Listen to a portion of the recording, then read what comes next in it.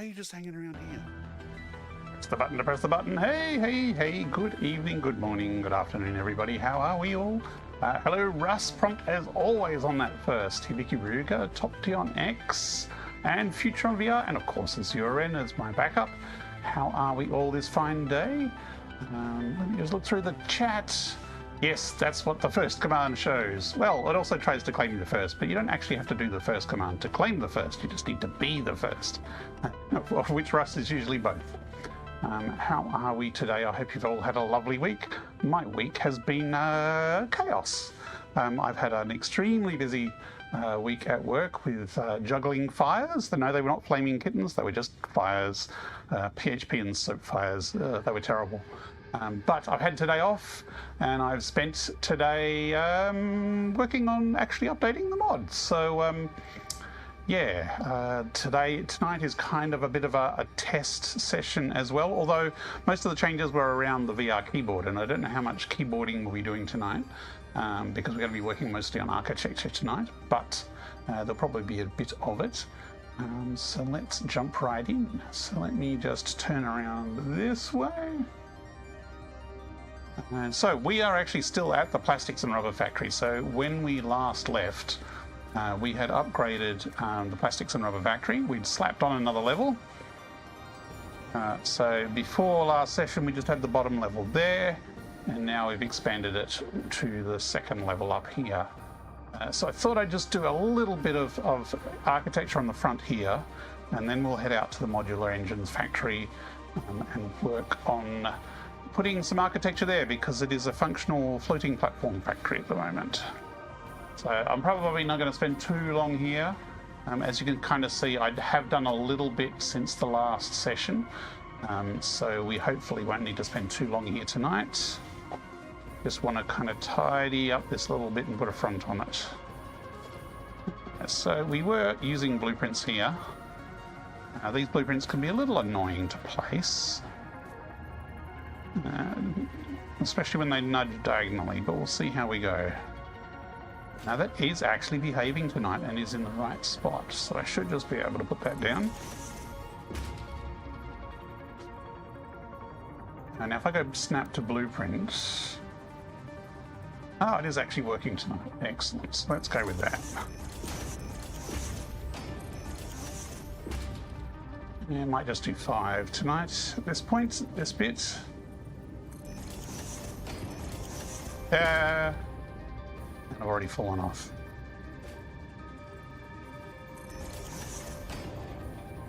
What I might need is I need something to stand on, so let me just get something here.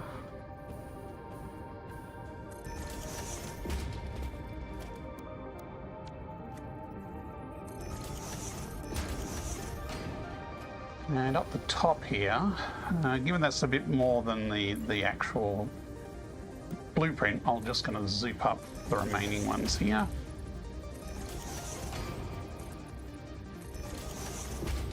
I'm going to fall off again here. Not quite.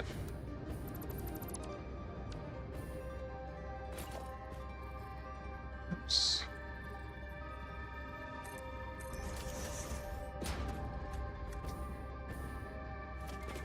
Yes, at work I was dealing with some very old, very legacy, very crusty code that was... I am not a PHP fan. I have never been a PHP fan.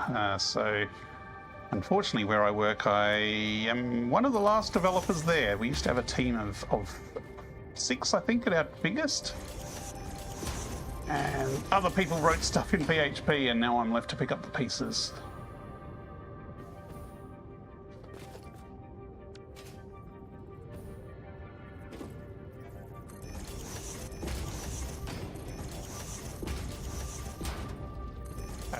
Also, the work I was doing was thanks to Microsoft going, no, we're going to deprecate this old API. We don't care if your old app's using it or not. And while we told you before, no one was actually monitoring that. So you've now got a few weeks to fix it all in. So everything's been a bit rushed and high priority to try and upgrade things to work with new APIs. So yes, I have had a pretty stressful week. So now it's time for some some relaxing factory construction. And hopefully I haven't broken the mod, because I have been dabbling in under the bonnet doing some code changes. So that one is there, but I might... Because of this, I don't know if I just want to run it up from that point or make this level a bit different.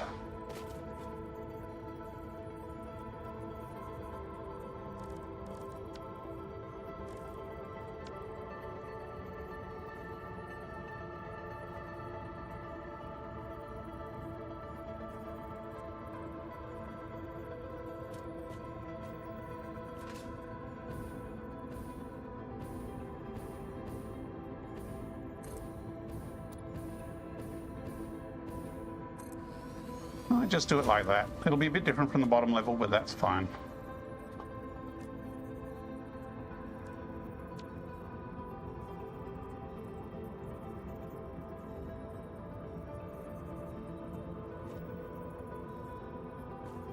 Is that different from the other side?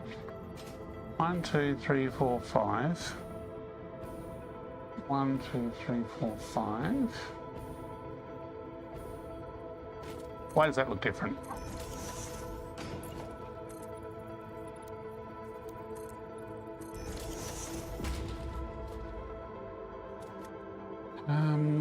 There is a small gap there, but that gap there looks larger.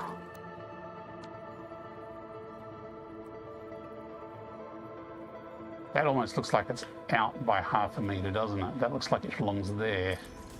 Which is interesting that that side was different to the other side, because it should be the same placing.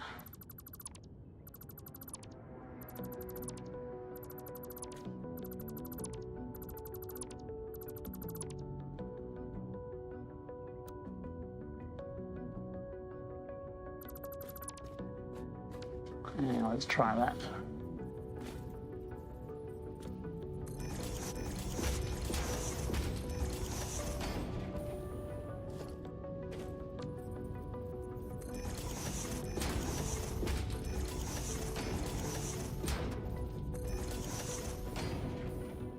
Hey, Lycanscope, how's it going? It's going pretty well. As I was saying, I've had a stressful week, but today I had off. I've been working on updating the mod, and now we're doing some chill factory building. And shouldn't be any math tonight, because we've finished the factory functional build, doing modular engines, and we're just doing some architecture. Although at the moment we're out at the plastics factory, because the modular engines needed rubber, and I realised my plastics and rubber factory was not building enough. So the last session, we actually updated this factory. And yes, I know those are yellow. They're not running at 100% efficiency. There is a bottleneck, and that's because I need to add another sink and some overflows into the mix. But that's not a priority. I actually did it on the other side. I added another sink and overflow on this, so these are all in the green. Don't know why those are yellow. Unless I've messed something else up. No, look, it all looks good. Unless there's a bottleneck here, but there shouldn't be.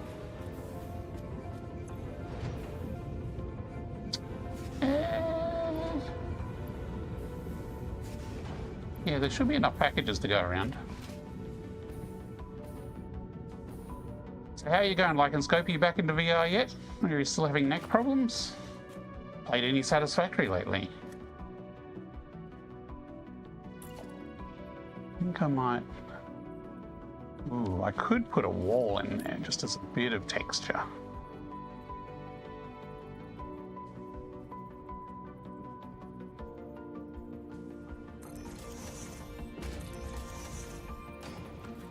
Maybe I just started a new save with a few challenges. Oh, okay. Are you playing on? Are you still playing in VR? I was going to say, are you playing on 1.2? But if you're still playing in VR, then you wouldn't be on 1.2 yet. Okay. I'm just going to slap a wall and a bit of a window on here. Could actually make the window wider on this one if you wanted to. Although it's probably just worth having it the same. Uh-oh, we've run out of fuel in our jetpack. Oh, I see. We've got 2 meter difference there.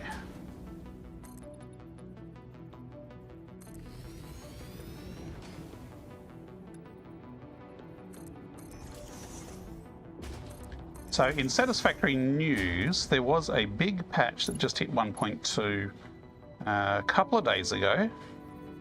And apparently all the trains are, you can't delete trains. If you delete a train, your game crashes. But other than that, I was very pleased to see that they have actually noted that they are fixing vertical splitters and mergers. Hurrah, hallelujah, and ah! That's right, no fuel.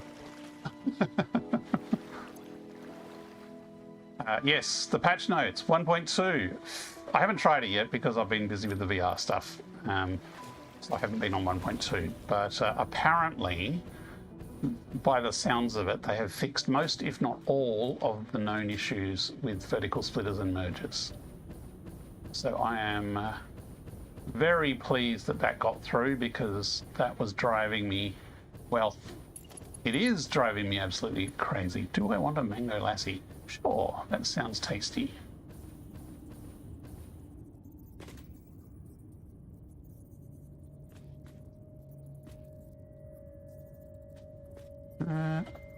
Feel that was sort of a ½ meter back, actually, on the lower level. Was it even out by ½ meter? Maybe. That screen, unfortunately, doesn't quite hit the same. No. Challenging yourself to build power plants local to every factory. Oh, no world power grid. That will be an interesting challenge. What happens if there's no power source nearby?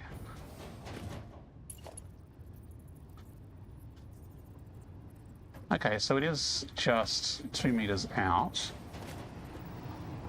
but it is 1.5 meters back. Actually, it's not exactly 1.5 meters. I think it might be custom based on the change in floor alignment here.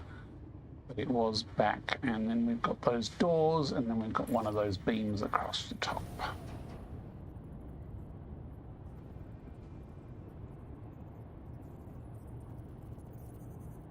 I'm just going to stick that there so I can sample it.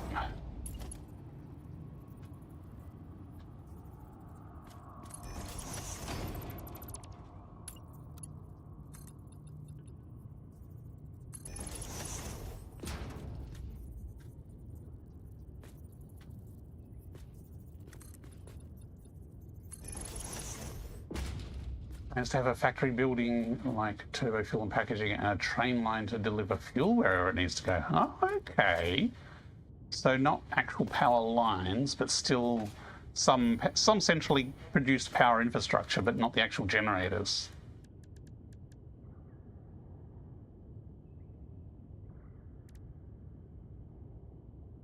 True. If you have got train lines, you've already got a power grid. But you can choose not to use them. You don't have to use the train line power grid. Balls.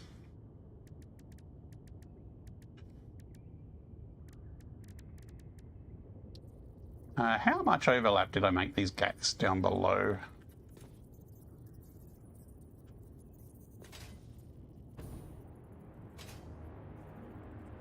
Oh, quite a lot of overlap, actually.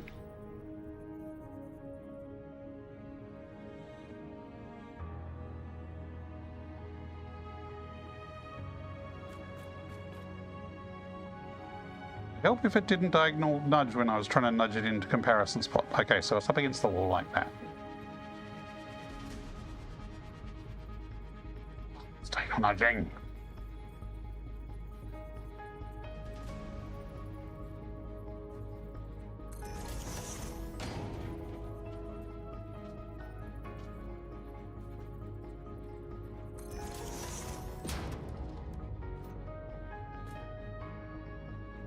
Doesn't look quite the same. Not that I'm too fussed. If it's a little different, that's fine.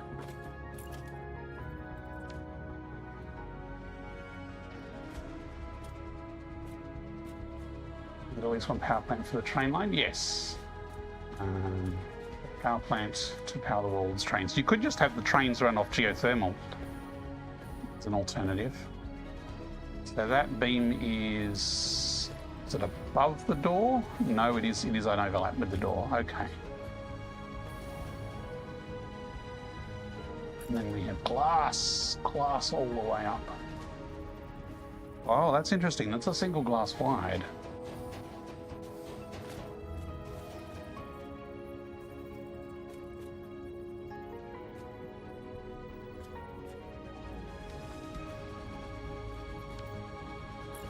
Sure.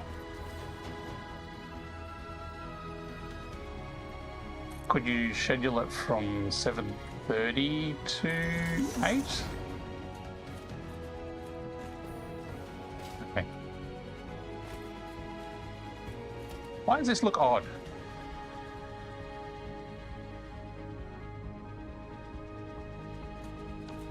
Okay, the center is there. No, it is odd.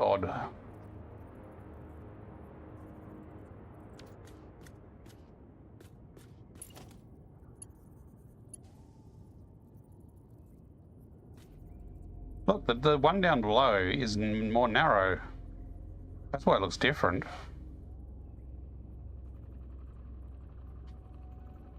This comes out all the way to here. You know what? I'm not going to finish too much of this because this isn't the main show for tonight. The main focus will be on the modular frames factory. So I will just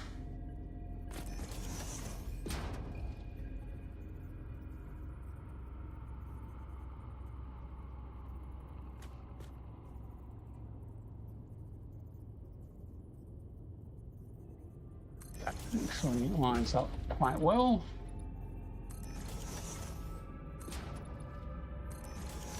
Now I assume it's just a beam across the top, like a solid across the top. Sure.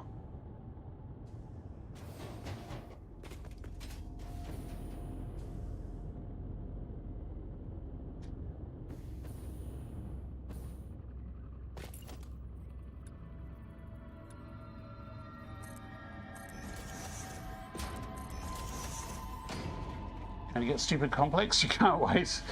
Doing a series on a new channel. Oh, okay. I appreciate a lot of plans already. Cool. Is that a Twitch channel or a YouTube channel? And are you doing it in 1.2? Because 1.2 has, all the wacky stuff like random nodes and such.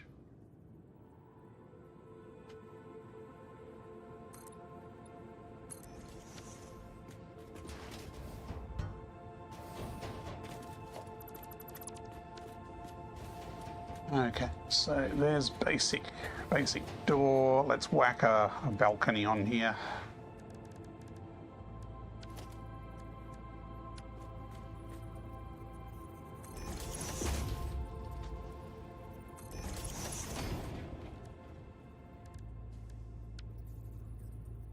Yeah, okay, so this was actually exactly 1.5 foundations wide, whereas I think the balcony below was a kind of mishmash of different shapes.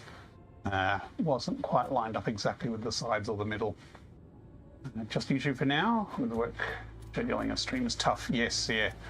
Just in 1.1 as I need the continuous space elevator mod. Oh, okay. Using some mods. That door overlap looks weird. It doesn't look even.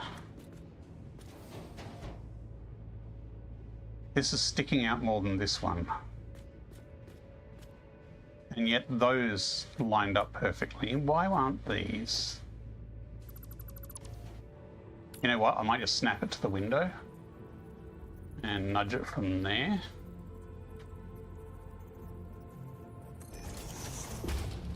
Because the windows seem to line up perfectly.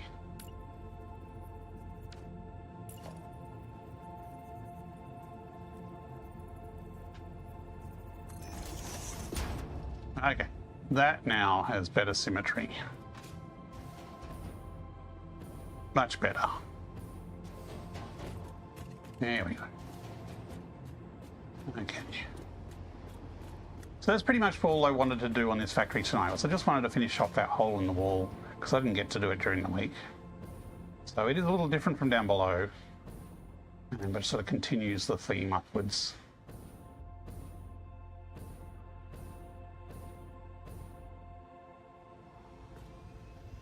And now I know I need to fix the signs there to add those black bits in. So this still needs a bit of work, but I think that's good enough for now. And we do know that we're having lots of rubber filled into our train, which is going to be delivered to our new factories. So pretty happy with how that is at the moment. Still got a bit of tweaking, but we're going to leave that there now. I'm going to head off to the Modular Engines factory. Reach, yeah.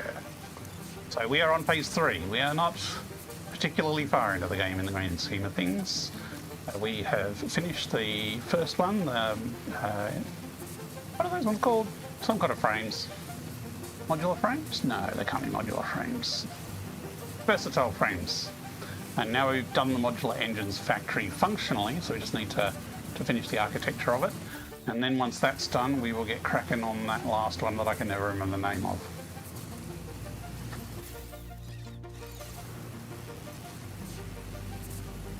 Actually, I should have stocked up on building materials before I left, since we're going to need a lot of concrete, because we're going to be slapping down some brutalist style architecture. Oh, 2 rebar shots, hold me back. How we going, boys and girl? Turbo motors, good. Can't make them yet. So who's got some frames? Any doggo drowning today? I don't need to rescue any of you guys. Bit of plastic from scratch. Who am I missing? I think those 2 over there have not said hello yet. Timmy with the quick wire. Snowy with the biomass. Thanks, Snowy. I'm just going to drop those turbo motors in here.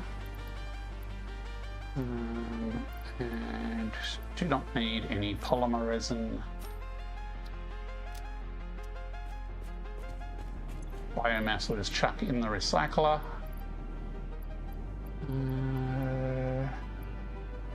Anything else get recycled? Not really. We cleaned out last time. Okay, I am going to go back this way and I'm going to pick up some concrete because we're going to need a lot of concrete.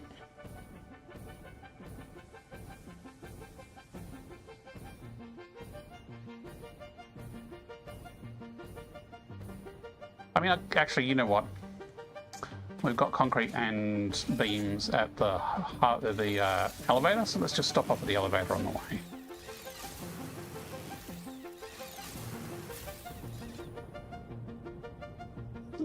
Nope, missed. Clonk.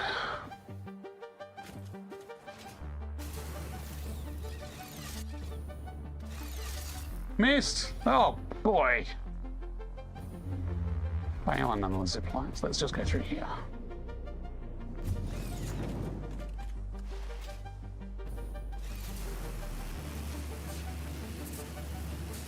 Yep.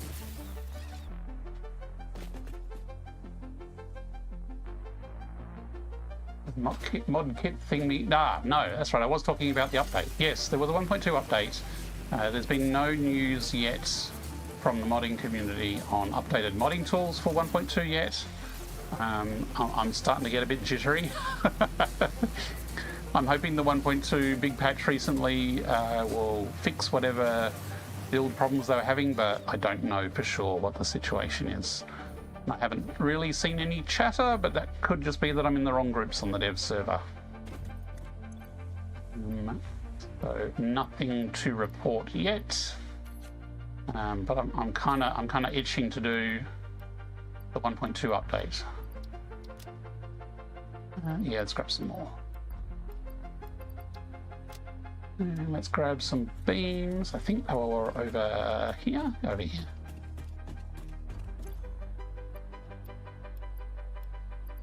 That was the end of the inventory space. Do not need that or that.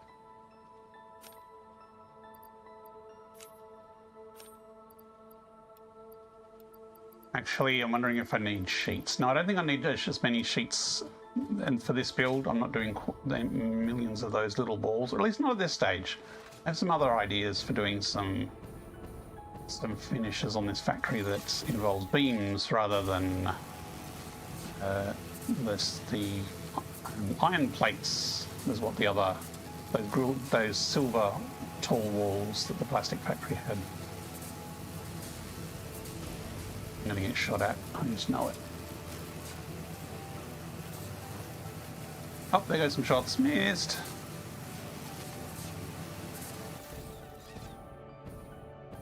Is that the factory through there? I think we're on the right track.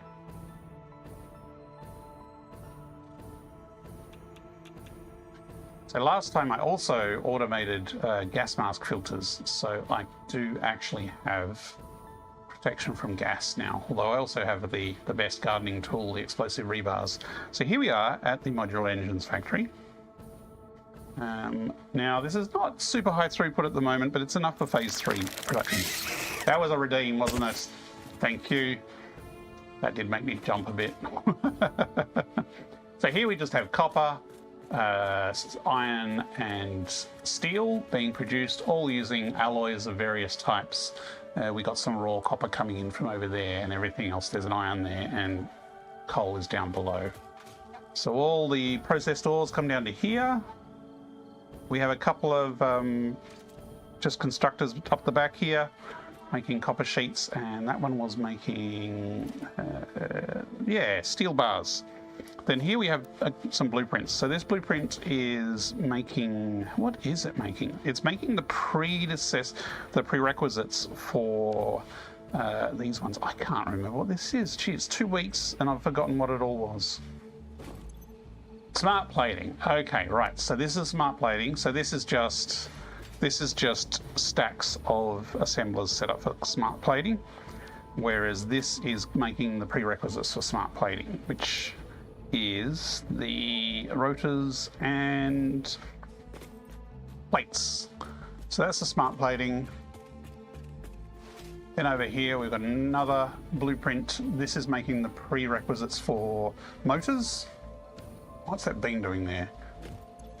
This is using the rigger motor recipe because it's pretty resource efficient except for crystal oscillators. But the output per machine is also pretty good. Now the crystal oscillators we're importing, we're making a reasonable amount of those over at the computer factory. So we're bringing in crystal oscillators by train. Then all of that comes over here to these stacks of manufacturers where we are making the modular engines. Mission accomplished.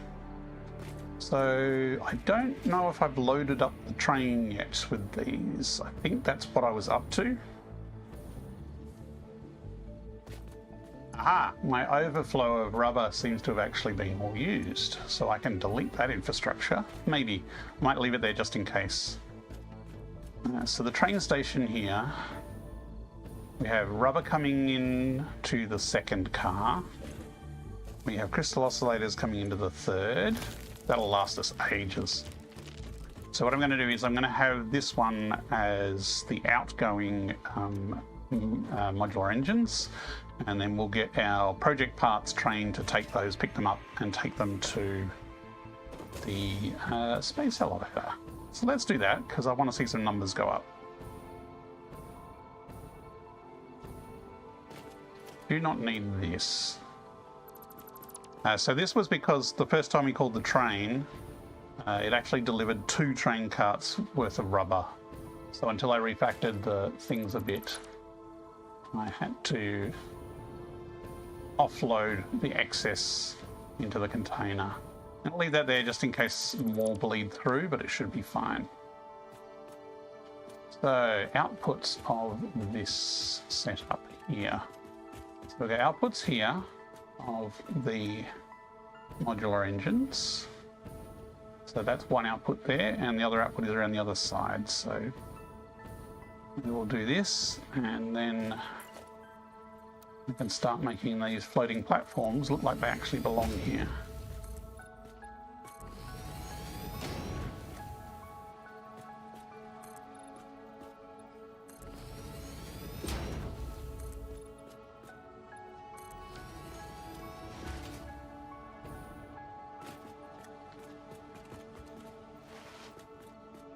So this needs to go to the other side. I might take it down this side, actually. I might bring it under there, perhaps. Or I could bring it along here and then duck under. Easier.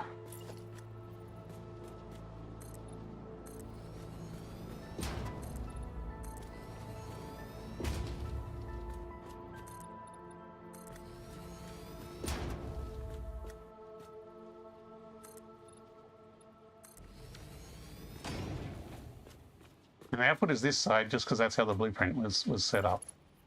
So let's change the straight mode. I can just do it around like this, can't I? It's going to hit there, so let's go to there. And then let's admire your optimism, Dippy VR, Hey, but you only get a Dippy! participation award this time round. Realm of Russ was the winner. In fact, you were in position 7. Better luck next time. How you going, Dippy? It was actually pretty stiff competition for first. Like Russ had it comfortably in the lead, but there were, well, actually it'll tell you, won't it? Hibiki Ruger and Top Dion X were very, very quick after Russ. So, bit of competition for Russ. If I bring this down this line, it'll actually be lined up in the right angle for where I want to take it out. So let's do that.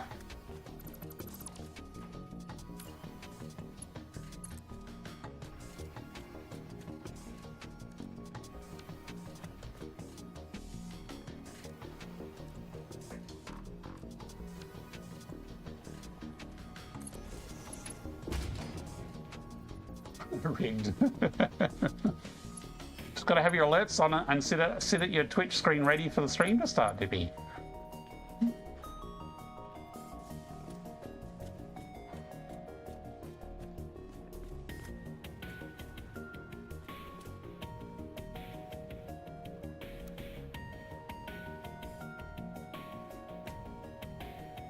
Why is that overlapping a bit? That's a bit odd.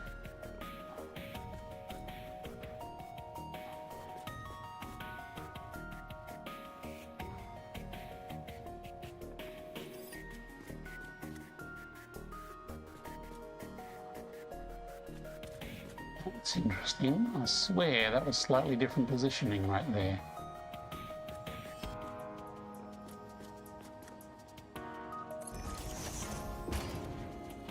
Hey Russ, I don't know if you noticed, Russ, but Emio X D&D Battlegrounds, or whatever it's called, is currently on sale. It's 20% off. So it's not a huge sale, but it is down a little bit in price.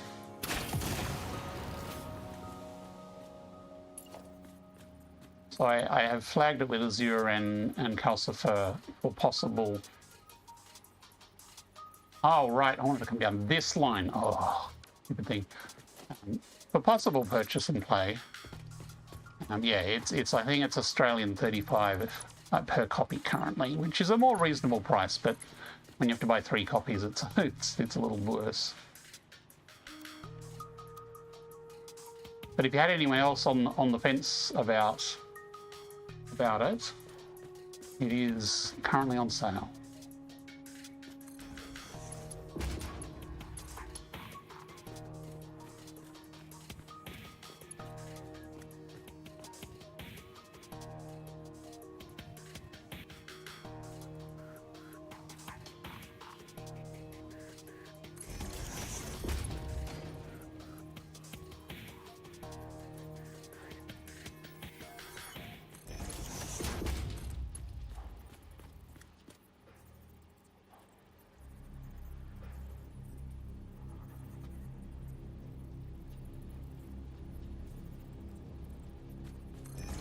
That's only down 1 meter, but the engines fit under comfortably, so I am happy with that. No point dropping down more space than you need to.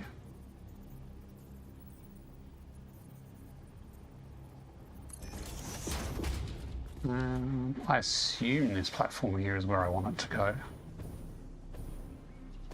Yeah, because this should go on the outside, which should go to the front platform. That's correct.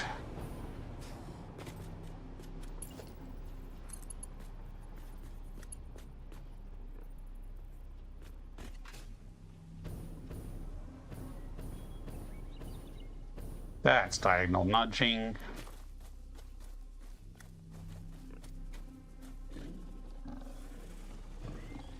Please don't shoot me with fireballs.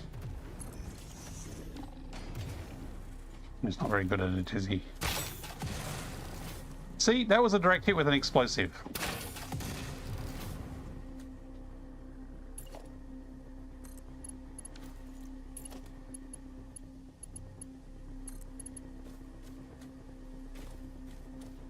It's going to take 2 shots. I might as well use non-explosive rebars.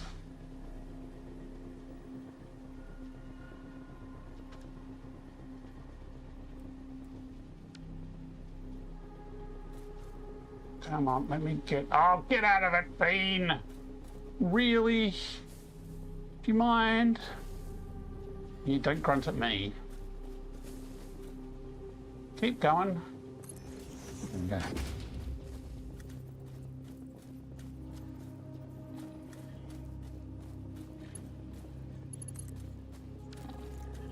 I think there's a boar about to... Yep, there it goes. Actually, can I just lob him down there with the other one? That's better.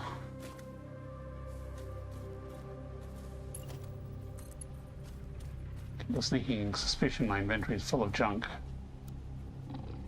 Oh, there's another one, damn it. At least there was another one grunting. Well, there he is. Bad biggie.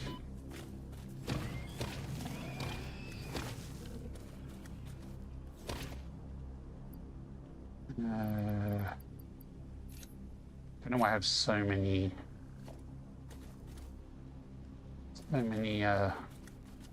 nobelisks in my inventory, since they're not quite as useful now that I have explosive rebars, which are a lot more surgical and a lot easier to throw.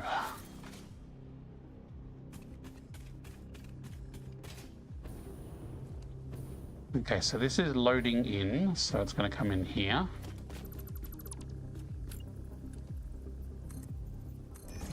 That was 1 meter, yep.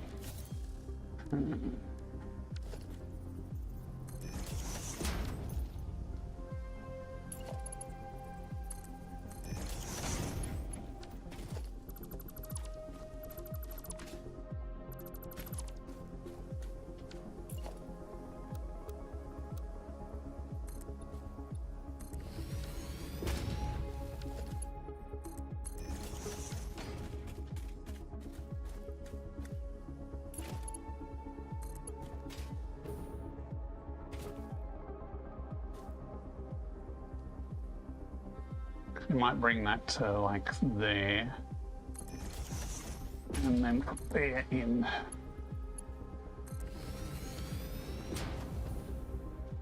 Easy.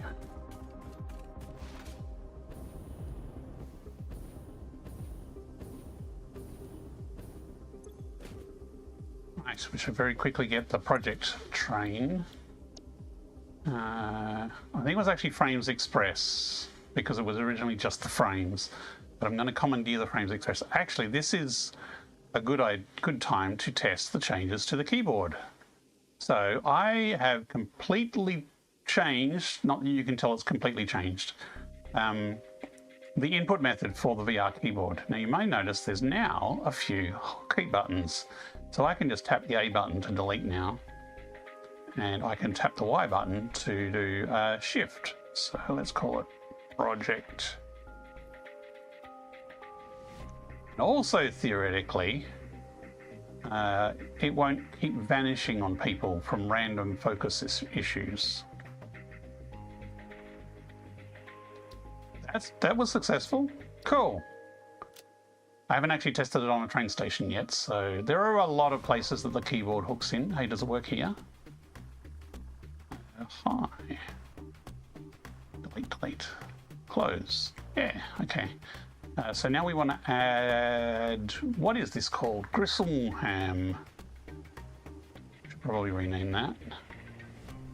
We want to go from Frames Warehouse to Gristleham and then to the space elevator.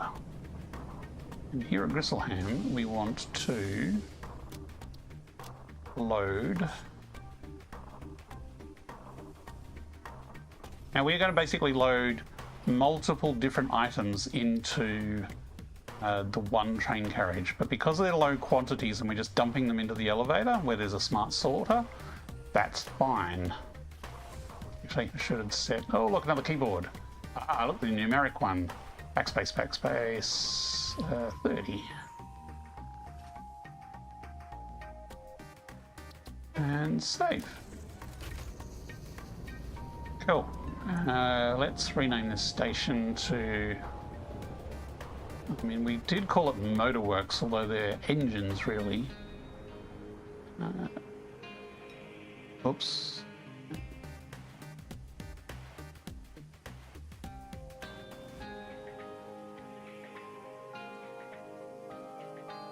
I was thinking about having like a button bound to either clear or enter, but I thought that might be dangerous because if you accidentally press it.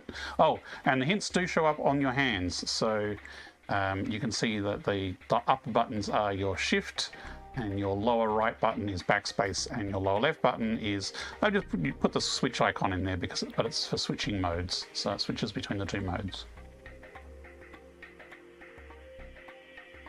Okay, actually, where was that train?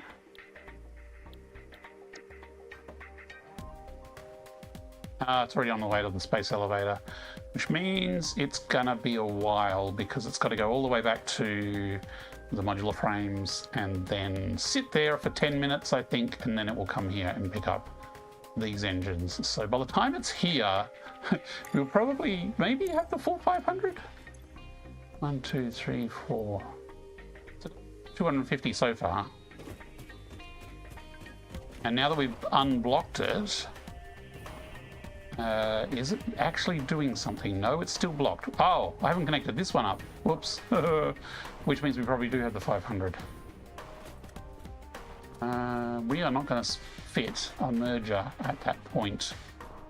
Which means my whole idea of having that line up is moot. Because I'd rather not. I mean, I could put one here, but I don't like how it kind of clips into the next one over. So I will move it back, give it a bit more room.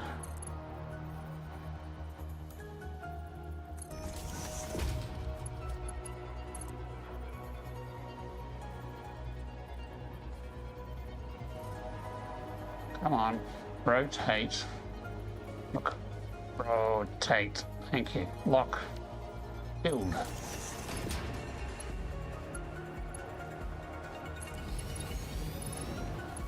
Did I leave enough room?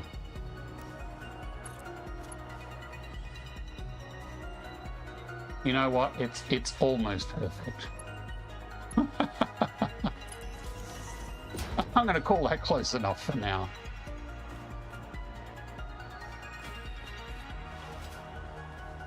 Okay, oh, it's a stinky plant down there. Precision gardening tool. See, the tree right next to it is fine. This one, maybe. Yeah, no problem.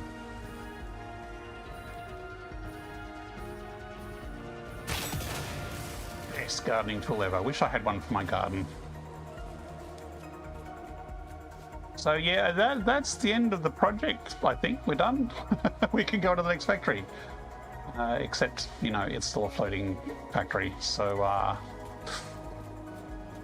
yeah, let's go do some architecture, eh?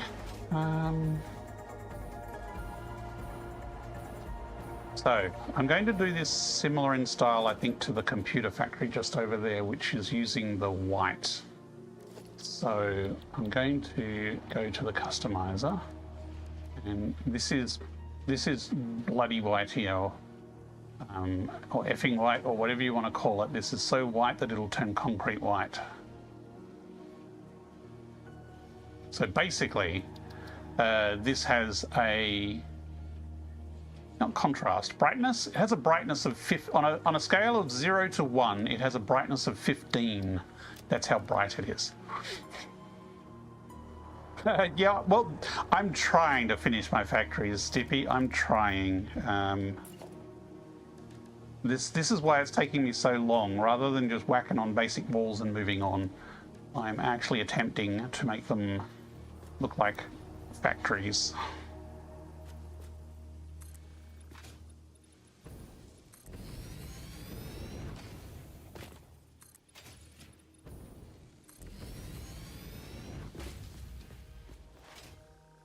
Now, I kind of wanted to leave those there like that, so maybe I do make that the edge of this factory, although I also wanted to leave this open.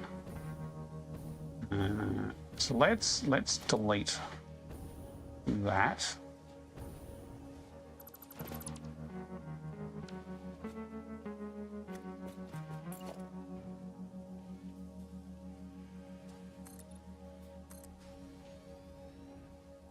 There's another doggo down there.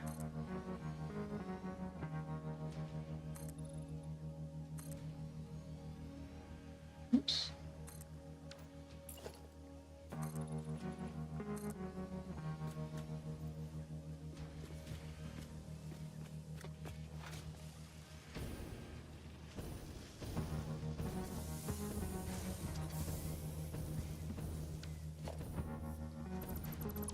Down this side, so that sample, I think I just sampled a tree. Oh, not far enough. There we go. I think I need to do a bit more gardening down this end.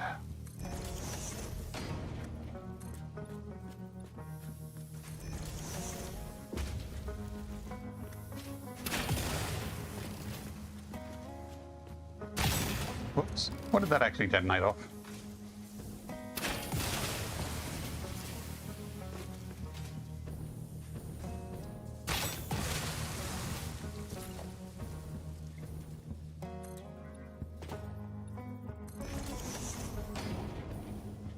You tamed 3 doggo yesterday. What do you need 3 doggos for, Dippy? Don't you have dozens and dozens of them already?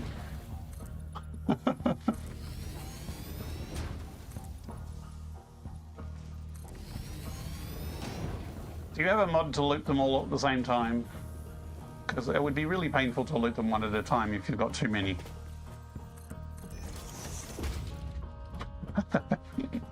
Capture all the doggos.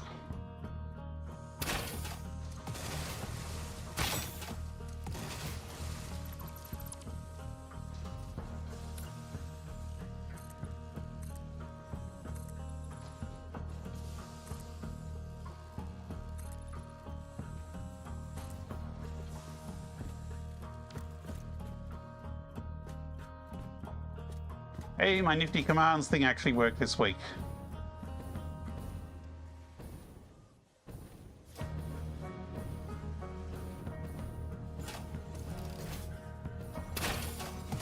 He moved.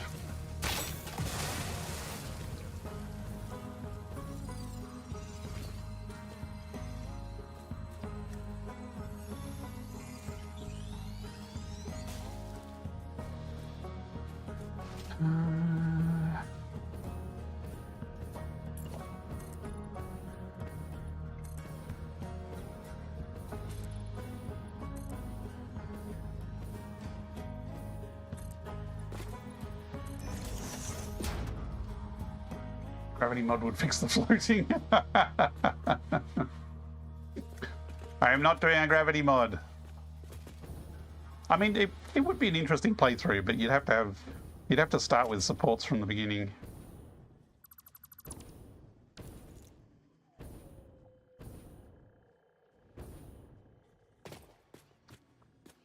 Do I want to end this building here? Do I want it to overlap this way a bit more? I can't really overlap too much more because that's where the conveyor is. Although the conveyor can go through walls. It has the power. Maybe I do that. Incoming propaganda broadcast detected. Please seek shelter.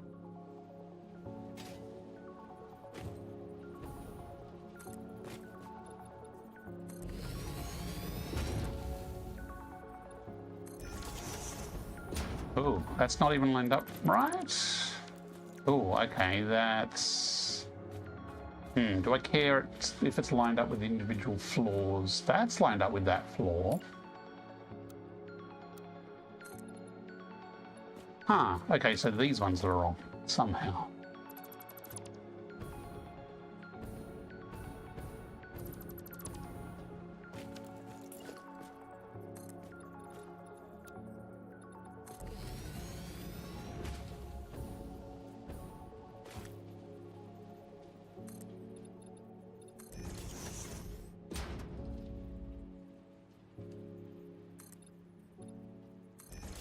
Oh, you're going to get squashed.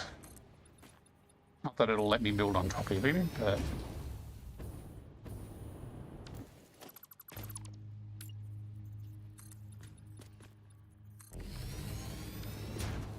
Okay. Like, oh no, it's going through the wall. Whatever will we do?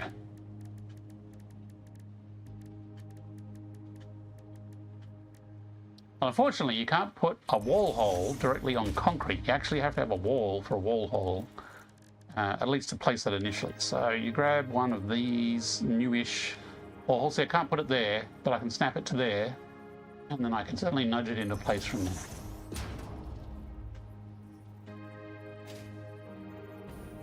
But all you need is a single wall. You then anchor it into place, and then like that.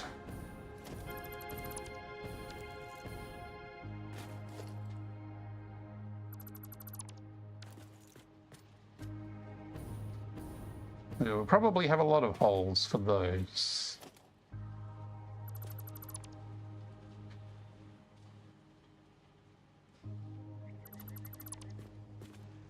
Although this one actually will be this high, so that hole actually needs to be on that wall.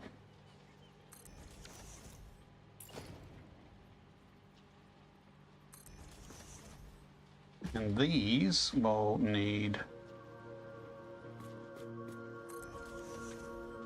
along here. Also, oh, I need to figure out how far out they come. That far.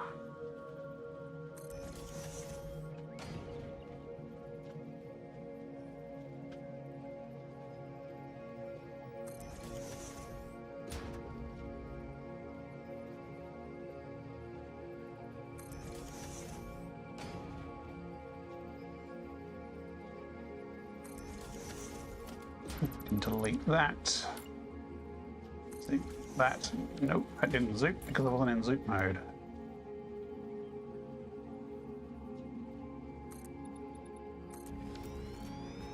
Zoop that across. We have one solid support for all the conveyors, which neatly go through and come out the other side.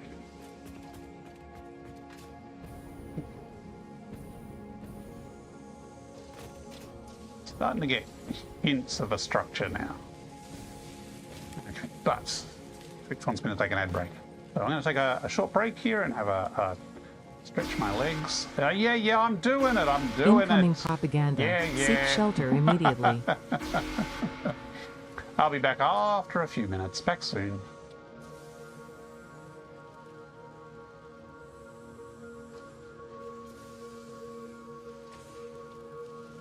Come on, Mike. Mute. Look lively. It's time to do those stretches and hydrate.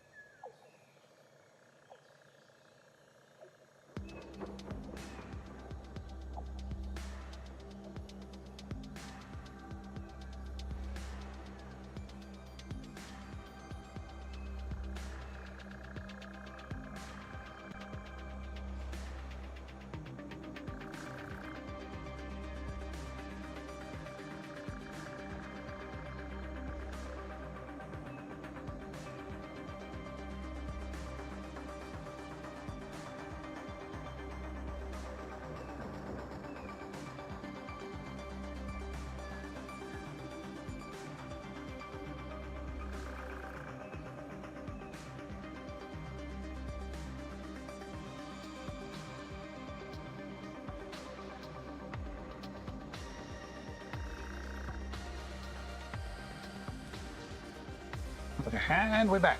ATAF, just saw your comment just as I took my break.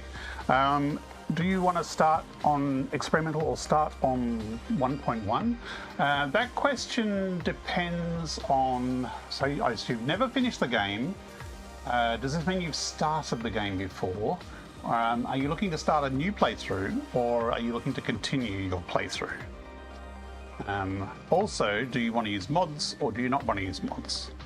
So experimental got a big patch just the last week. New? Okay. So experimental got a big patch just last week that fixed a whole pile of bugs. And I think experimental is in a lot better shape as it is now, and it's probably pretty good to start a new playthrough with. There are no mods for experimental yet though. And there is one game-breaking bug where if you delete a train, your game crashes. So there's been lots of pictures on Reddit of people with trains in shrines that they cannot delete anymore on experimental. Only load balancing. Ooh, okay. Yeah, you could do experimental. And like vertical splitters and mergers, if you ever want to use vertical manifolds, which I have done here, they are supposedly fixed in 1.2. I have not tried them myself, but these are a real pain in 1.1. They are so temperamental and buggy. So there are definitely some good quality of life fixes and improvements in 1.2. Yeah, but if you want mods, whether it be a VR mod or any other mods, you'll have to stick to 1.1. And hopefully, like, I don't know if they're going to fix the train patch straight away, because they did say that the last patch for 1.2 was going to be the last patch before they release 1.2, but it's probably still several weeks away, I would guess, if not longer. Hopefully that was a small fix to fix the train bug though, because it's a pretty bad one. But other than that, 1.2 seems pretty good at the moment. At least I haven't heard of any other problems beyond the train bug one with 1.2. Okay.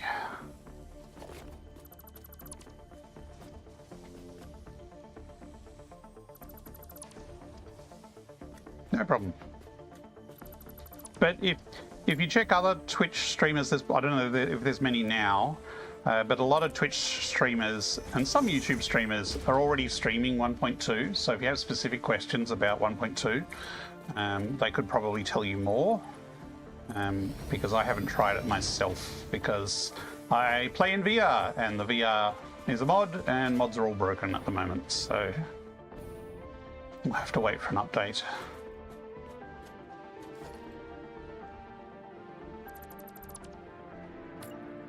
That doggo is still there. Move it, doggo. Ooh. What happens if I squish him? I think that's actually above him. I wonder if I can scare him out. Shoo. Shoo. Come on. Get back.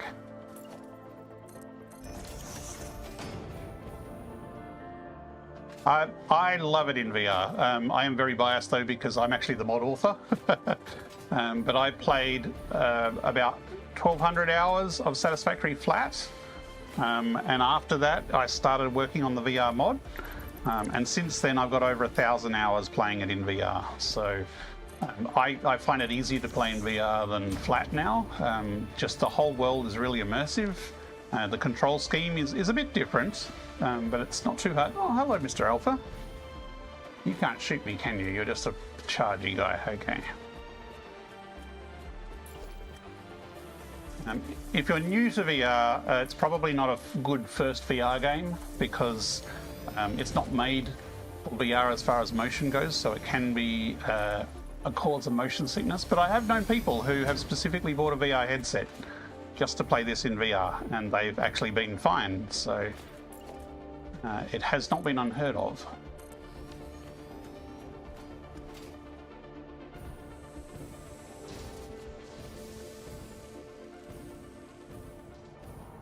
Got some big chunky building corners.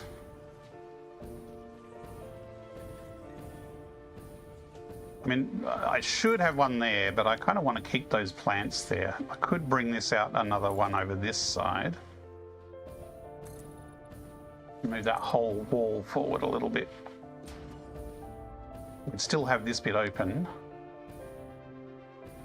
Yeah, that's probably for the best.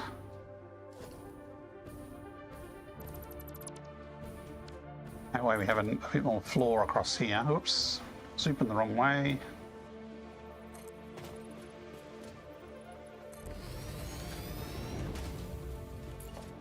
So I will always say the VR is the best way to play, but I also fully know that VR is not for everybody. And if you're not experienced with VR or don't have a setup, it is a lot to get into to play it. But if you do have a VR headset, it is free to try out the mod and give it a go.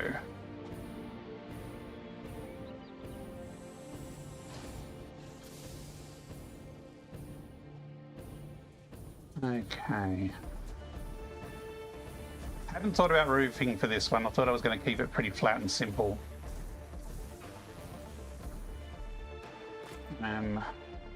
This side here is lower, so we could actually do like a diagonal roof up this way.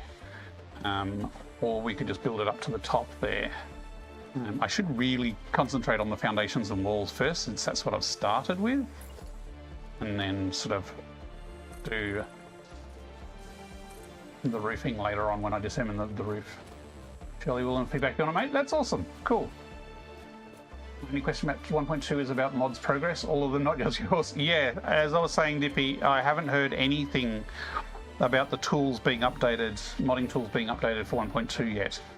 I know they were stuck on some aspects of it. Hey, are we delivering to the factory, or is this our train? No, that's not our train. That's a rubber train. Okay. What happened to our factory delivery? Oh, no, it hasn't picked up. What happened to our train?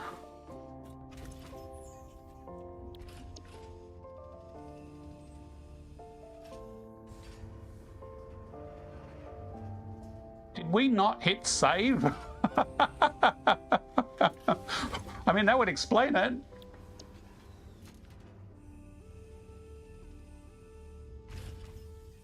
Hang on, frame train.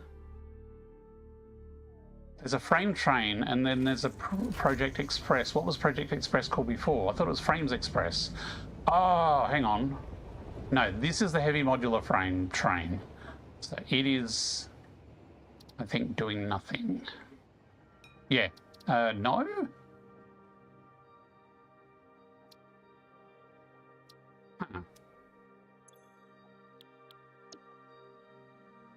Project Express comes from the Frames warehouse. And the Frames warehouse is here. No, that's Frame Train. Oh, hang on. This is parked. This is not Project Express. I'll get to try out the keyboard upgrade again. Clear. This is actually heavy.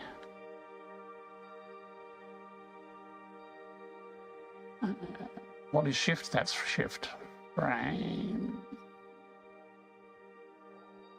Oops.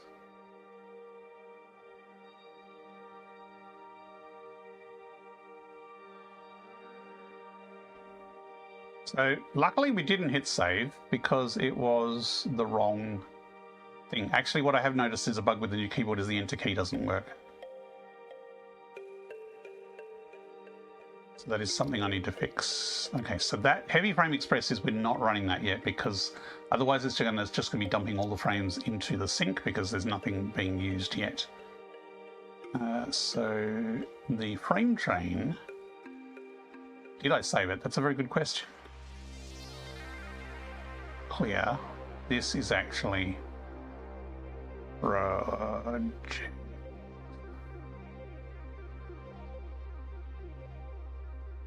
delivery.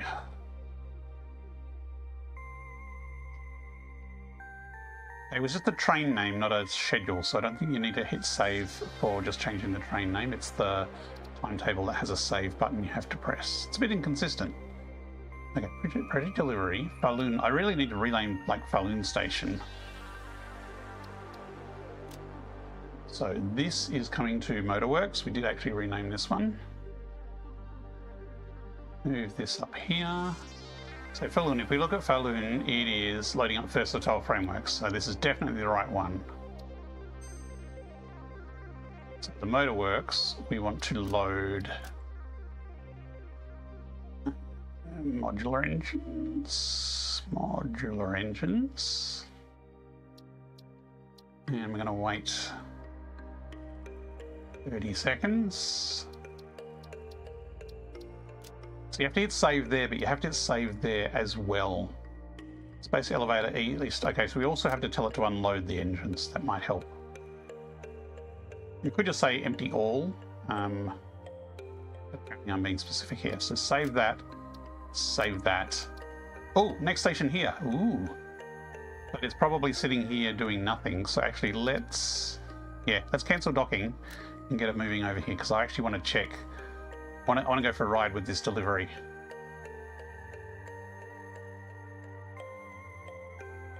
And actually test to make sure the route works. So this will go all the way up here to here.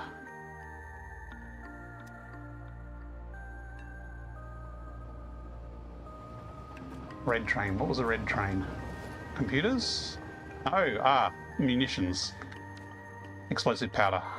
And smokeless powder.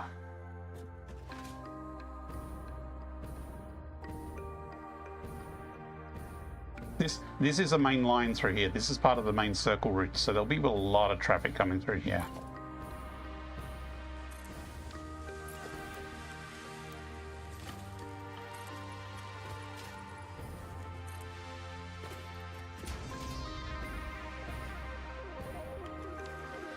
I think we can delete that.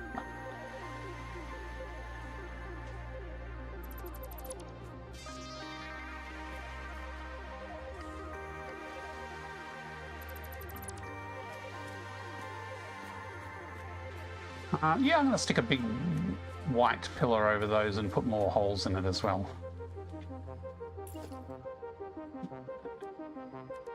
So, coated concrete 4 meter, vertical zoop.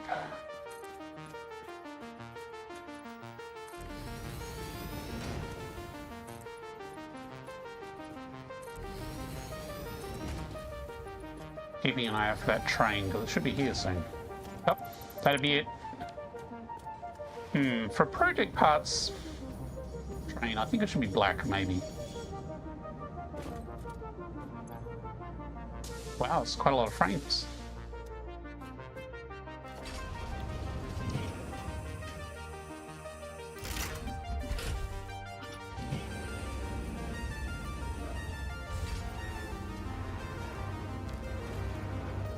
You may notice this train has a double engine on it because the station where it picks up the modular frames is actually a one-way in, one-way out, so it actually reverses direction when it goes through. So this, I think, will be 30 seconds before it drives off.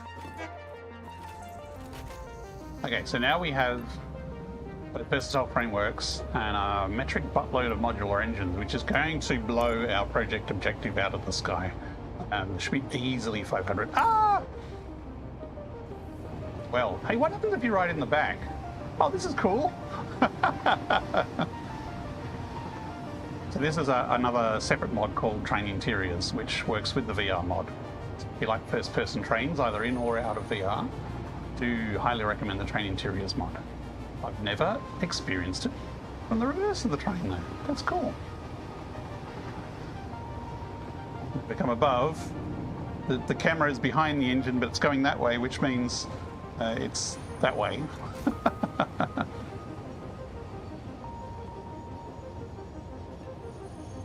So coming into the station, we've got the space elevator there. Ooh, there's a queue, is there? There is a queue.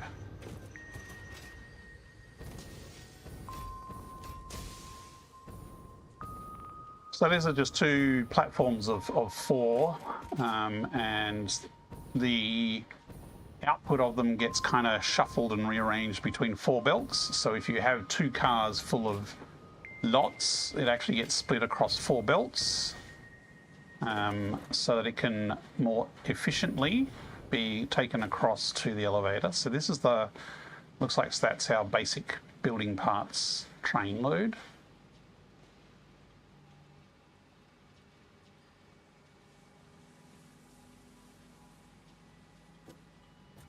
I really need to finish architecture on this station as well. It is a floating platform station.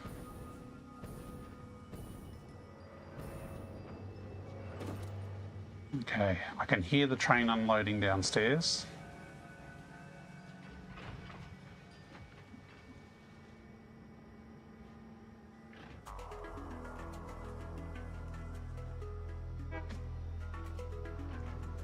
Okay, here come the engines. So they're just coming through from one crate because it was a single car, but it's actually splitting into two belts.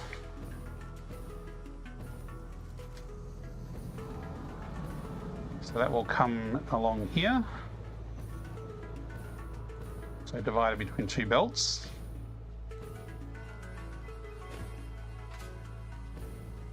And this is the mall you saw at the start of the stream. So everything flows through here on two belts and merged into the container. So these 4 belts get collapsed into 2 belts, but for project parts, they get filtered off separately and they come up here. So, ooh, that lift is not attached. I think that's a cosmetic lift. That is not a load-bearing lift. This is where I hope I actually set the filter up correctly. Hello, filter. Oh, there's some. It's working. So it wasn't that one, it was this one here. So that's now melding into the elevator, and we can see on the HUD there, the number is slowly going up. So there is, that's going to hit 500. You should be able to see the HUD right there, popping above my head. Complete phase 3.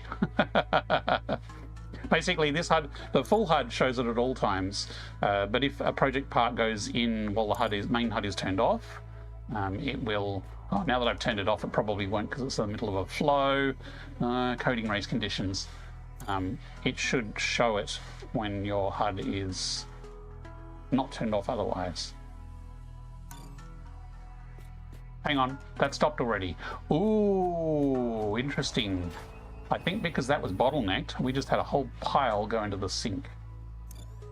You know, I'm not too worried about that. Maybe I should be worried about it. Oh, they're still coming though.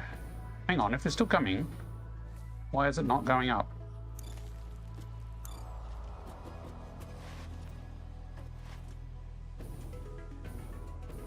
Ah, okay.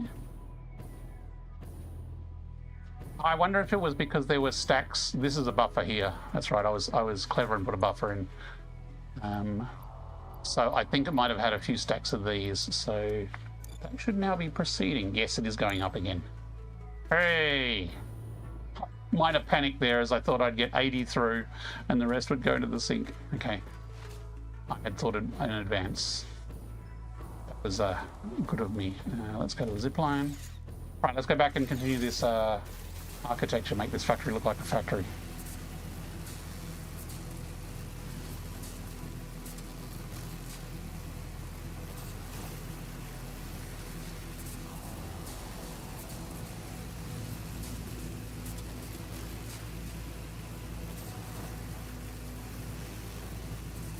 Hey, missed.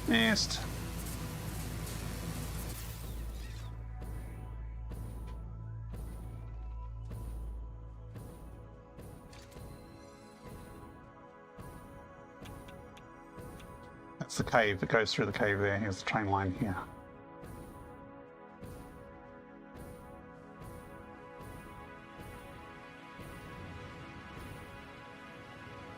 Okay, here we go. Now the idea, I kind of had a concept with this build in mind already, and I was going to use sort of metal pillars and a bit of texture around the edge, sort of like ribs, or not necessarily ribs, but I won't let me zoom down.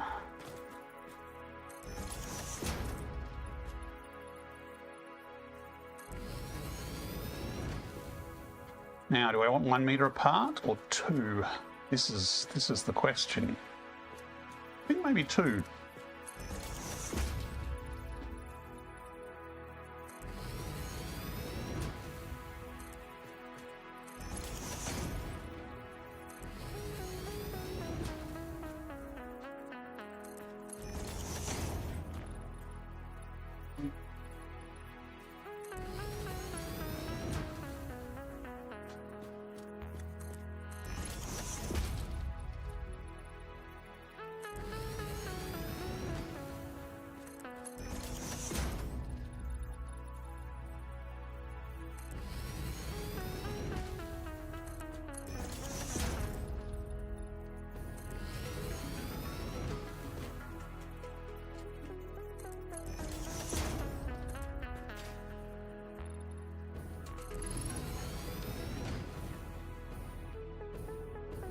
like that.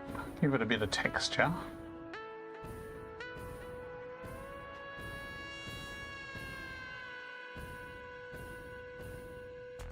No, do similar over here. This is a lot of wall. I'm gonna get run over if I stand here.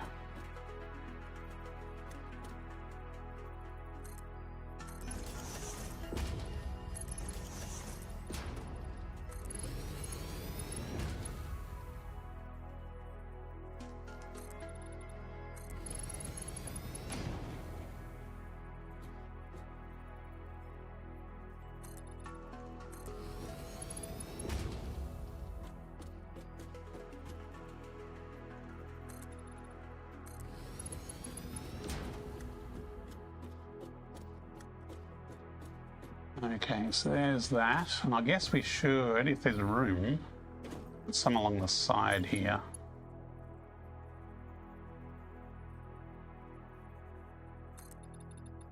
Or at least just one there. Technically we should have one there. Like that. Prep is done. Now I get to turn off your PC and switch to mobile. Ah! What have you been preparing? Is this a D&D campaign, Russ?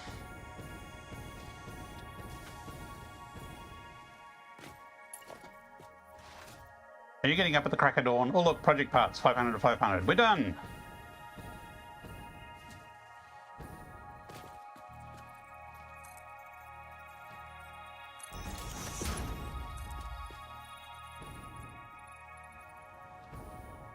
Ah, it's a tall wall.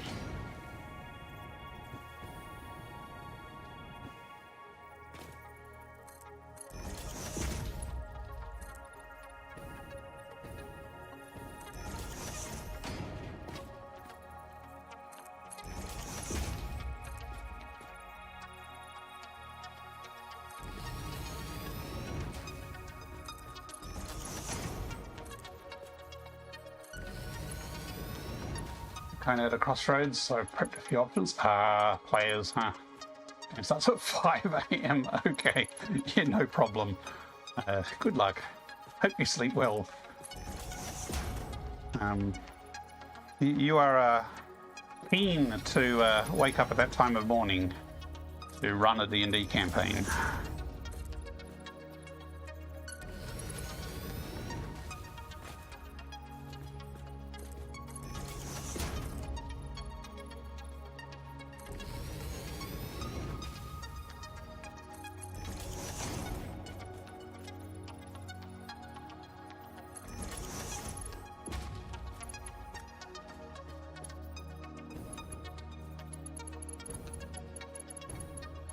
No, I missed. At least these plants are solid. Not everything is solid in this game.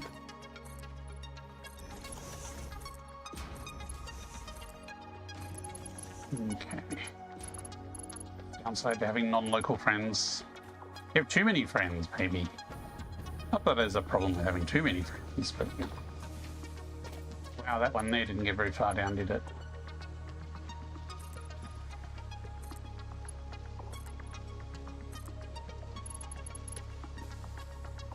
It is very bulky, but I'm kind of doing that on purpose because I tend to not do bulky. So I'm trying to say, right, we're going to have a full 16 meters across of white wall with black thingies in it as the cornerstones of each building. So it's going to conflict with our conveyors.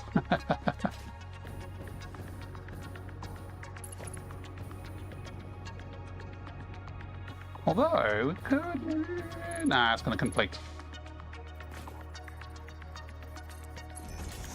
Okay, or is it? Oh no, look!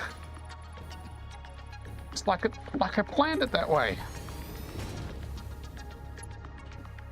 I mean, the ones at the back are going to be screwed, because the entire wall is full of them, but... This one here, and this is the more visible one. Come on, all the way down, thank you.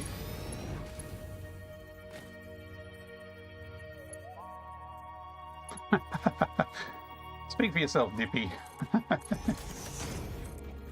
Some of us overplan.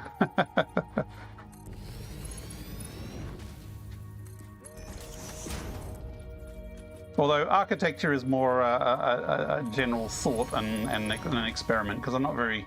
I say I'm not very good with it. I'm not even very experienced with it compared to some. But I'm doing this to force myself to try different ideas, so I can become, hopefully, a bit better at building presentation.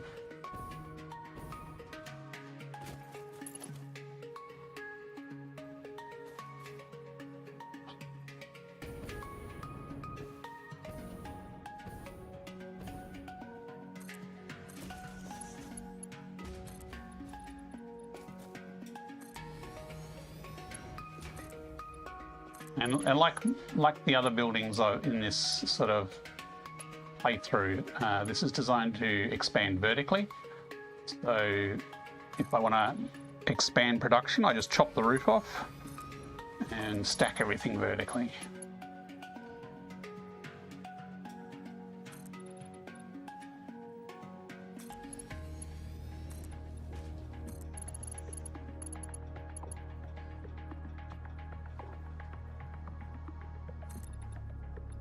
You know, we almost made it. Maybe I do it all the way down, and then I just delete that. And we just do a little nudgy-wudgy here. These are not load-bearing pillars, so it doesn't matter if there's a hole in one like that. Okay. Architecture takes such a long time to do, though, really.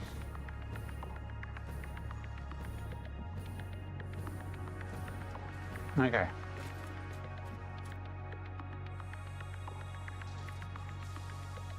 Can I preserve that tree in a little garden? Maybe. It might get to live.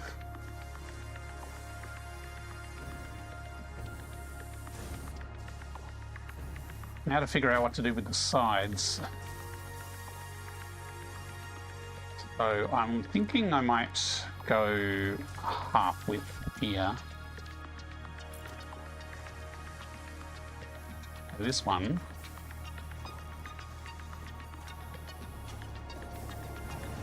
Now these have a different pattern on either side. I think I want it the other way around.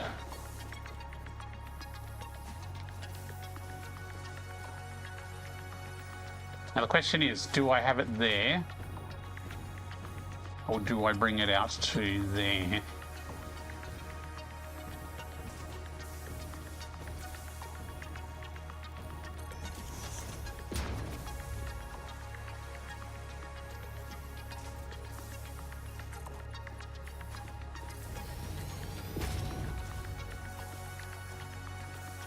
It possibly doesn't need to go all the way to the ground.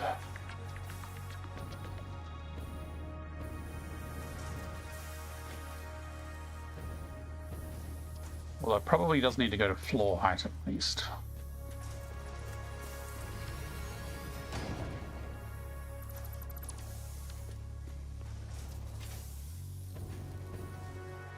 Now I did want a bit of colour in these as well, because this is just very grey and black at the moment. So I was thinking, I don't know how exactly this will look.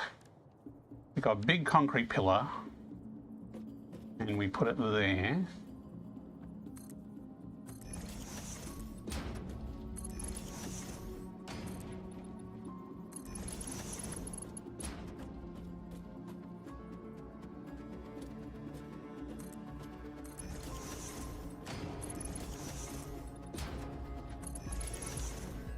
And I quite like the colour I've been using on some of the machines, which is white with a red finish.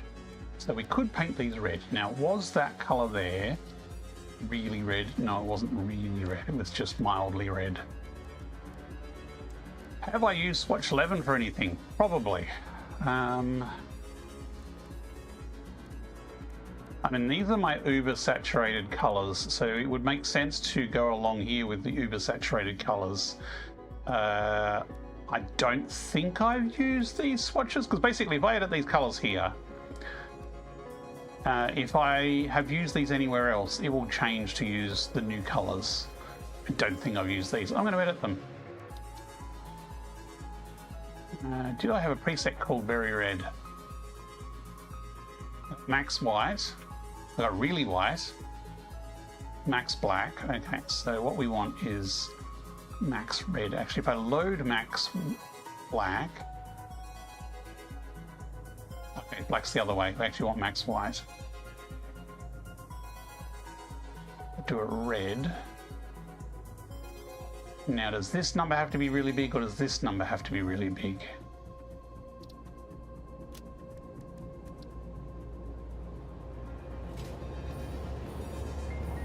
That's not really red.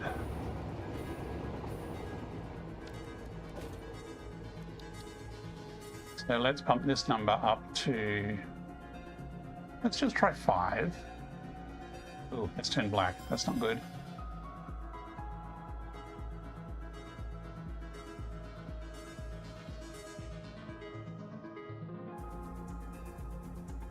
And it still looks red there. And I want this to be shiny. That's better. There we go. That's in your face red.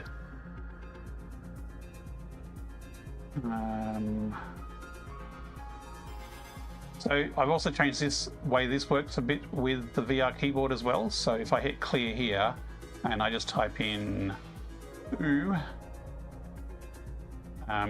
basically it'll auto-complete it to either a 3 hex digit or a 6 hex digit, so you can preview the color as you're typing. Let's make these 5. 5 as well. Actually, I could have just saved this as max red and then applied it to the other one. Shift max.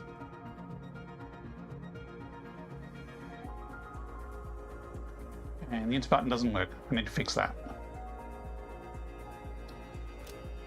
But overall, the keyboard worked, and that's the main thing. So now I can load preset max red and save.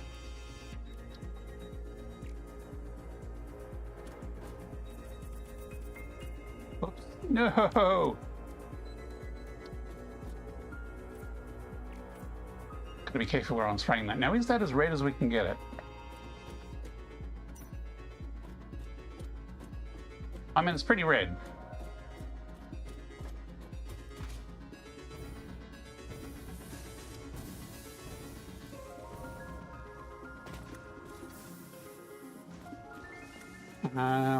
I was going to do a vent feature on the side, but I also want windows somewhere. So maybe I could do the vent either side of that and the window in the middle.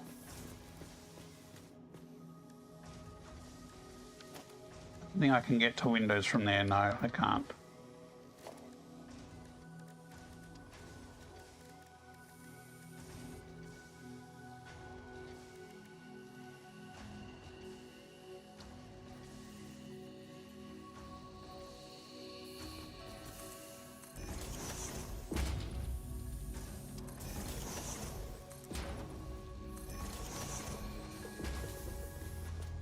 Okay, I'm going to try and do a vent blueprint to give some angled vents to fit in behind this.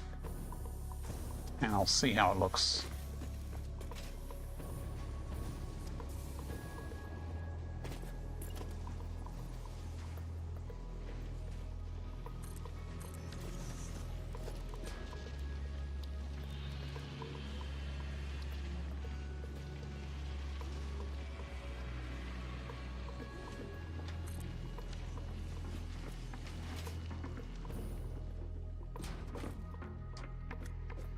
So, to make this vent, I'm going to use the new-ish H-beams and run them across at an angle. So, run them across here.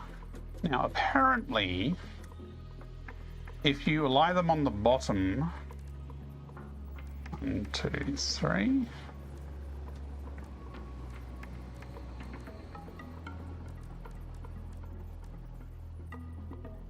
and then nudge them up from there, they will nudge straight up.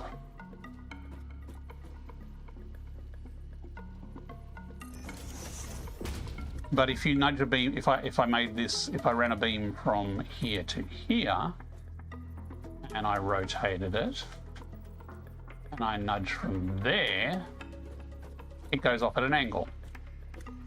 So you do the new beams all on the blueprint floor. Helps if you go the right way.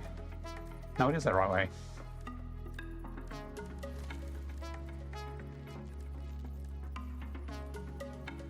No, come on.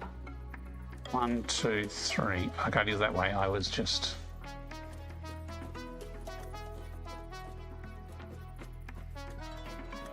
How far apart do I want these beams? Because I could have them like that far apart. I'll try a meter apart. This is experimental. So, whoops.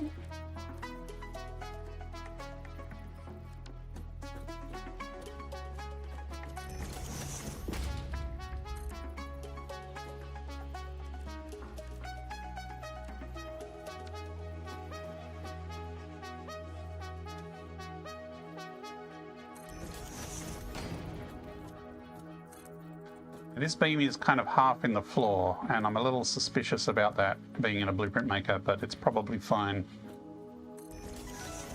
1, 2, 3, 4, 5. How high is that?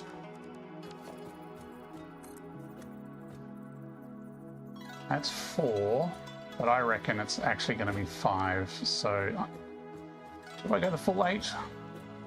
Except I can't now because that's on the bottom, unless I can do it from here. Rotate it 3 notches.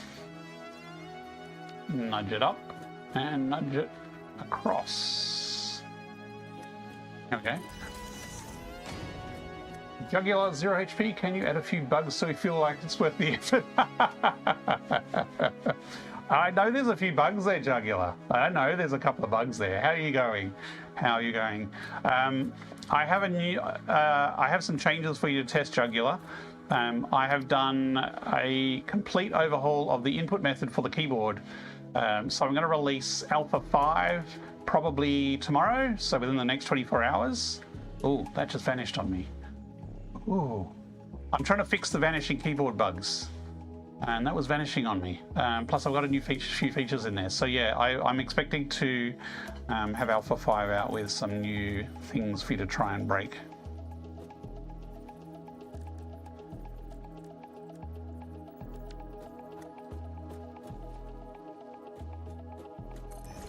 So 1, 2, 3, 4, 5, 6, 7, one more, and that will effectively, actually that's going to be twice as high as a 4-meter thing, so I probably don't need to make it this tall.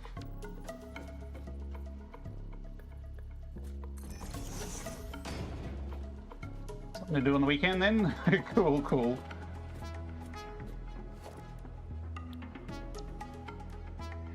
And of course, we're talking about a metallic finish here, so like that. I am wondering if I should have made it closer. It's not too bad though. It's not very venty because you can actually see that there's no gaps, but it is a cool finish, and I can always update it later. Okay, so clear, and then steel, bent. Ball.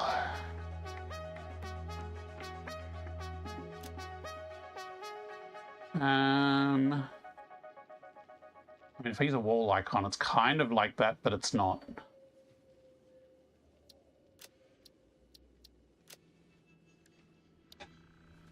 Foundations and walls. This would fit in the foundations and walls category, definitely. And as I said, it's using beams, not iron plates, so Can you use the backside of longer signs and tilt them on a flat screen to make bends? Yes, you could use signs angled as well. So at the moment, I'm just trying to have a feature for the wall. So I haven't figured out how it's going to look yet. But the idea is just to have it most to the height of the wall. So let's try and put it down and see how it looks. So should be able to put it here. What are we snapping to? Nothing? Okay.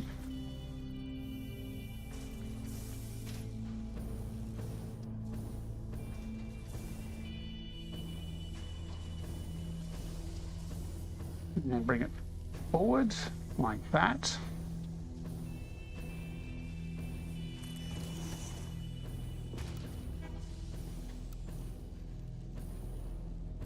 Come on, let me snap on top, please.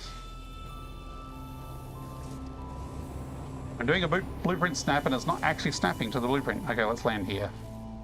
Oh, let's not land there.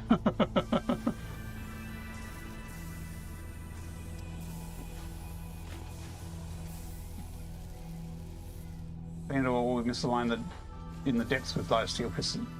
Steel is like the screensaver. The screensaver? This is a weird blueprint because I built this in the center. I thought I built it in the center. Yeah, look, it is centered, but it's not centered. Like the arrow I would expect should be in the middle of the wall, and it's not. I'm not sure why. It is behaving a little oddly.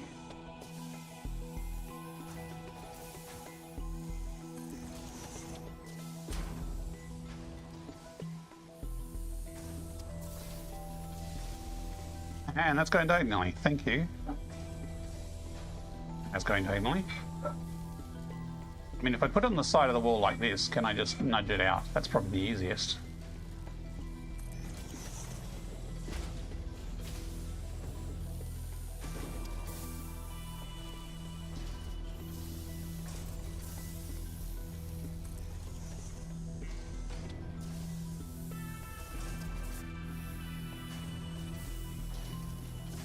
It's like I've got something else on the blueprint maker that is telling it that it's not actually centered.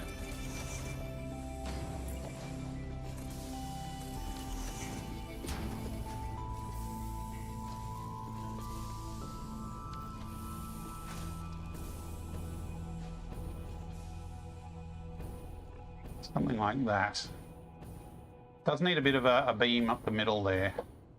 Maybe one of these just all the way up the side there for a bit of texture there.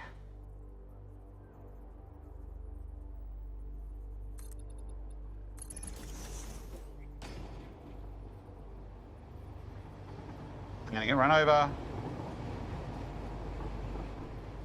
Luckily there's no train clipping. Arrow is always where you started the beam set. That is weird. And the goat, how's it going? Okay, that being there means this side is a little bigger. But if I put one of these in here, the vent is going to be tiny, but it's still actually pretty decent texture.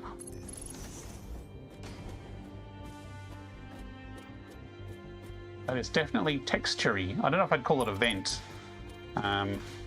But I do kind of like how it's working.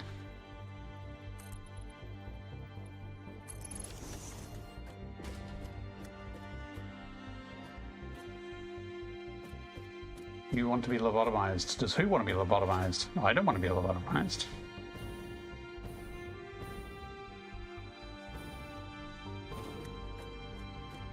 So yeah, the arrow is at the start of the beam. If I make one of these beams backwards, will that center the arrows? So if I actually came from this side and ran this way,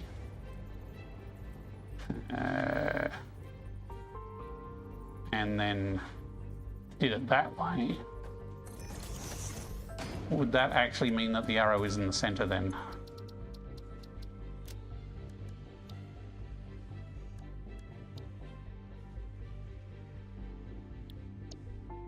I wonder if they fixed that bug in 1.2.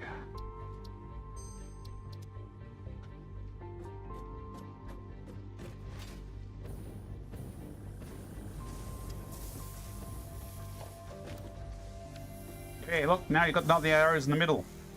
So basically I had, because all the beams went one way, I just had the top beam go the other way, and therefore the arrow is now in the middle.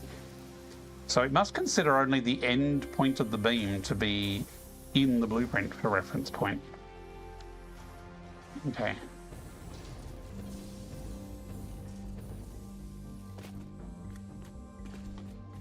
So I could build like a blueprinted version of this whole structure here with the red.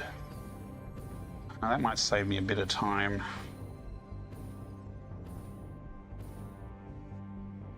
Also wondering if I should move it back one and just have it there. Let's certainly try it. Easy enough to do.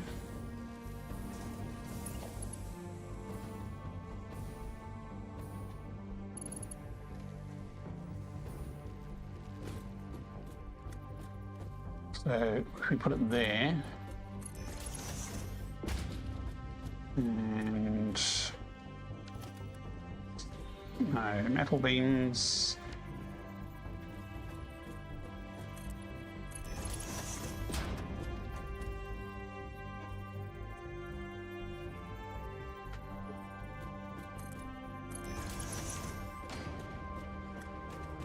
So the red here will stick out into the building a bit as well, but it will stick out more in the front.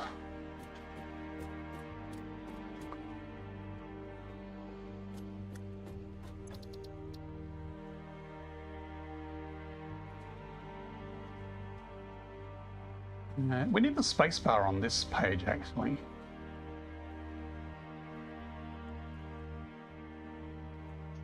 Or a plus on this one, perhaps. Can I fit a space on here? I mean, I could make that button smaller, but not really.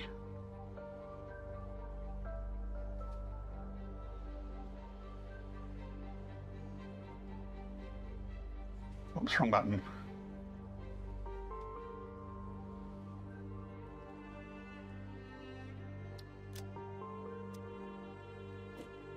Saw the Subnautica early release trailer and it got me so hyped. Ah, I have not watched it yet. I've kind of been resisting it.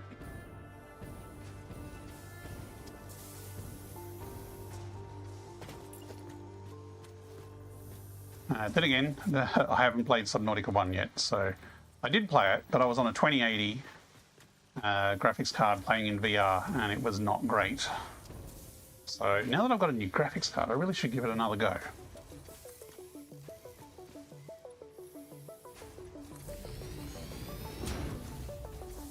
Okay, so I should be able to sample that, and then... No, there's not enough room. Okay, it's gone out of... Too many in the category. Hang on, nope, it just isn't in the right any category. There we go.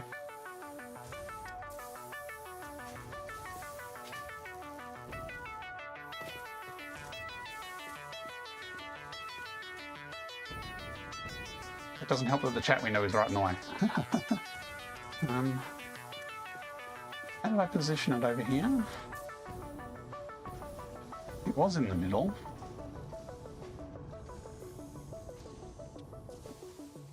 Ah, okay, so the red was actually flush with the front here on this one. So with the moving it back a bit, it's actually going to inset it a bit in the wall.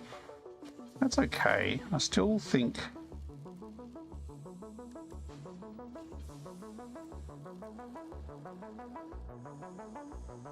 I want to put one of those there.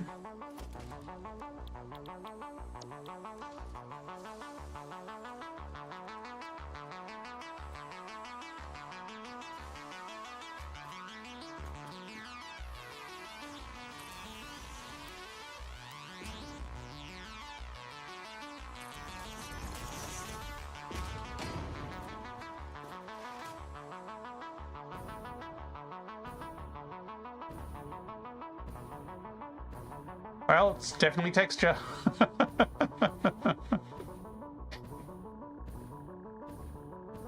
Maybe I don't have it right up against this. Maybe I have a bit of a window first and then this is in the middle. Not sure. I will actually delete these and redo these using the blueprint.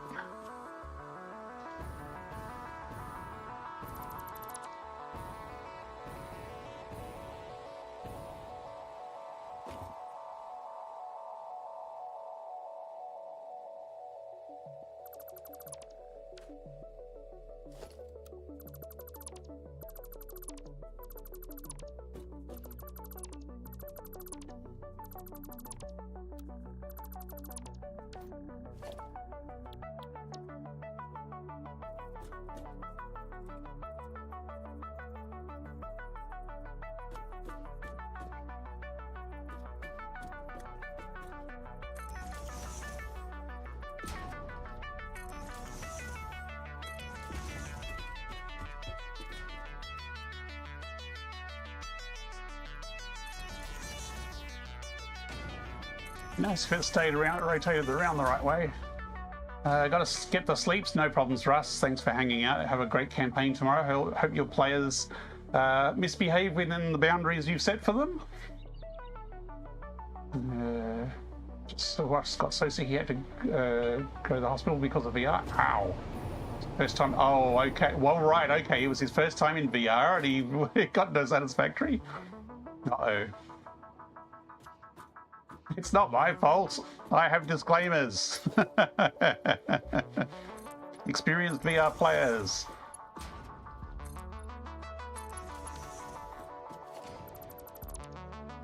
Maybe not all the way down. Now, I am actually tempted to make that solid. I can't see what side the pattern's on.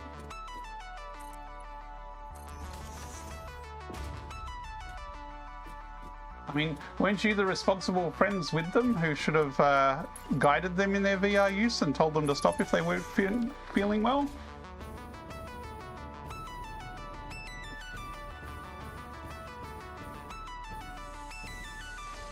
I have had many disclaimers on this channel about motion sickness and not overdoing it. Because what I'm thinking is basically of having the walkway around this factory to be up on that level, so these factories will all actually be kind of sunk down a bit.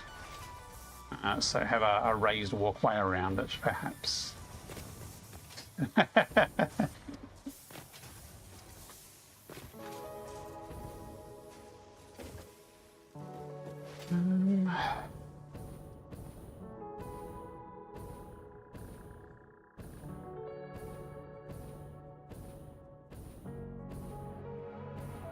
I guess it's not boring. That's part of the goal, isn't it? Let's do the front and see how this works out here. Now, obviously, we're going to have to do something to go around the miner, and we will make that a bit of a feature. So here, this will need to come out and extend out. Not that there's room with the blueprint maker there. So we would probably have something like that as pillars either side of it.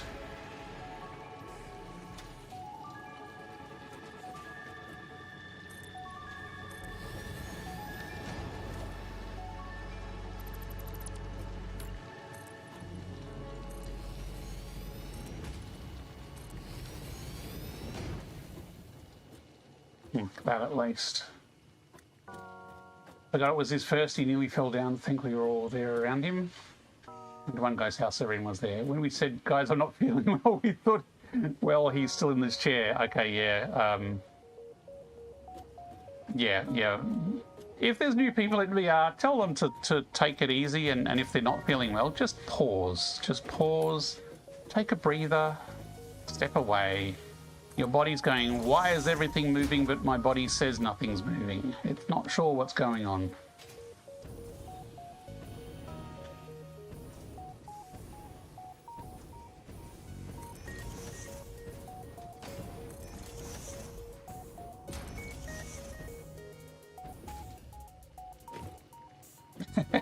Don't blame me.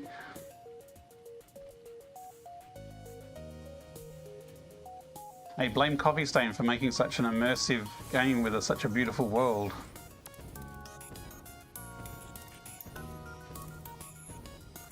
This one, I think, we might do it a bit different, in which case we might make it custom.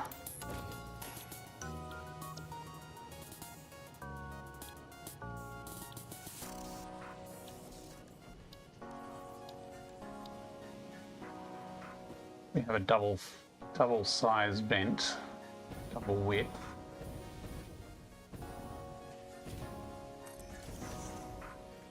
I wonder if the blueprint will actually snap properly now that there's a middle point. That looks better. That looks much better. Oops, don't know where that one went.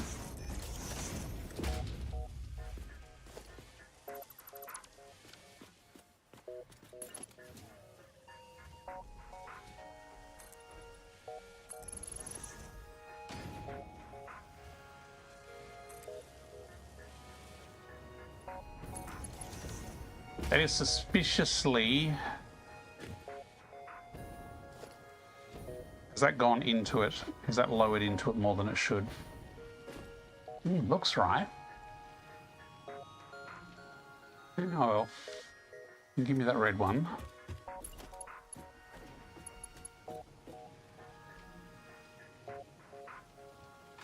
Incoming propaganda broadcast detected. Please seek shelter. You know, that was sticking out another one.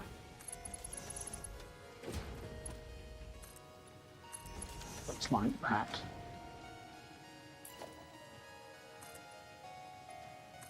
Azurin, how's that dinner going? Is it here? Is it arriving? Or do I take an ad break now? Ah, that blueprint did not snap nicely. That's why it's odd.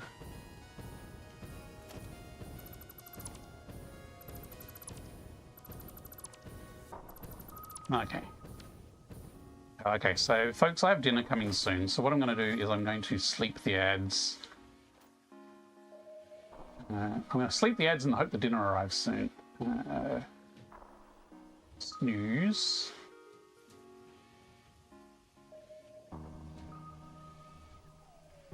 And if I snooze it again, it should snooze it for 10 minutes total.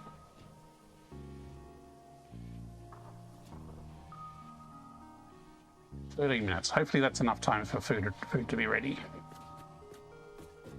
Okay, so we can't do a blueprint snap here because it's going to be out. Actually, we could just do it and then nudge it by half a meter, couldn't we? Is that right? I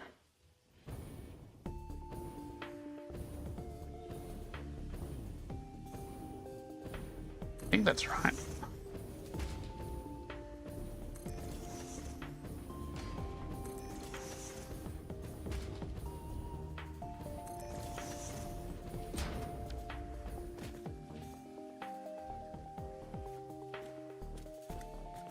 You serious claim of medical bill to me? No.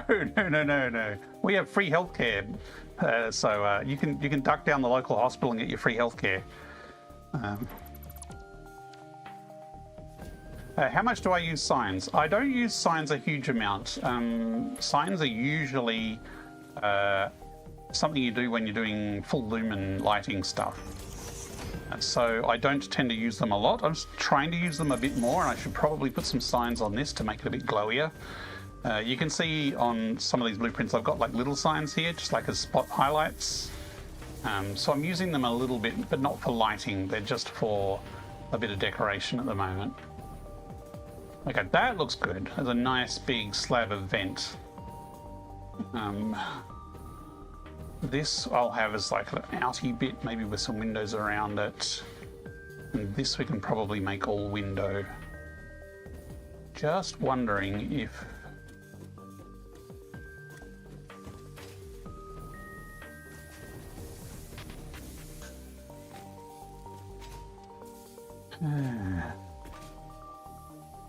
Tell you what, let's start by making all this the same surface as this. That might help me visualize it a bit better. It's a material. It is coated concrete and it should default to white. There we go. Although, maybe we should make these a different color.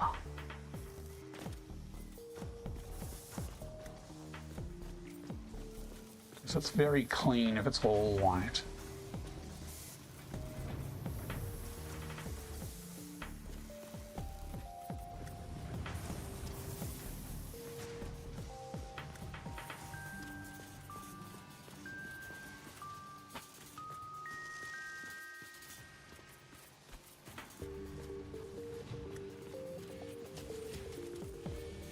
I'm terrible at using decals, paint. I see some people who have these lovely factories where they've marked off the floors with different paint marks on the ground and such, and that's something I need to try and do more often. Okay. What's Calcifer up to?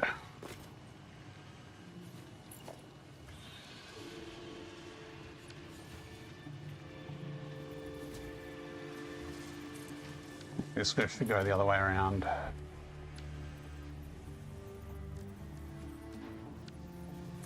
Okay, nope, that's vertical nudge. We don't want to vertical nudge it. Not vertical nudge, vertical zoom. There we go.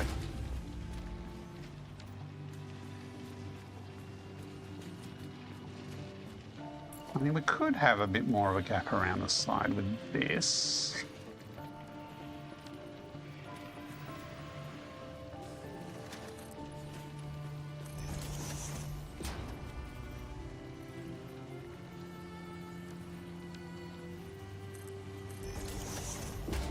It'll do for now. But we'll do something more exciting later on, but it's just a little cordoned off area where the miner is. Okay. Lend you my decoration brain cell. Building brain cell. I use external tools for building brains. That's my trick to doing it.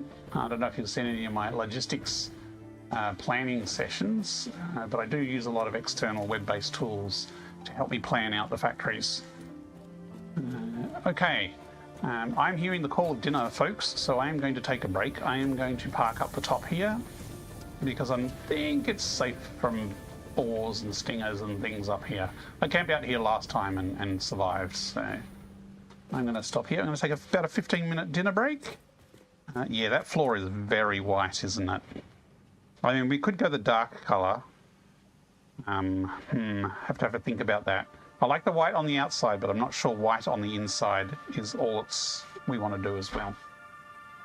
Yeah, I use bottler as well. But yes, I'm going to take a 15-minute break for some dinner, and I will be back to continue whacking some walls and making this factory look like an actual factory, hopefully. Or at least a building. It's not particularly real-world-ish, I don't think. Where's the buttons? Buttons back here. I'll be back shortly. Thanks for watching.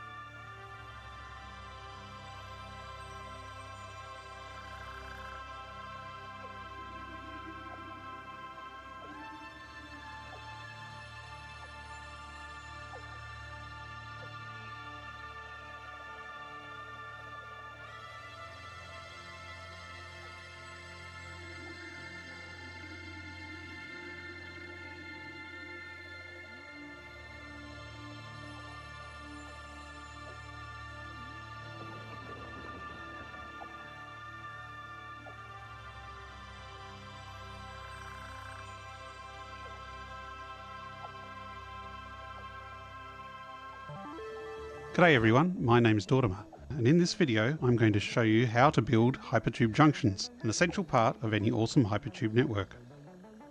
In my last video I gave a brief demonstration of using the new priority power switch from update 8 as a remote route switch. This allows you to control branches along a hypertube route to provide a reliable, controllable personal travel system between locations. We're going to do a deep dive tutorial in this video and show you how to build hypertube junctions and how to use priority power switches to control them. I've added chapter marks to each section in the description, so feel free to skip to specific sections if you want. If you haven't seen the previous video, I'll also link to that in the description below. I'll be building each junction variant on the Blueprint Designer. As well as letting me save each one for later replication, the grid base of the Blueprint Designer makes it easier to measure out and place hypertube supports, walls and other items in specific places. We'll start with the basic junction and then work through to priority junctions and then to switch T-junctions. Essential to any hypertube network is the junction, which allows a single hypertube to branch in different directions. The basic junction consists of 3 hypertube entrances arranged like this.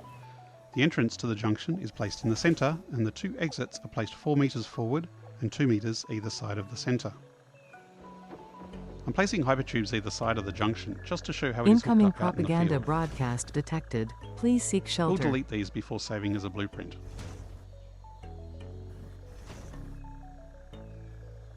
On each of the 3 hypertube supports we add a hypertube entrance and connect them to power.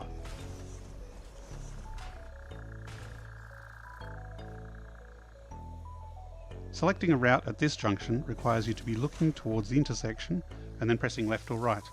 The slight change in position one way or the other causes you to enter the hypertube entrance on that side. This basic junction works in update 7 as there is no switching. You can use this junction right now to build your own hypertube network. You'll have to press left or right as you approach each junction, but you can use it to control which direction you will go within a hypertube network. Before update 8, I used this junction in my own hypertube networks, which allowed me to get from one location to another, but it involved manually steering as you approach each junction.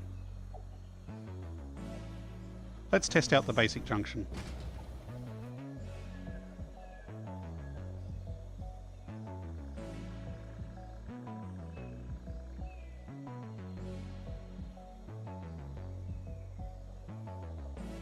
Pressing left as you approach the junction will take you out the left exit, whereas pressing right as you approach the junction will take you out the right side. The return trip is much easier. Exiting out of either of the branches sucks you into the returning main branch. Now let's modify our junction to make one of the routes a priority route. We do this by shifting one of the entrances closer to the centre. The easiest way to do this is shift it in 1 metre. One of the entrances is 2 metres off centre and the other one is 1 metre. It doesn't matter how much you press left or right, this will always choose the junction that is closer to the centre. Here's a demonstration of this junction in action.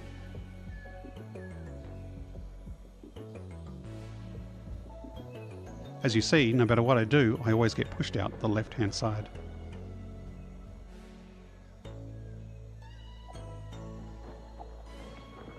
To make this useful, we can add a switch, and since update 8 we can use a priority power switch.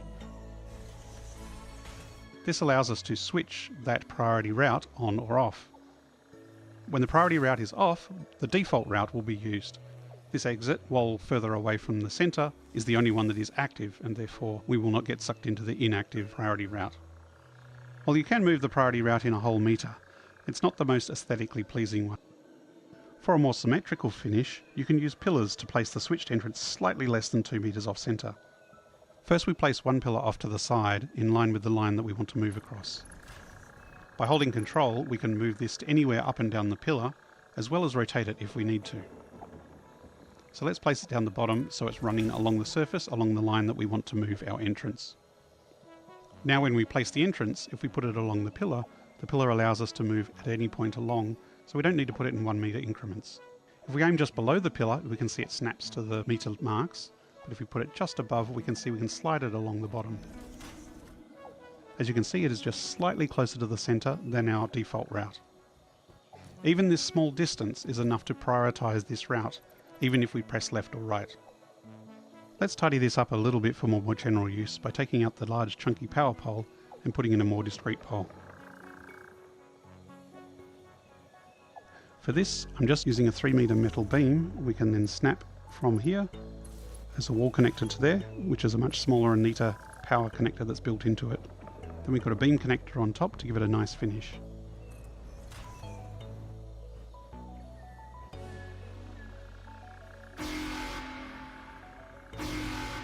Using the new priority power switch from update 8, seek shelter we can turn immediately. the priority route on and off from a remote switch.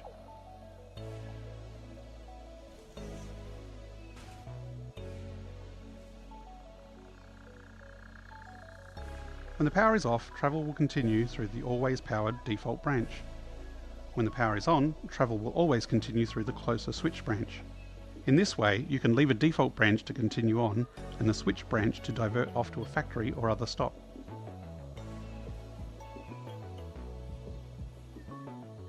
Let's test out our new priority switch junction. Starting with the switch off, you can see travel will always take the default route.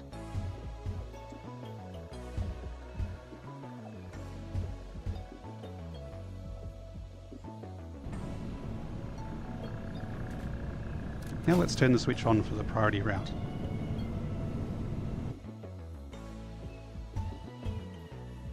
As you can see, travel now always takes the priority route and not the default route, even though they look pretty close together.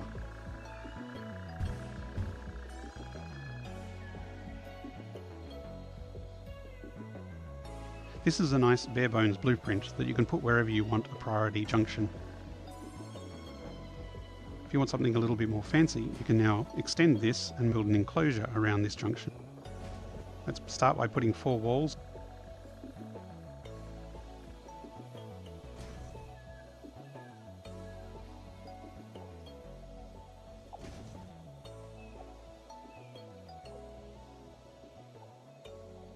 Next we add some hypertube holes to the walls on the outside.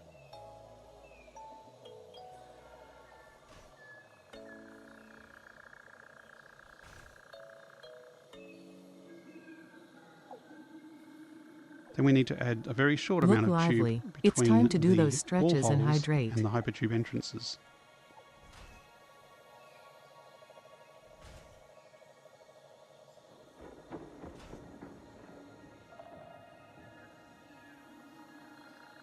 Next, I like to put on a roof at a slight angle, where the angle indicates which direction is the priority exit.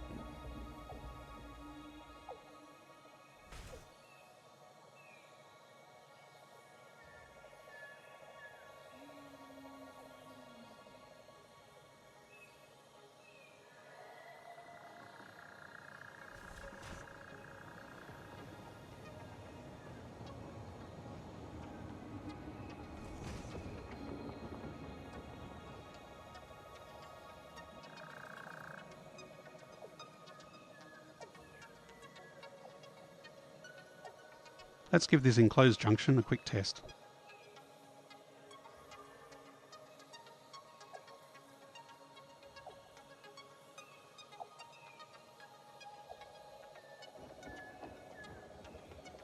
I'm going to put down another priority power switch over here to simulate what our switch would be if we were leaving headquarters or leaving another factory.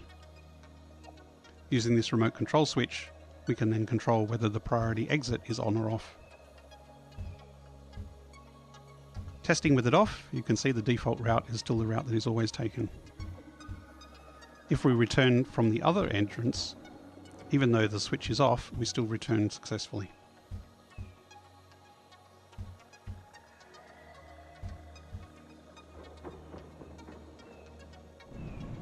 Let's rename this switch so we know which one it represents.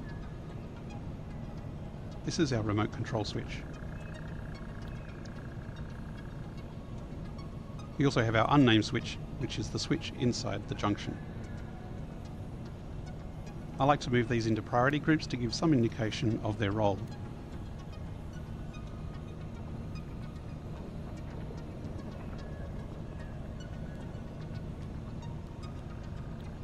So as you can see, currently the switch is in a yellow state and our priority exit is powered down. Now coming to our remote switch, we can remotely turn on the switch and the priority route is now on.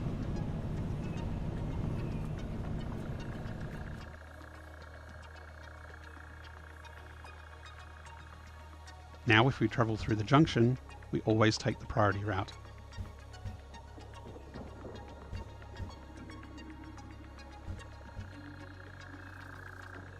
This junction blueprint is for a left-hand exit. Let's modify it now to provide a right-hand one as well. First we remove the priority entrance. This will be our new default entrance.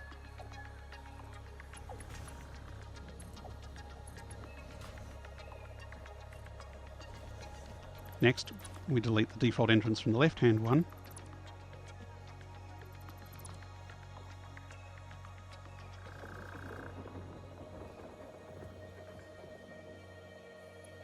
And using the pillar trick again, we build a priority right-hand entrance that is slightly closer to the center.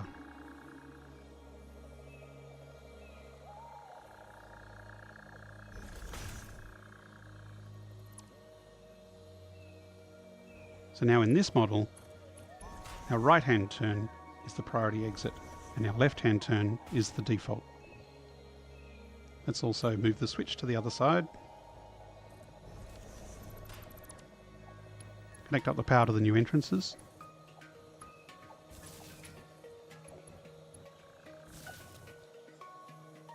Now we have a functional right-hand blueprint. Let's just change the roof to angle the other way to give a visual indication that this is a right-hand junction rather than a left-hand junction.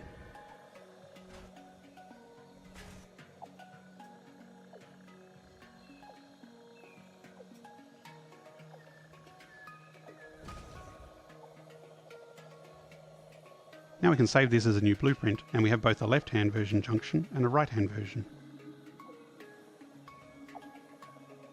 Next up I'm going to show you how to build a T-junction. One disadvantage of the standard junction is that only one line in one direction can be split into two outgoing directions. A more advanced junction can be used to set up a three-way T-junction where approaching from any of the three directions can branch to any of the other two directions. This can be done using the direction pressing selection method for update 7 or by using remote priority power switches from update 8.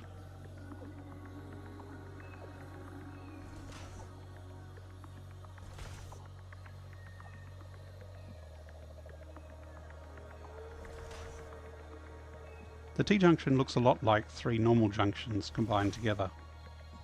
The side junction is a plain unswitched junction. Typically this is used when you're just coming from a factory, so you can just press left or right to control whether you want to take one route or the other route as your exit. You could use a priority junction here, but that would involve another switch controlling the direction going the other way. If you want, you don't have to power both of the side entrances either, so you could have it so that it always takes you a specific direction. This allows you to approach the factory from either direction, but always has a default exit direction. For our main through line, we have two priority junctions controlled by a single smart switch. You might have noticed here we haven't used the pillar trick. Switching it to be 1 meter off center actually works better in this layout because it makes it a bit more compact, and it's all internal so you don't really see that it's not aligned. So our default through route is 2 meters off the center, whereas our priority route is 1 meter off the center to the other side. Connecting up power, we have 6 always on hypertube entrances. We have 4 for the main through line and 2 for the return. As mentioned, you don't have to power both of the return ones if you don't want to.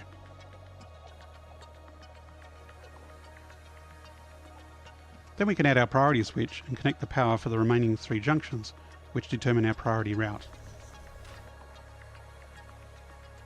This is the 2 priority junctions in the main through line, but also the junction on the side exit, since this junction doesn't need to be powered if nobody's coming out of the priority exits.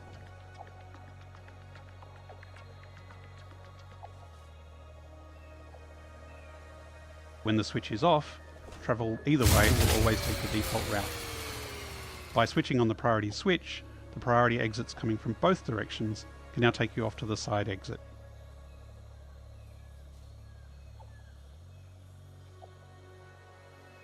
Let's test it out.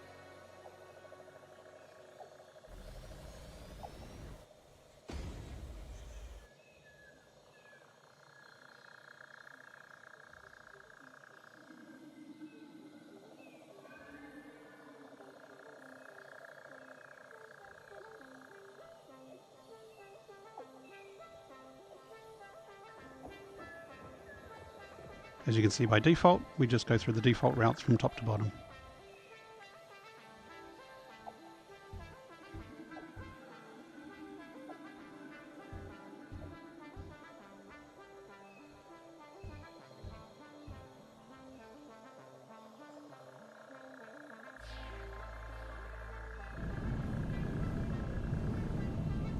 Once again, we have our control switch and we have our junction switch. You can see off to the side there, when we turn the switch on and off remotely, it shows an indicator on the entrance there. With it off, you can see the priority routes are now turned off.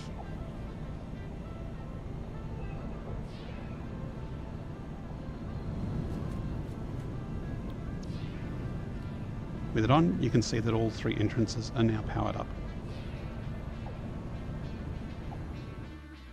With the priority route turned on, every time we come in from either the top or the bottom, we always come out the side exit.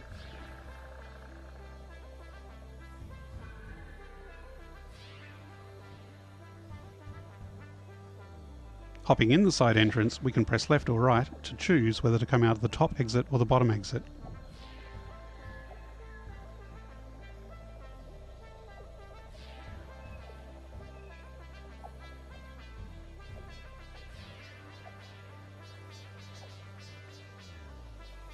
Now let's tidy this up and make it a nice blueprint. First we'll get rid of the tall poles because we're going to enclose this in walls.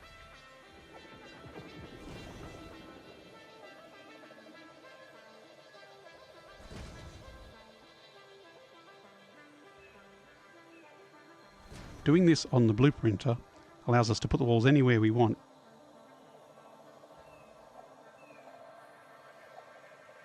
Let's just go with the standard plain glass window.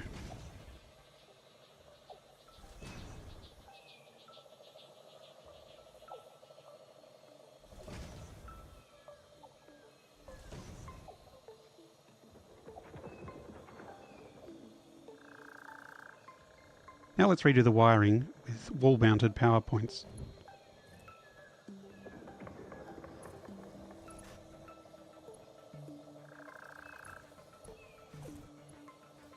We connect all 6 entrances up to this first default wiring network.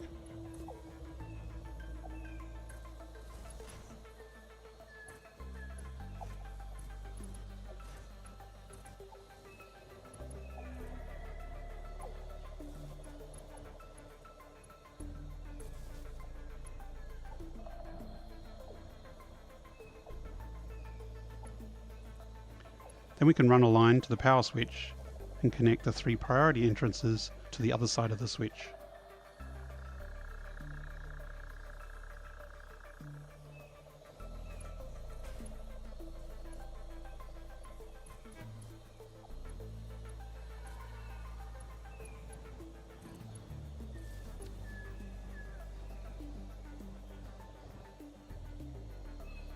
Now let's add a roof.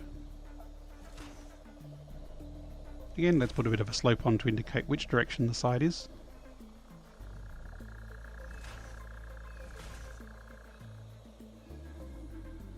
You may have noticed I've not put an enclosure around the side entrance. This is just a personal style thing. I usually put a pillar or something underneath for it to rest on. I've tried putting a box around it, and you can put it within with angled walls to make it look pretty good, but I kind of like this rectangular look for the main junction. Let's try it out.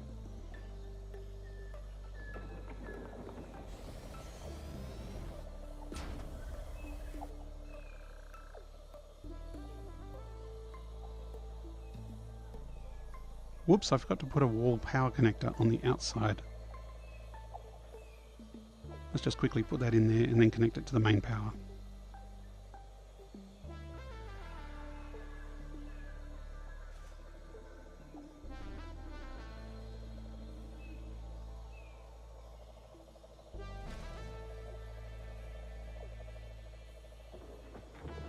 As you can see by default, we just go through the default routes from top to bottom.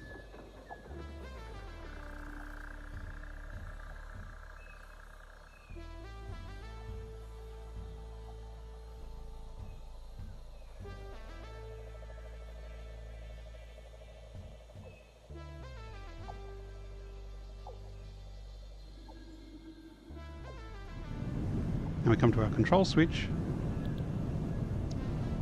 And we can see our remote switch here. When we switch it on, we can see the light of the nearby entrance also turns on and off. Let's go into our priority power switch inside the junction. Let's give it a better name. Normally you'd give this a name to indicate which factory taking the side exit would take you to.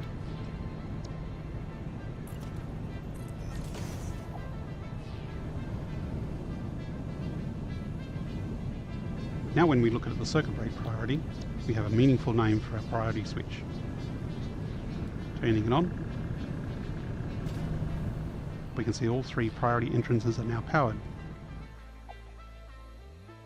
When we travel through, whether we're coming from the top or the bottom, we always come out the side exit. We can come in through the middle and it'll take whatever route we press by pressing left or right.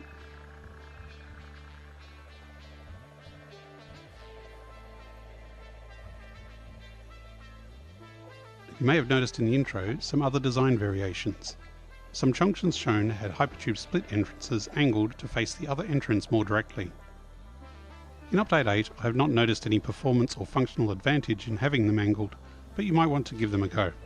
To alter the junction to angle the entrances,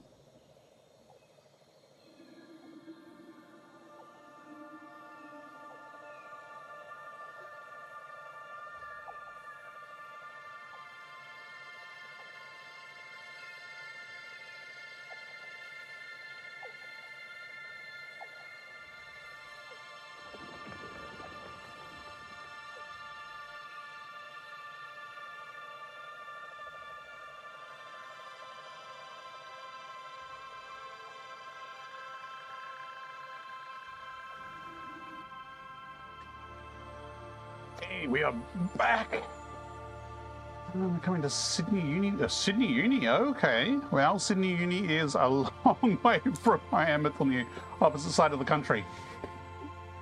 Snow in Sydney, not in Sydney itself. Up in the mountains and hills around Sydney, I think they sometimes get snow in winter. But not a lot of snow in Australia in general. Yeah, I think up in the hills they do have some snowfields in winter, but I don't think they get snow in like the main city area. I'm on the western coast, and we very rarely get snow anywhere in Western Australia. I think up in the Prongerups and the hills. Hey, why is that blue? That's interesting. Then sometimes we'll get some snow there, but overall not a lot. Melbourne also has some mountain ranges that have snow in winter. But I have never actually seen snow myself, so let me know how that goes. I'm tempted to use this fatter grill here, maybe. Kind of less space for a window, but I think if that's that wide, having it wider here might actually be cool.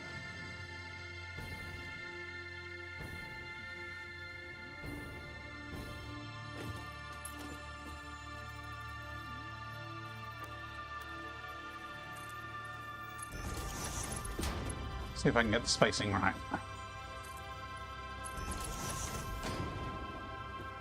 I finished my delicious dinner, some nice curry. Okay, that needs to be deleted manually apparently.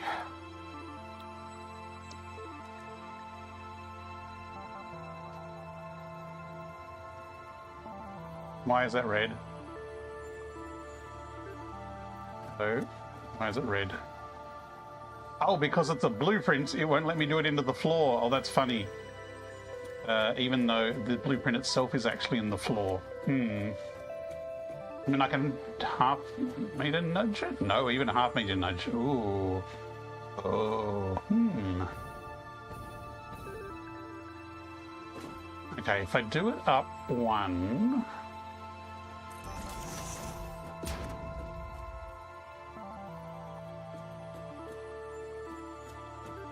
Probably should have had those joined in the middle. Okay, that's joined in the middle.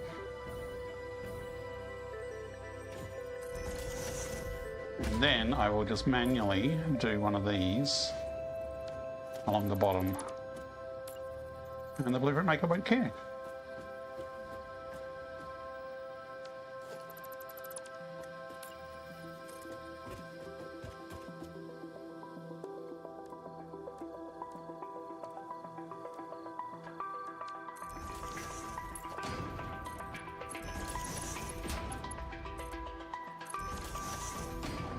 Mid-September.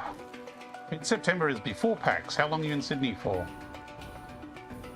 And then we delete this one. Because we are going to PAX, which is in Melbourne in October.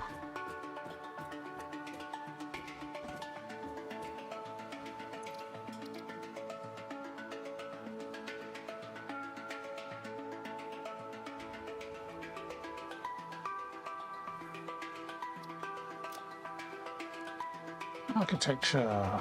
Maybe I should make foundations and walls and break it into separate foundations and separate walls, or break it down a bit more. Well, now we've got red feature wide.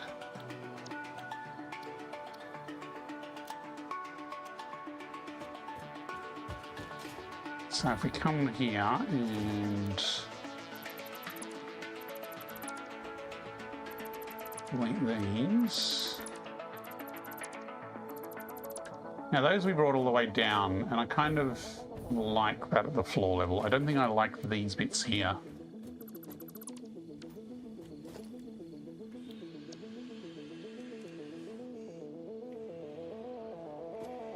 So this now rotated that way, and bring it out that way and nudge it out. That's backwards. One blueprint where I actually had the arrow facing forwards, which is what I usually try and do, because it makes it much easier to know which way is which if you actually intentionally have the blueprint facing the right way.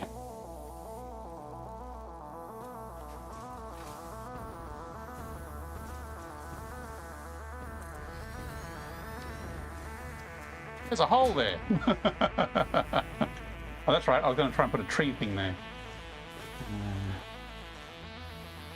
Not a gaming festival. I'm coming for uni stuff. Yes, it is a gaming festival, but if you're going for uni stuff and you're staying, you could take a break and come across for the PAX. Yeah, I mean, you don't have to, but it is an event that is happening that is going to be pretty huge, and we will be there.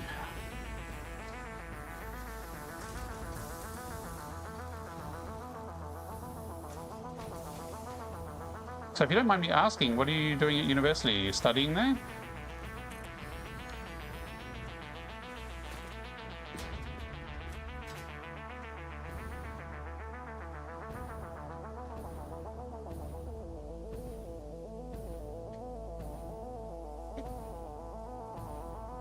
Are you leaving? Okay, so you're not here for too long.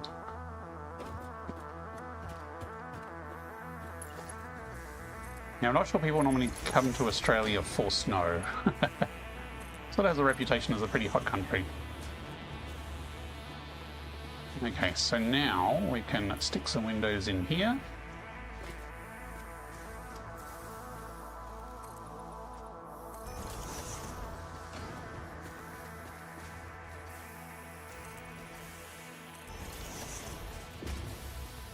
Okay. Do just a schedule.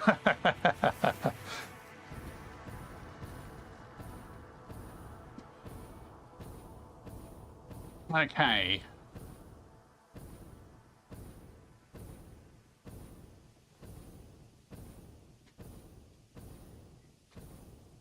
That's looking pretty good, and so I think the miner here will actually bring a bit out and maybe just have this as like a glass area feature on this side here.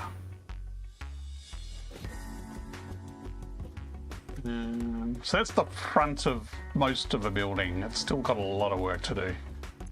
Let's work on the floor. So I think let's change the floor color.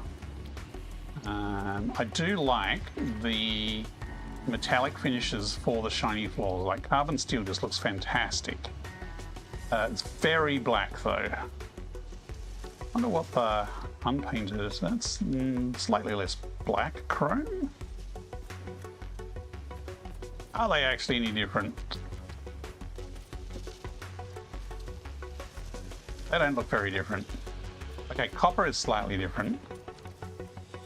Deuterium, ever so slightly different. They are mostly just dark.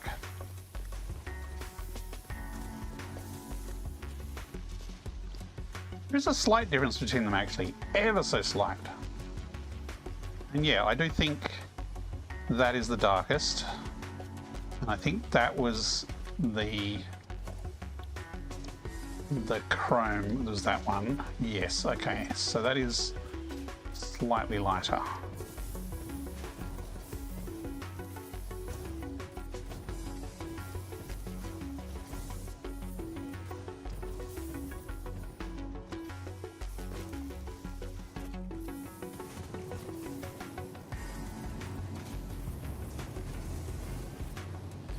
That needs material before we can put a decent colour on it.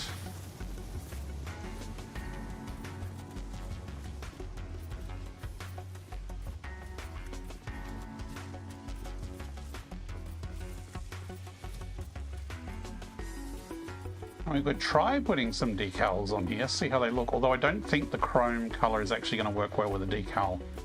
I suspect it will come out looking like nothing.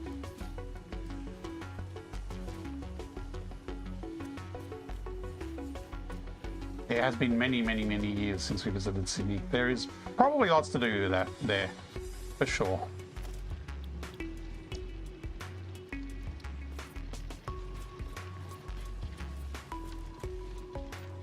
Okay, decals. Let's try.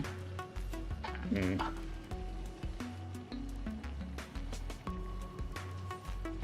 got any paths here? Okay, so we've got crosswalks, straight paths, but if I put this on here, yeah, because of the finish, you can barely see it. Actually, it's not too bad actually from above, it's just down below it's a bit.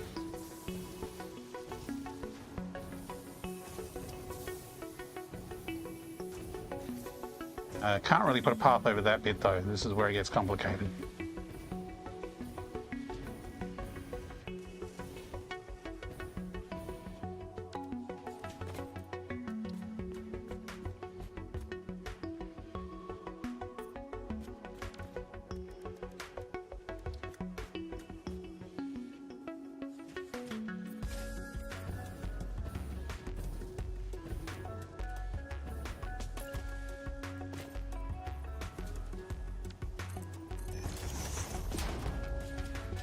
Yeah, I don't know.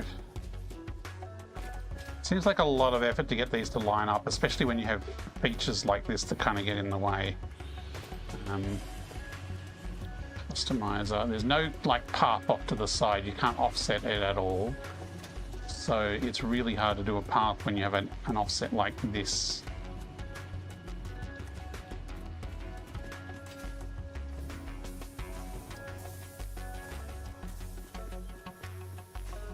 We do have a tree outline already, so we have a tree border small, although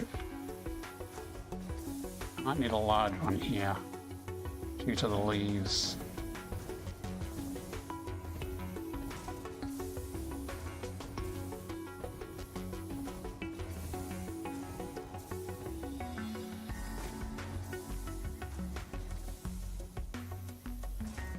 You can't chop this branch off at the side. You know, your Aussie's coffee and tea drinkers, I've yet to find any coffee that made me want to start drinking them. Looking forward to that. New Starbucks. Oh no, Starbucks is terrible. If you want good coffee though, go to Melbourne, although Perth also has good coffee shops from what I've heard. I'm cheap, I buy it from Aldi.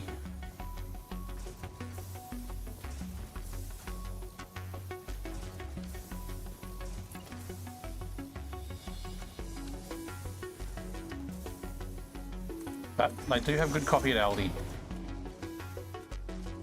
I'm sure Sydney might have a few places, maybe.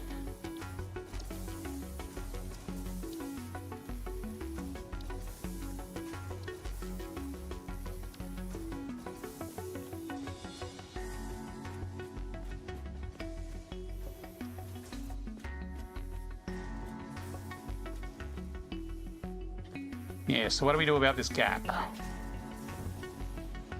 Because that's less than half a meter. We'd have to kind of overlap it that way, which would look terrible. Or we could have a go at the 1mm blueprint. I mean, that's not terrible. I swear you could put that on my not my grave, but my famous quotes. Tortimer says, "That's not terrible." You can quote me on that. It's not terrible.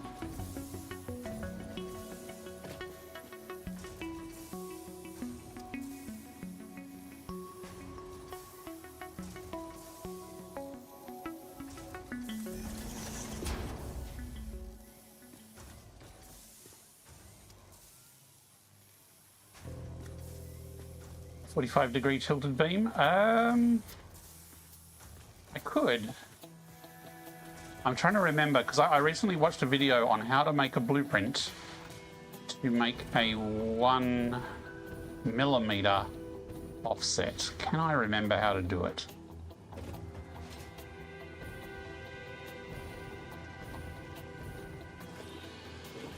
I remember it had something to do with with road barriers and beams. This is where I need someone like Pobcac and their magic to show me what to do.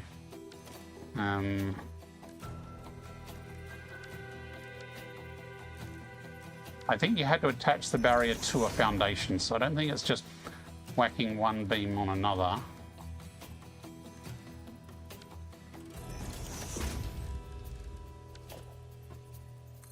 There's more to it than that. I think you had to get a foundation.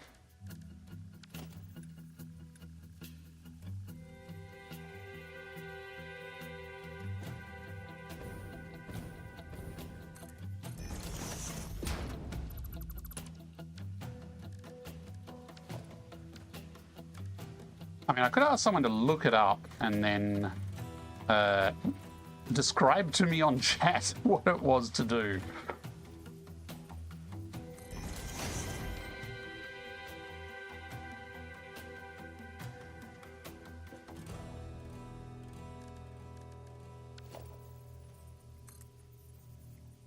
That's 1 meter. There was a trick to get it to effectively be 1.1 meters.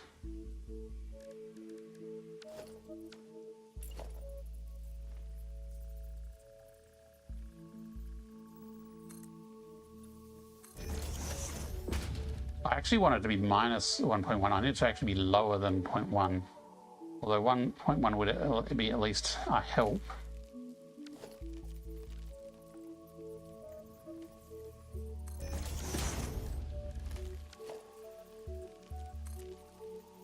Here's urine. Are you able to look up something for me? You're not going to look up something for me. Okay. Hey, it's Live Open Mike. Live Open Mike's not going to look up Satisfactory details for me. G'day, Mike. How's it going? You know what? I might come back to it later because it's a minor thing. At the moment, I think I will just put this along here. And we will come back to that later.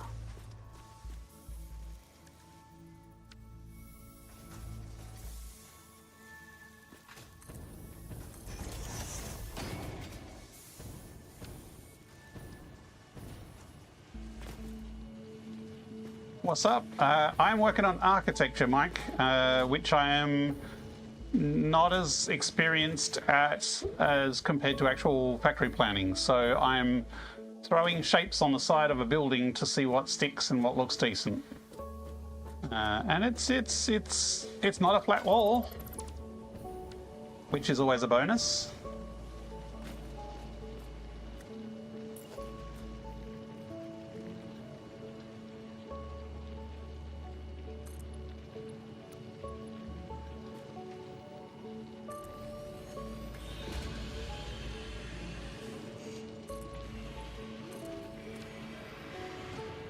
Now, of course, you don't have to do nice, pretty walls on your factories to play the game. You can play it however you want. You can do floating factories, you can do spaghetti, there are no wrong ways to play Satisfactory. Although there are some that are terrifying, but, you know, each to their own.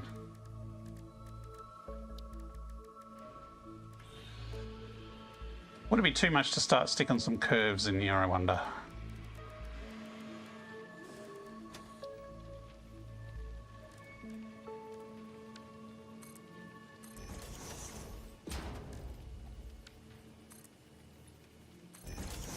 They should probably be a bit lower. Although it's not too bad. No, the miner isn't going to magically line up. I'm not too worried about that.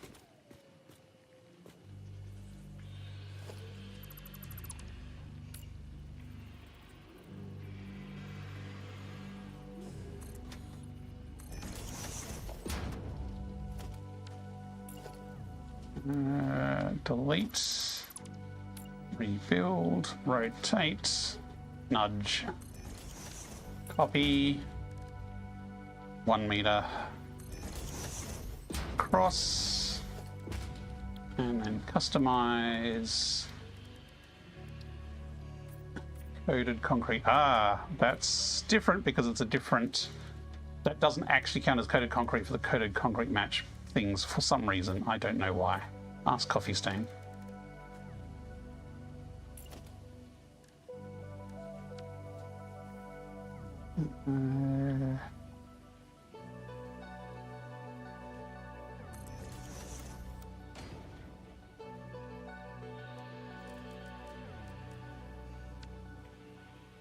That, I can't see the pattern.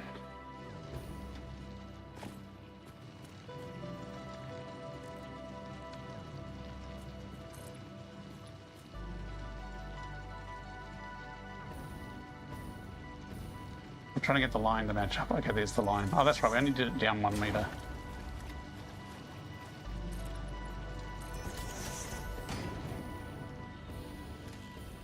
Yeah, so a small feature to say, hey, look, there's a miner here.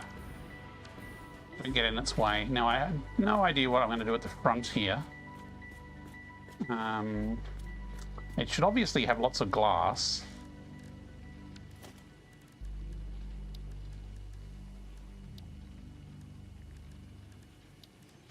We could just, like, glass it up.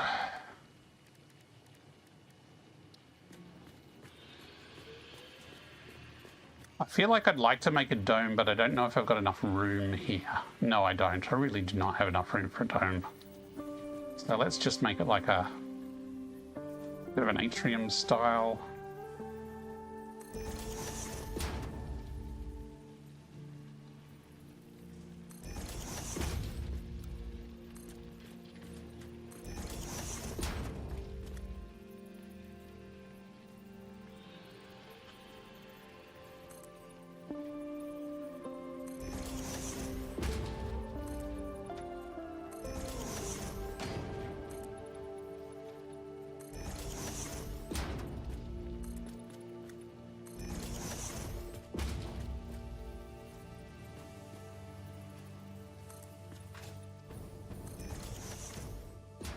Close the menu. Can't jetpack while in a menu.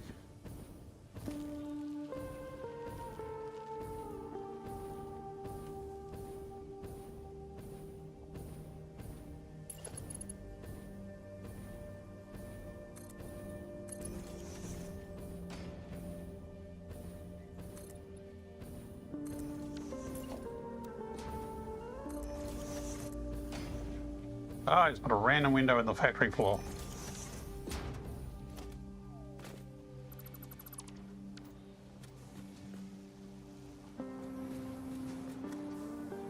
Okay.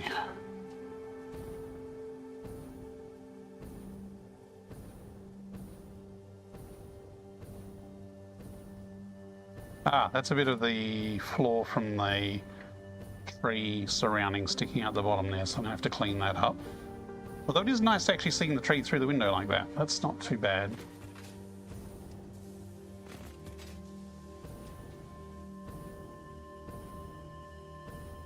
I just realized we have no door or entry point to this factory yet.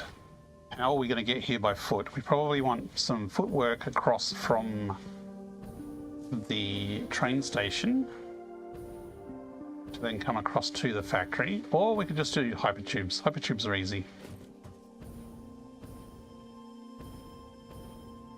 I might actually put a bit of an angle on these.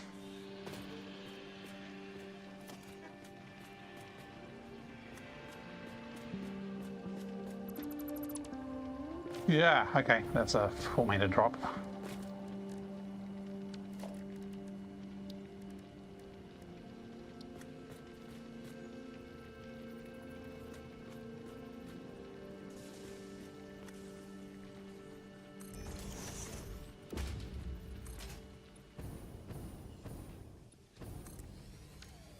Ah. Oh, don't fall over backwards. And that's IRL as well.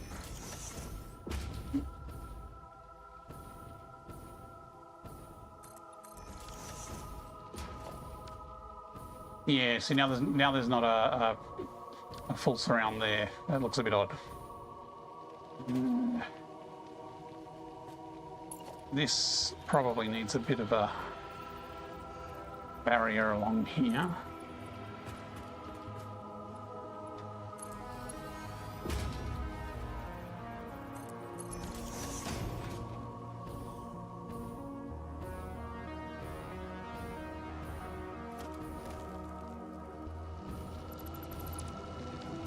This we'll make this the shiny factory floor like that.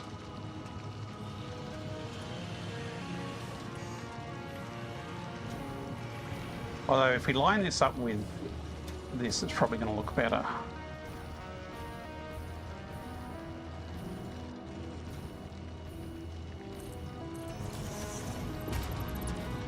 We went all that effort of having it line up with the miner. Let's rebuild it.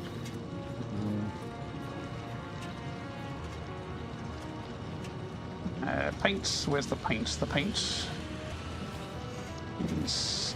I think we went with a chrome finish, which was still very dark.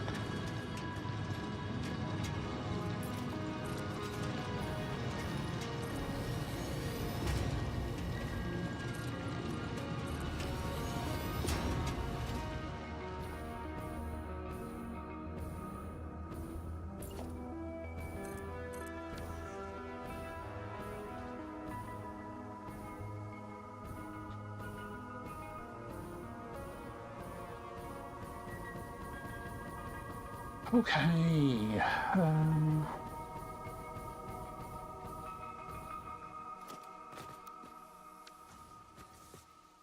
Bring this up a bit higher.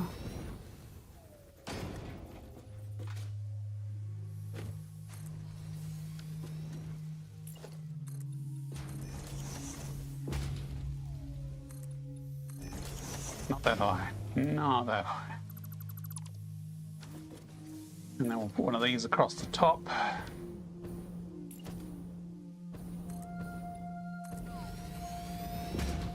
Actually, maybe we do just make a 4-meter slab across the top. Although this is actually taller on this side.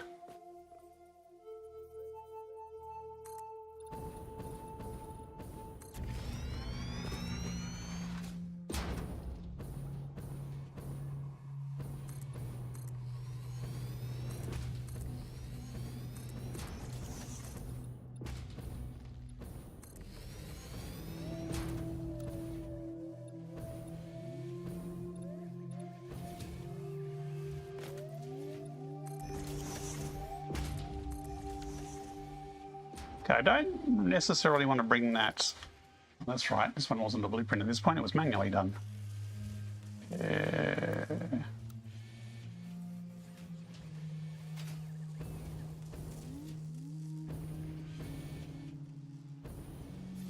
Oh, the beams are slightly out of angle. What's going on there? You know, it might actually just be easier to redo this as the new blueprint we made.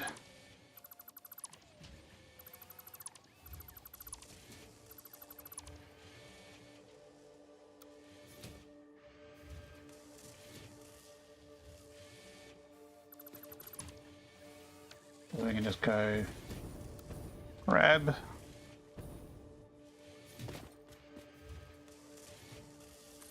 And then we can just snap, using the blueprint snap, to just snap it on top. Go on, snap it on top. Oi, thank you. Did that miss? Damn it, that missed. That missed too. No, that didn't miss. Okay. Don't build in jetpack, folks.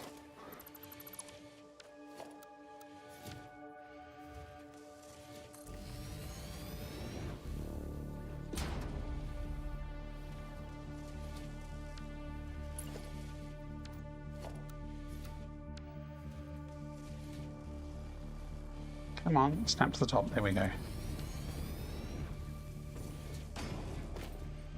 Yeah, there's still a little gap at the top, but there's probably a gap all the way along the top. Yes, there is. That's a problem with the blueprint. I should have half nudged the entire thing. But I don't care. That will do for now.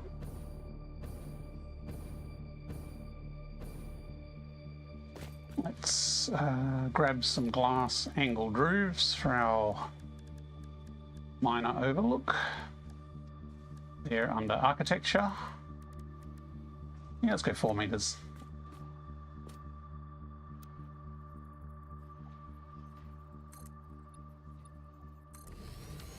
Because there is no 8-meter glass diagonal, despite there being one on the loading screen.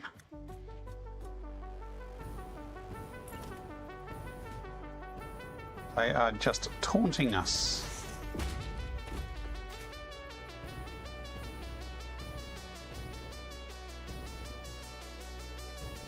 I think we might already have a window there. Okay, that'll do.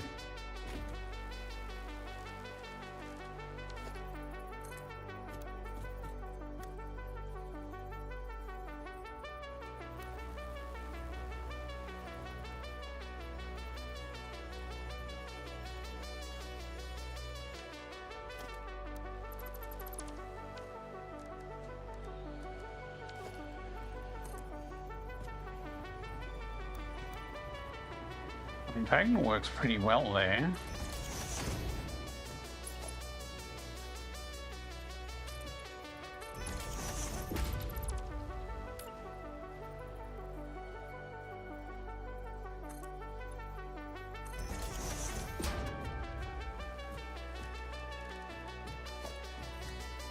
I do it without? Yeah, okay, so if I do diagonal to there, that's about the right angle.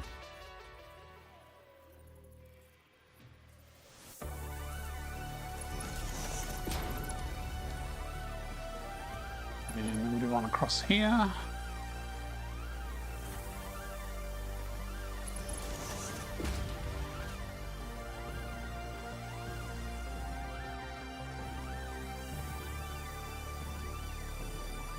The synchronous space warp in the quest really does not like this wall when I bounce up and down.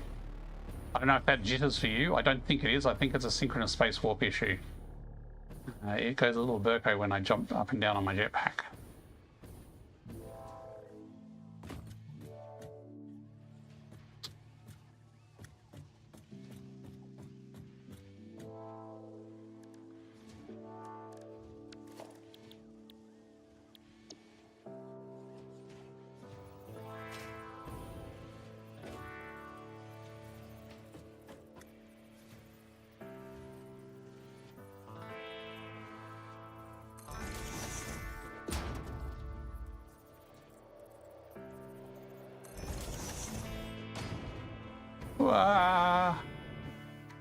You know, I probably could put a little dash of red there. No, I think I'm going to leave it like that. I think that's enough red. Just leave that as an extra vent at the top. Maybe put a steel border around it like these ones. Although I could do steel across the top. Actually, that would solve my gap problem if I have steel across the top. It's going to slide me off. No, I can stand on it. Excellent.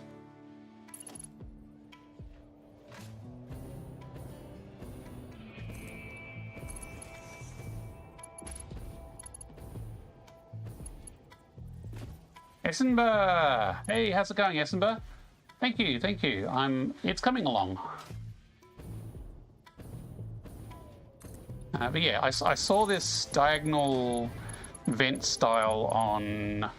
Who was it? It wasn't... There's been some really good YouTube videos with some design tips on it recently.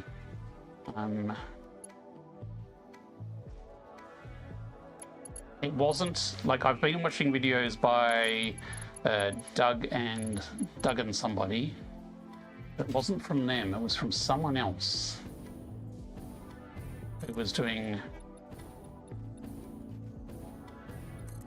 And it was actually an older video, sort of 1.1 era of like, this is the stuff you can do with the new beams.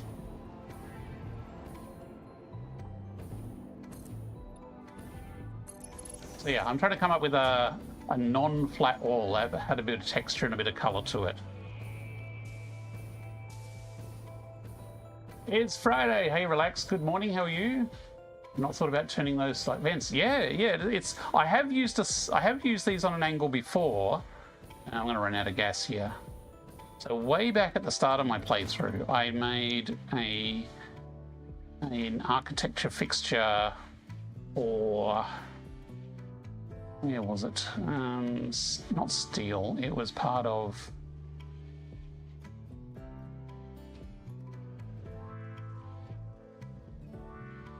Logistics wall big. This was it. So this was a wall I made for my actual, like, not my starter factory, but my early materials factory. So this is the wall I made, and I used the same H-beam here on an angle. So you can use it to kind of get a small diagonal in on the frame, and then there's a big sign there for color. So actually I could put this along the bottom of this factory as a color. I could put this along. Oh, I've switched. Turn around. I could put this like down here.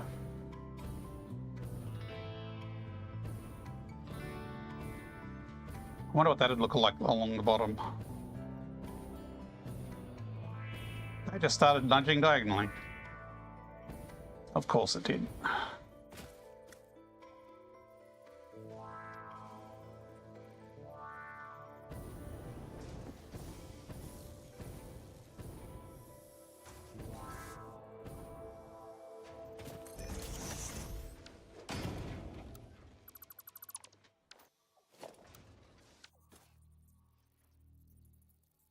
And what I do is I do a little half nudge so it overlaps slightly and it gets rid of the sign seam. But this early design, because these huge signs take crystal oscillators, I was reliant on doggos to find crystal oscillators for me. So I could actually build the factory signs for this fixture. And then we can have a big overlap.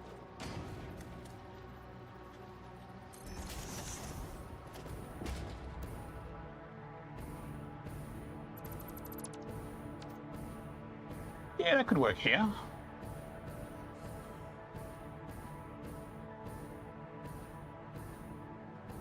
Reuse some of the old design elements.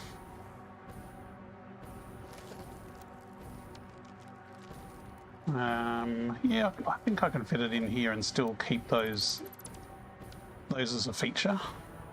Actually, I do have a smaller version of this blueprint, so I could do the small one.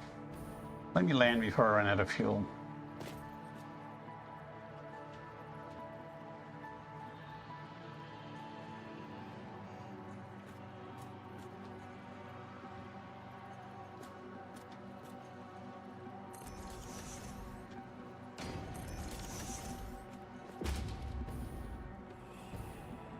Yeah.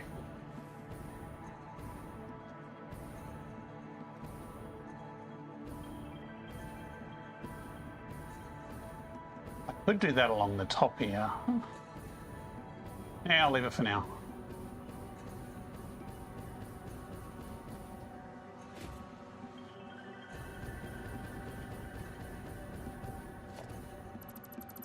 Okay, now, did I do beams pillars all the way across at the top? Yes, I did. Okay, so that front side is finished.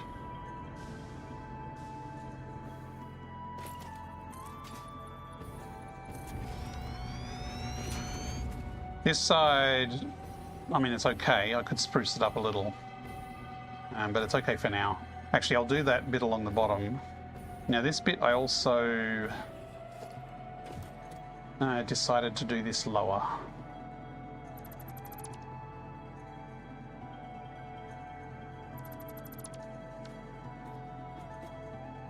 Is that a blueprint? Yes, it was a blueprint. It's going to overlap a bit. I'm going to run over.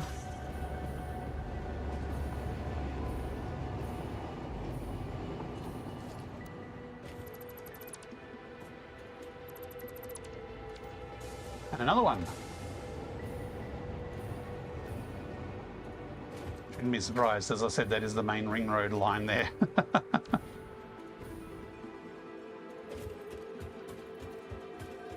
Now here, it might be a bit... Incoming propaganda broadcast detected. Be a bit low Please down. seek shelter.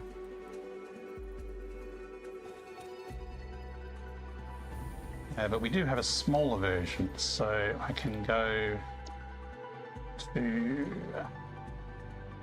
logistics wall small.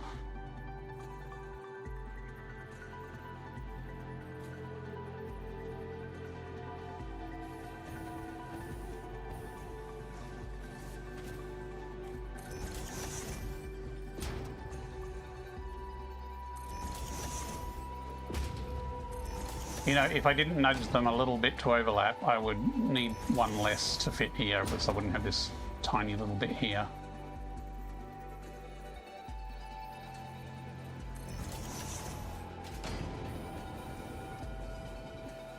I mean, I could have put the big one through there, but I think that's fine.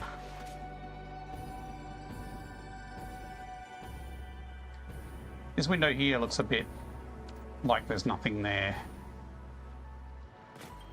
Maybe I need something a bit more tactile there.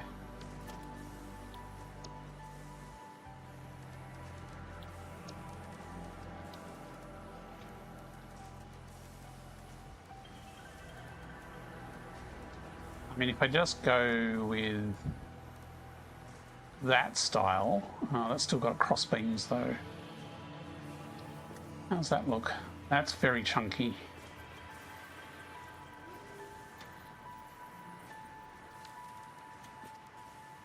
Or I can go with a good old honeycomb.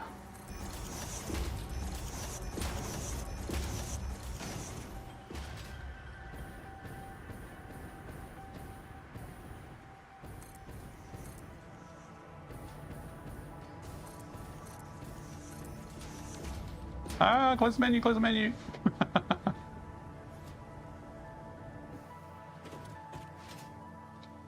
Yeah, it's a bit better.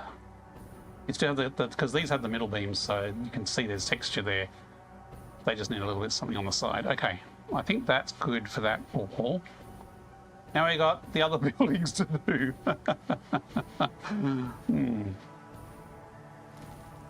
But I think overall that's a pretty good style. I also need to do like the whole back hut of this building, so there is still quite a lot to do there. And I keep umming and ahhing about things, which slows me down.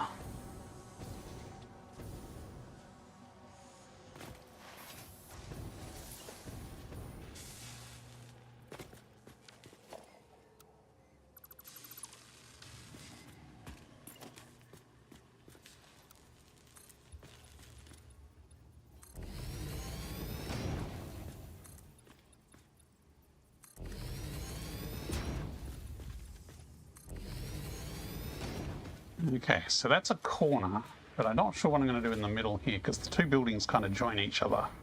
Maybe I just have a single corner pillar here.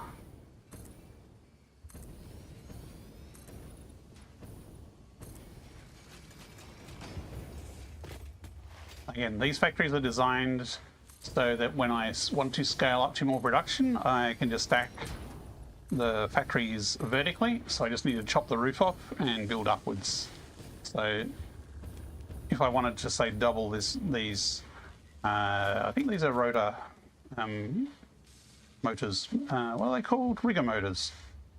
So I can just come along, grab another blueprint, and lower that down into place. Ah, this is the wrong one. That's got the manifold under it. I do have another version that doesn't have the manifold. Ah! Incoming propaganda. Seek shelter that's immediately. Twice tonight I've been too slow. Okay. I'm going to take a 3-minute break and have a drink, and I will be back in a few minutes. Maybe I need something like this, the glowing thing on the top. Have to think about that.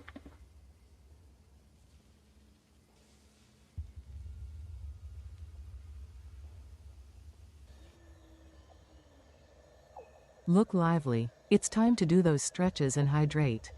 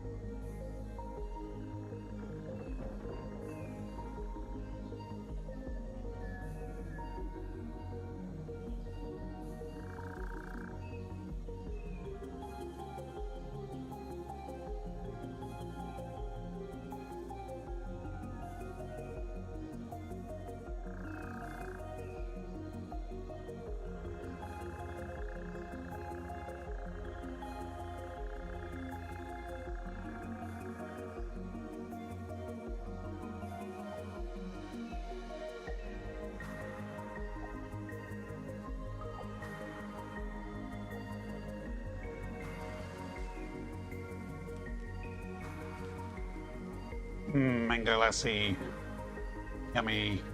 Now I had a quick look for that video about doing the Z fighting thing, and I found it. Let me just, I'm going to do this, switch over to this view. Hang on, I'm going to move my other windows over there. So I should be able to take my browser window here, move it across to here. Okay, yes, you can see that. So this is Duggan Nova, and this is a video, and this is how you make a blueprint to get a 1 millimeter offset, I think it is. You need a concrete half foundation, a beam, and 2 barriers. Blink, and you'll miss it.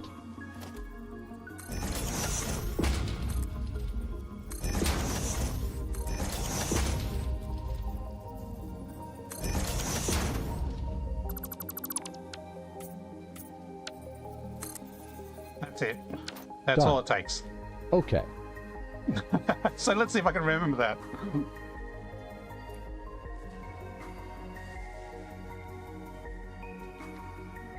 Come on, back into VR, please. There we go. Oh, I deleted my blueprint maker.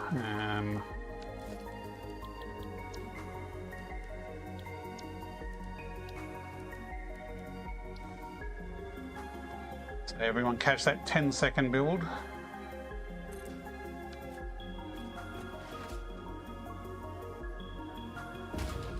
Now, I wonder if it has to specifically be a half foundation. I suppose we should follow the instructions. Half foundation. Pillar from the top. Pillar from the top down. I assume that's in freeform mode.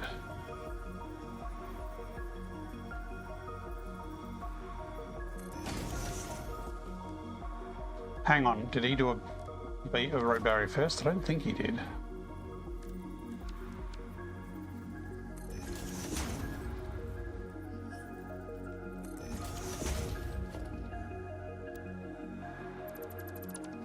I think I've done it wrong. Not sure why I've done it, what I've done wrong. That still says 1 meter.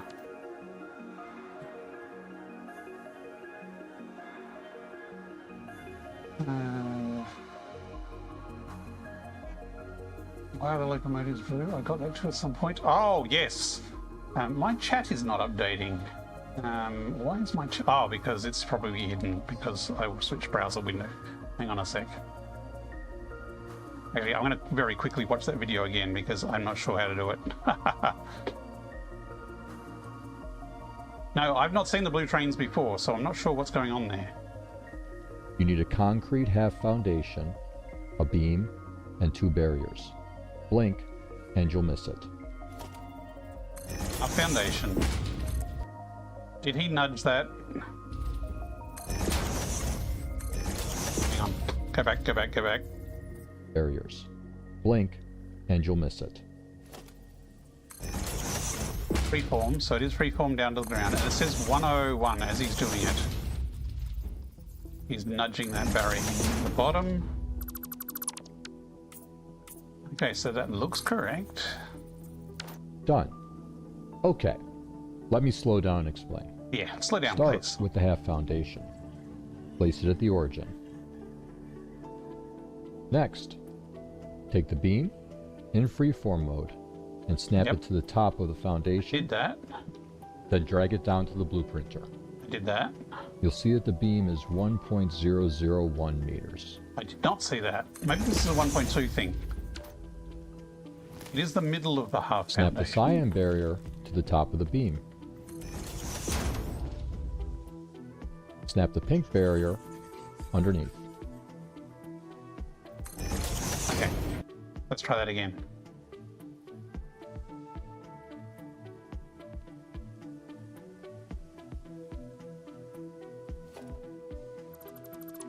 Yeah, the blue trains are odd, and I haven't seen them before, and I've only just started to see them tonight, so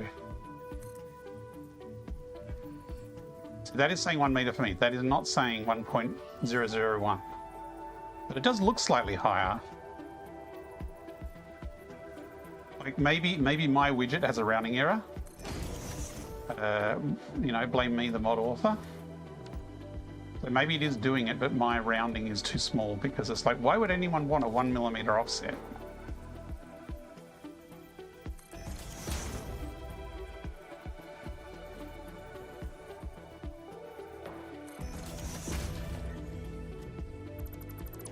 And there's one way to do it, and that's test it. This means I probably need to change the accuracy. Oh, for fuck's sake.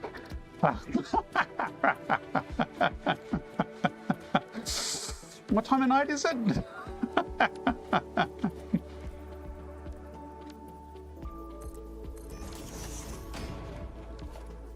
Not the first time I've accidentally cleared the blueprint maker.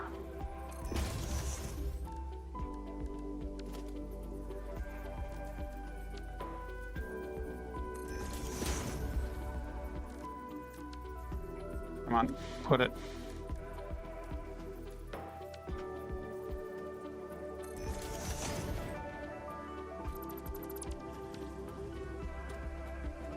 It's like ignoring chat so you'd be surprised by the stinger attack. There's no stingers in this area. Stinger alerts will not work on me. Power outage alerts maybe, but they'll do the trigger the other people watching as well.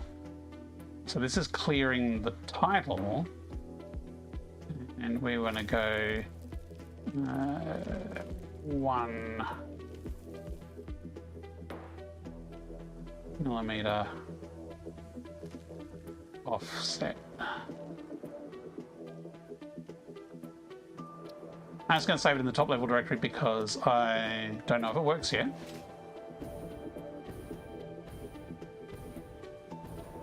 So let's get something white and overlap it here.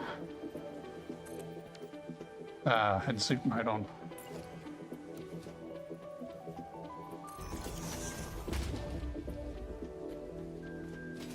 Well, that's supposed to have Z fighting and it doesn't. How am I supposed to test if it's going to fix Z fighting if I don't get Z fighting?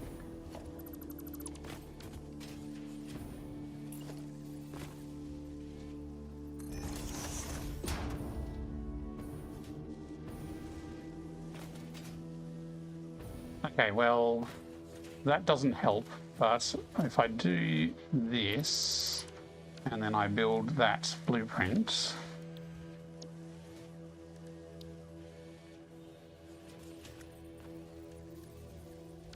so I build it on this, then I attach this to the top and nudge it into place. This should be 1 millimeter taller than the bottom one. And it is. And the thing is, you can kind of see it in VR.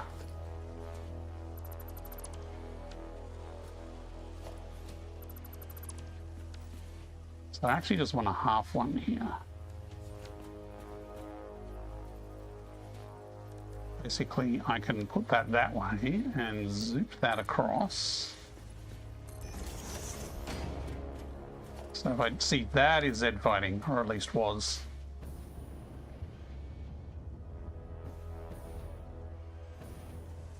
It'll prove me wrong now, isn't it? If I delete this and rebuild. No, I've done it wrong. This should be the other color. That should be chrome and it should slot underneath. Yes, okay. So if we extend the chrome across.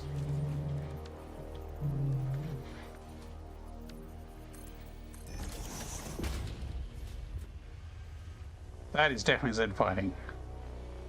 So, ooh, I can't delete it because of the,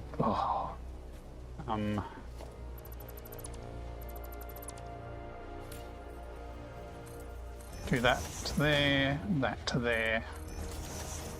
And that should be correct. Okay, so that worked. Okay, so problem with my mod is that it doesn't show millimeters. Seizure mode activated. Okay, so that new blueprint worked. Did everyone get that in 10 seconds? So what we can do is cross here, we delete these. And we basically need to rebuild this a millimeter higher, and the way we do that is we use the millimeter offset blueprint.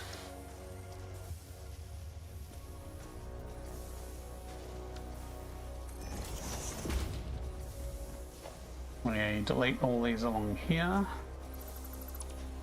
Rebuild these attached to the top barrier. Oh, I left the old one there. Fine.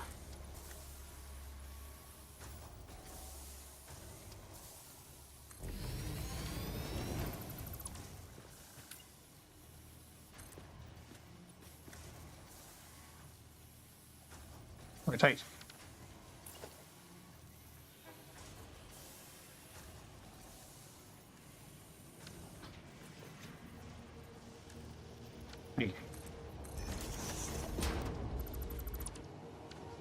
And then the half-meter version of this, put it against this with the texture around. This is a lot of fiddling for something that no one else will ever see.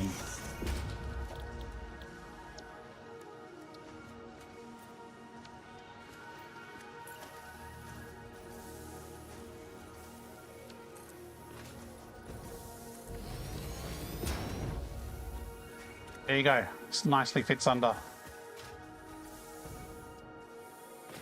So, and now I know I can do it. I don't need to necessarily do it on all the rest of them at the moment. But it means we could do things like this. We could have there, and then we could nudge this across to here like that, and we could run that way as a white path because it is slightly above the rest.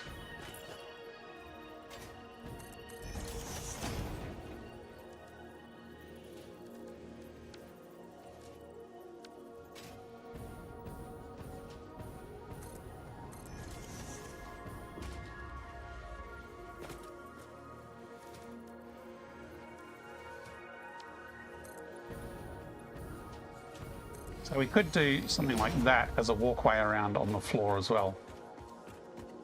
And then that could be painted a different color if you wanted. Satisfactory barriers attached to the top and nudge down. No, so I'll show you the trick again. The trick is in the beam. Okay. So I don't know if it has to be a half foundation, but the tutorial says half foundation, and now we're doing it on the center part of the half foundation. Okay, so middle of the half foundation is this way. Now the trick is when you go from a pillar, you are in freeform mode on the beam, and you attach it to the top, and then you drag it down to the blueprint. Now you can't see it on here because I'm rounding here because I didn't like huge long numbers. But if you did this on flat, that should say 1.001 or 1.0001. So it's this painted beam here that is 1 millimeter taller than 1 meter. So then you use a road barrier and you attach the road barrier on top of that beam. So this road barrier is now 1 meter and 1 millimeter higher than the bottom. And then to make sure your blueprint is flat on the bottom, you put another blueprint attached to the ground and you put that underneath it. So there is technically a 1 millimeter gap between these two road barriers. But it's this little beam here that is 1 millimeter longer than 1 meter. And then you save that as a blueprint. And so then if you want to have something that's higher by 1 millimeter, you attach it to the upper road barrier, and then you can nudge it down, and that would be 1 millimeter higher than everything around it. Yeah. Useful technique. And now it's saved in a blueprint, so anytime I need something slightly offset, I can do that on one to raise it up a little bit.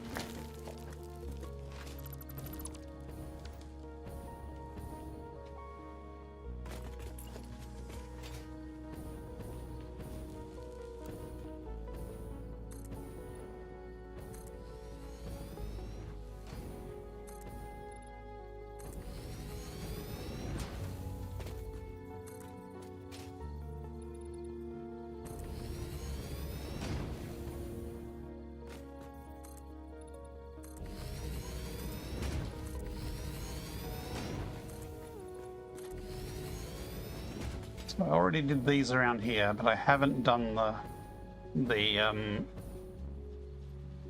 whatchamacallits here. Conveyor holes.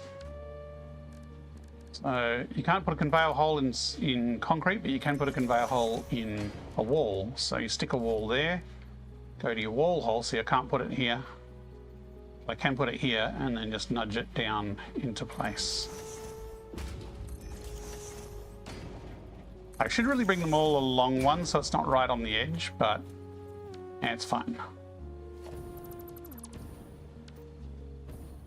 And then you can do the same thing on the inside. Oops.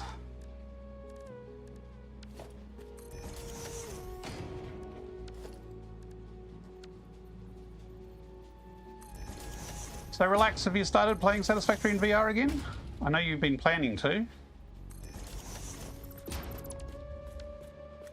There we go.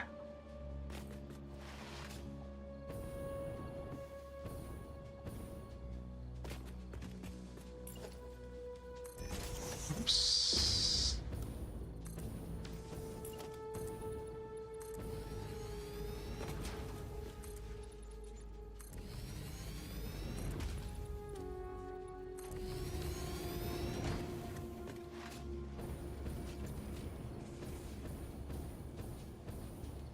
Okay, this one's going to be probably the tallest factory is this one, actually. Literally just thinking to myself that you must play some this weekend. Well, it's probably a good idea.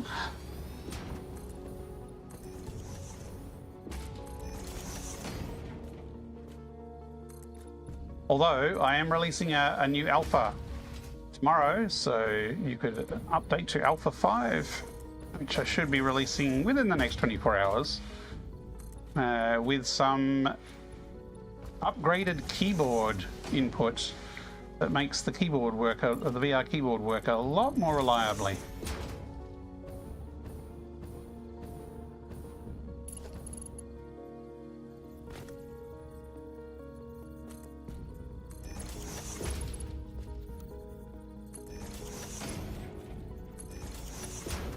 Oops, missed. Which I just was developing today.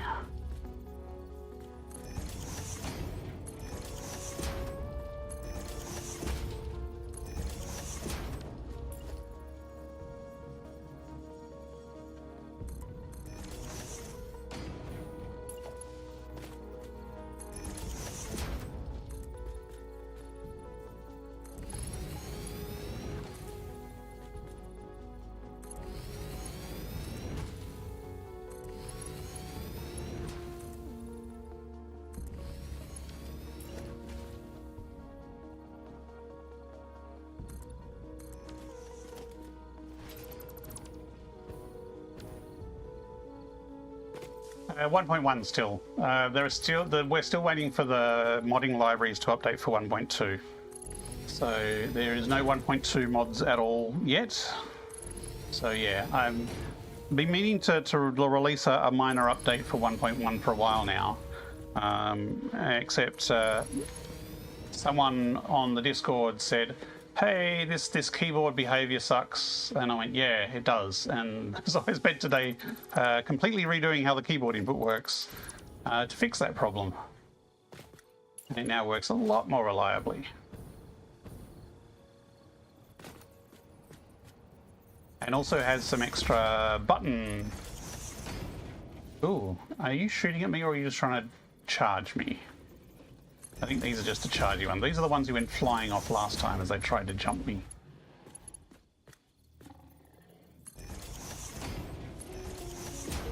Yeah, VR keyboards are certainly challenging. But mine is quite challenging because it's a VR keyboard that's technically in screen space using a normal mouse emulated in VR. So, although part of the fix was to actually stop using mouse clicks to click on the keys, because I already know when an event happens and I know what button it's over. So I can do it without actually using the mouse emulation. Or at least the mouse button emulation.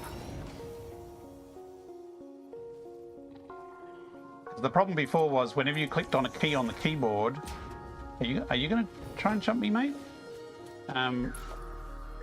You click a key on the keyboard, and even if the key was set to not focus, it would lose focus on the text field.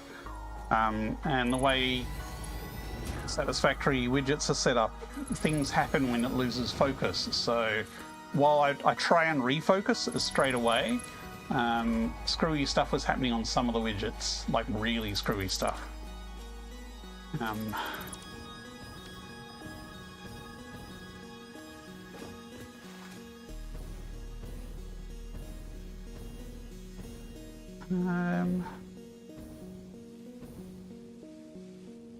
I don't think I'm going to put any on this because it's kind of going to be an inside bit.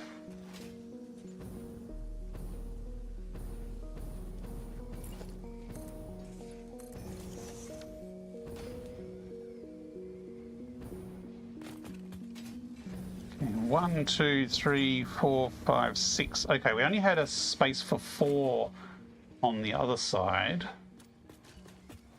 So that's 2 across. So we actually do have enough room for this blueprint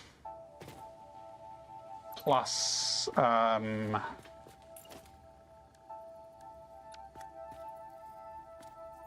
plus enough for 2 windows as well. Don't want vertical, I want normal zoop. Actually, these are the ones that need to be a millimetre higher so that the rest slots in underneath. So I'll do that blueprint now.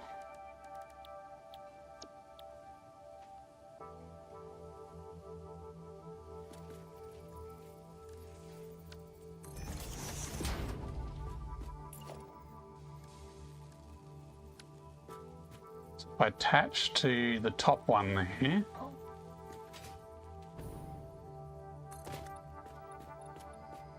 So anything I snap from this side will go under it by 1 millimetre, so there won't be any Z fighting. Beautiful. I wonder if I can do it this way.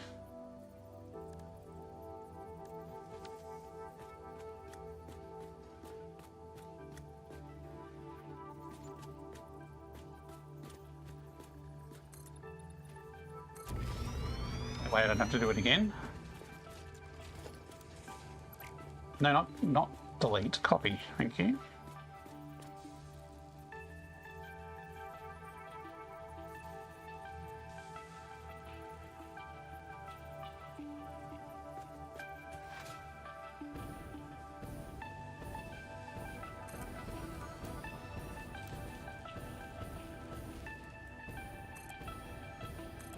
That missed. That missed.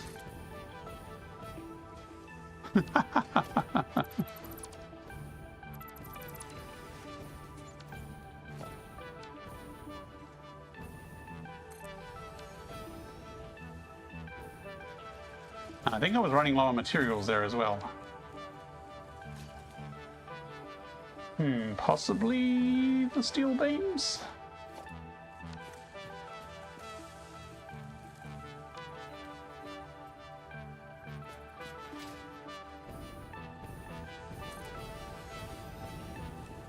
Yep, I'm out of steel beams. Told you I'd be running out of beams on this one. Okay, I'm just going to let the depot catch up while that's going. Now those side windows I actually used these frame windows. Actually, it wasn't that frame window.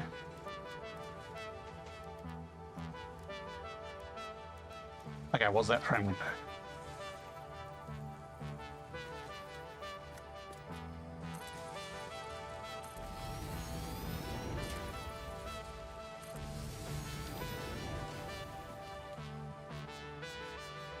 You can't zoom blueprints, no.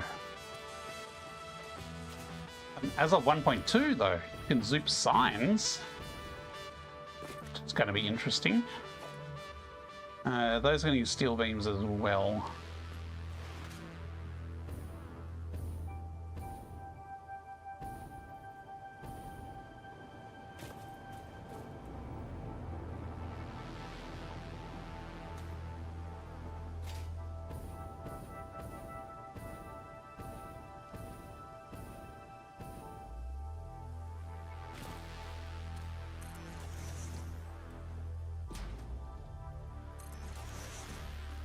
If you could zoom blueprints, it would be a very quick way to run out of materials.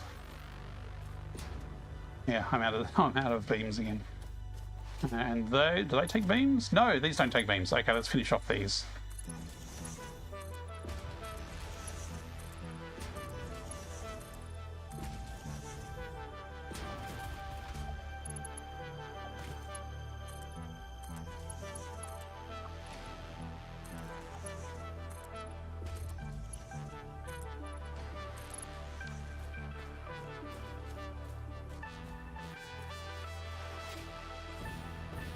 Kind of feel like we need a curved window on around here.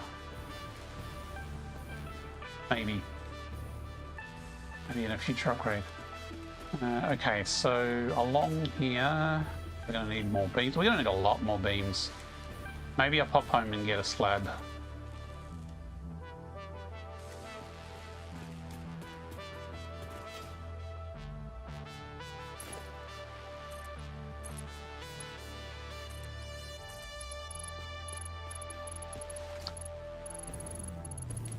Conk.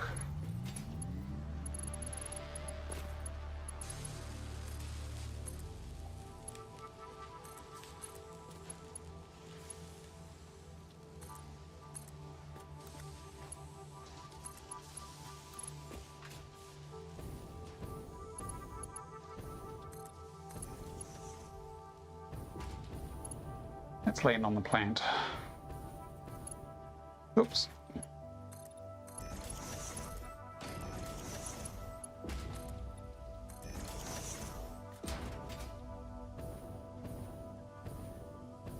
Maybe I should have an inside run here with some of those beams on it, just for a bit of texture on this corner.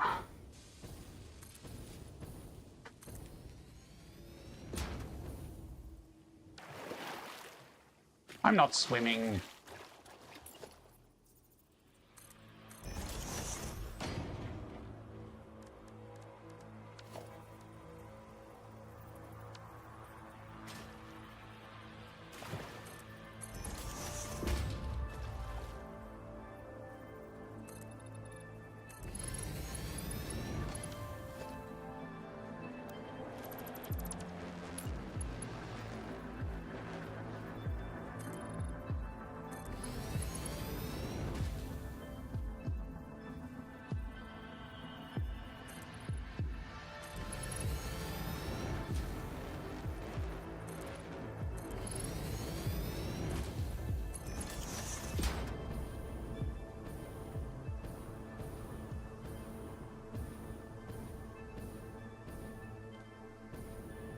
Okay.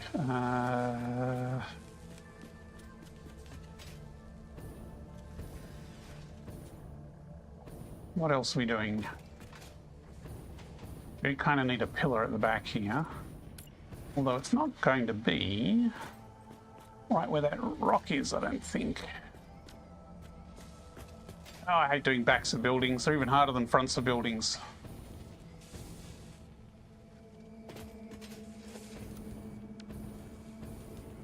Look, I still don't have enough beams for this. I'm going to need a lot of beams. So I'm going to head home. So I basically need a slab of beams for each one of these blueprints. And the depot, I have not upgraded to load quickly. Let me build one more, then I'm going to go home and get some more beams. Lots of beams. How am I going for concrete? I've still got some concrete left, but I'm running low. Any trains coming by? No.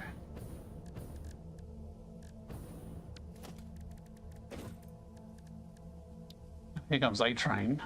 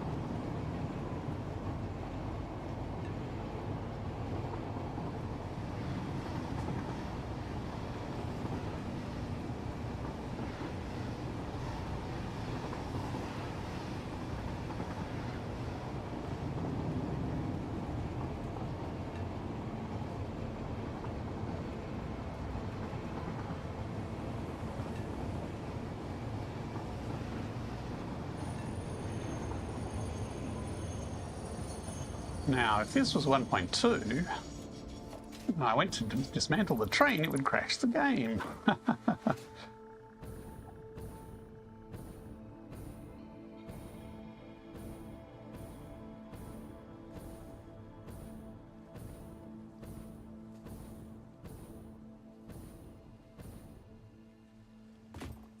Okay, I need all the beams.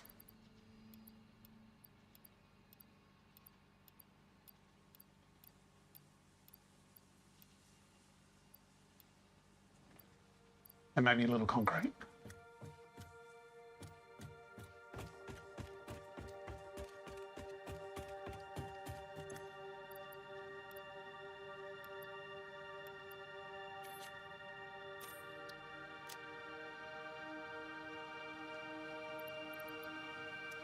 I wonder if I'm low on anything else. Like, I'm probably been chewing through plastic a bit. Maybe not so much. Okay, we've got plenty of plastic. because the shiny floors take plastic.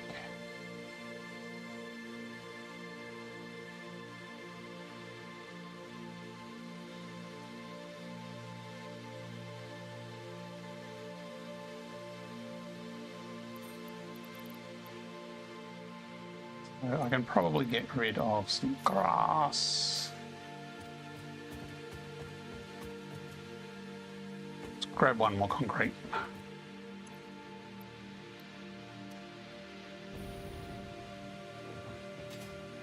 That red train is the one I repainted, so I know there is a bug where if you create a new train, it gets this red outline that doesn't go away, but that wasn't a new train, that was just a painted train, so I'm guessing that resets its status as well. I wonder if that's fixed in 1.2.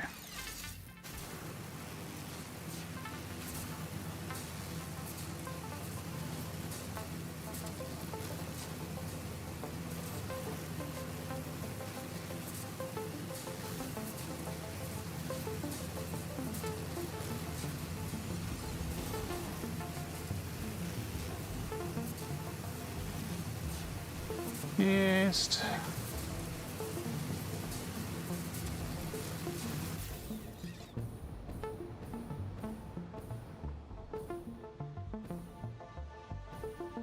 Oh, wow, he's still shooting at me.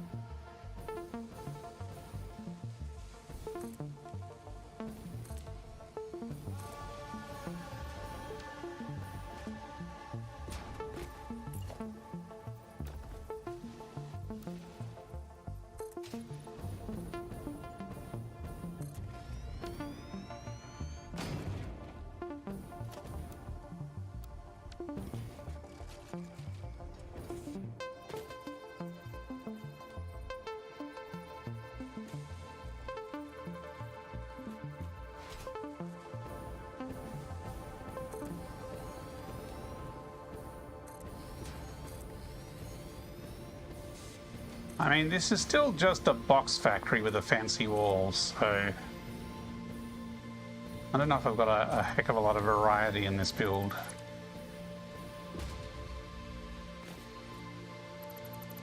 The main bit of variety is the little alcove window there for the miner, and the miner is mostly below ground anyway. Maybe I should actually lower this down so the miner is more visible. Perhaps.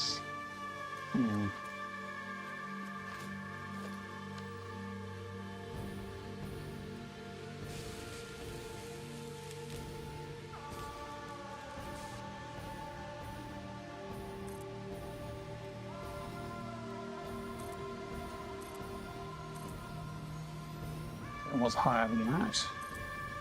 Missed. Missed. Missed.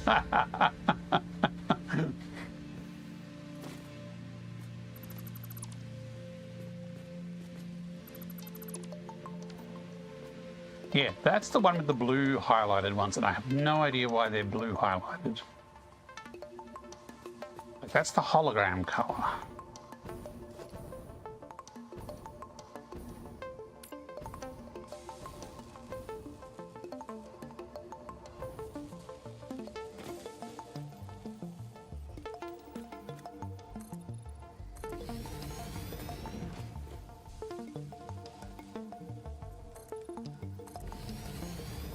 I think there's going to be a wall of windows at this stage.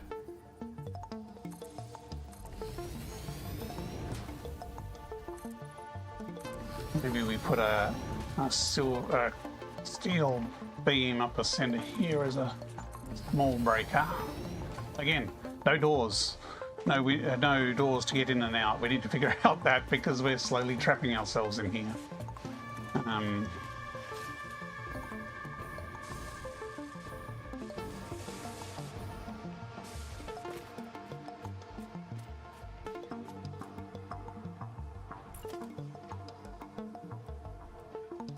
So this line along here is 1 millimeter higher than the main floor. So if I nudge from there, this will be 1 millimeter higher.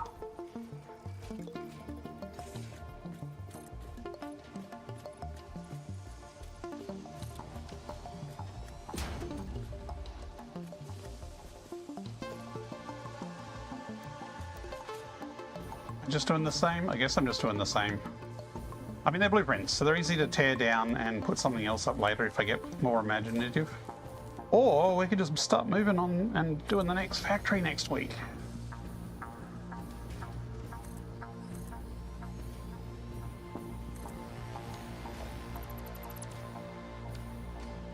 This one's not as tall, this one. Oh, come on.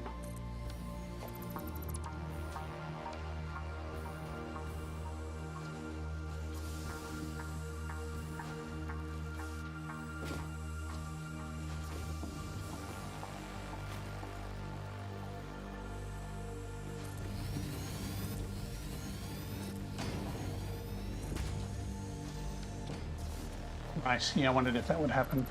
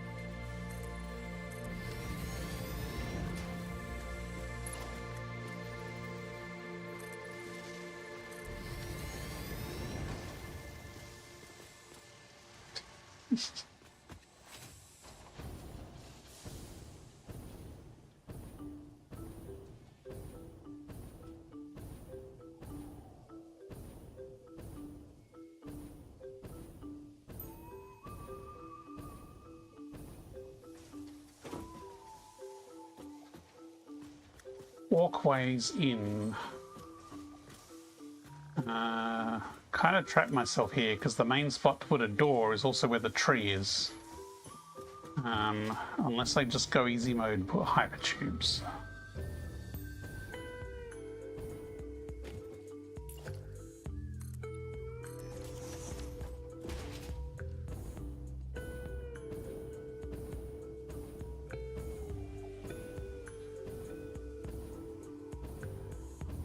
Or I could put sort of a middle platform here, the corridors going out to each one.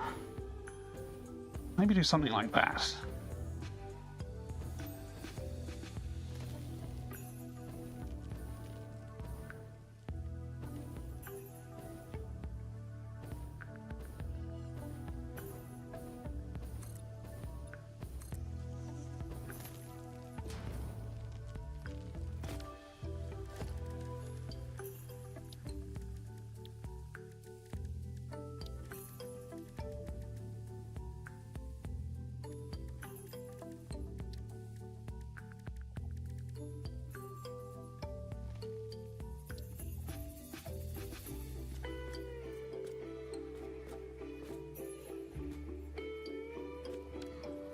Did I actually nudge this to be in the middle of...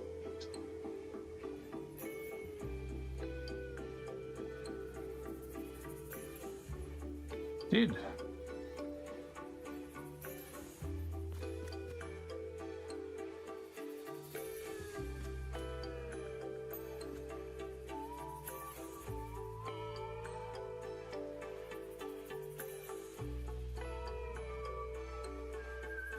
Okay, so not quite across to be centered with that one.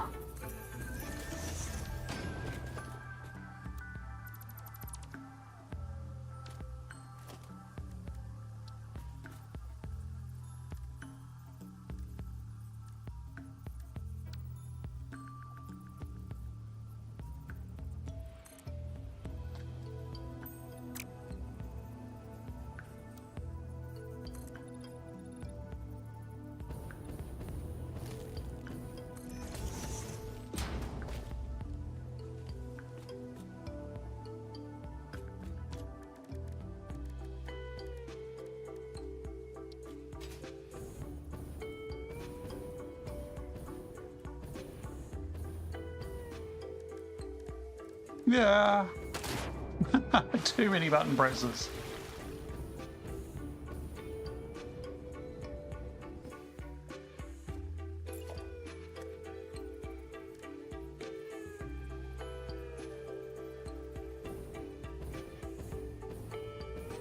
Oh wow, I actually did get the right height. Kind of amazed at that.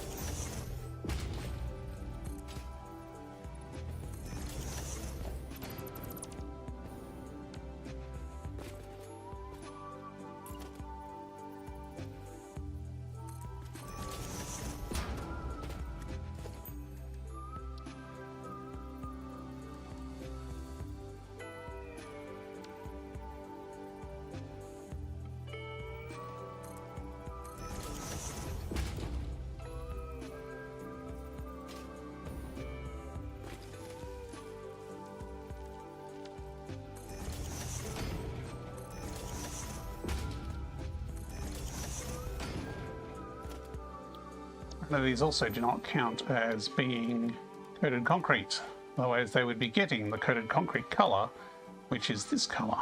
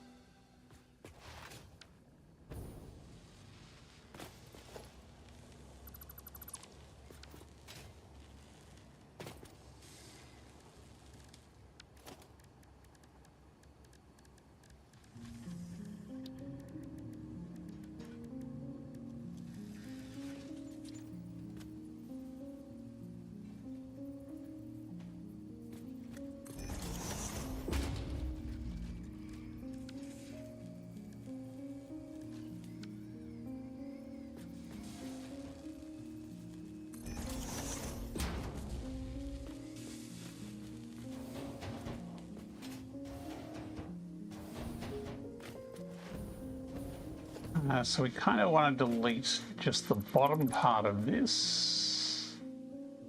Let's put a door in.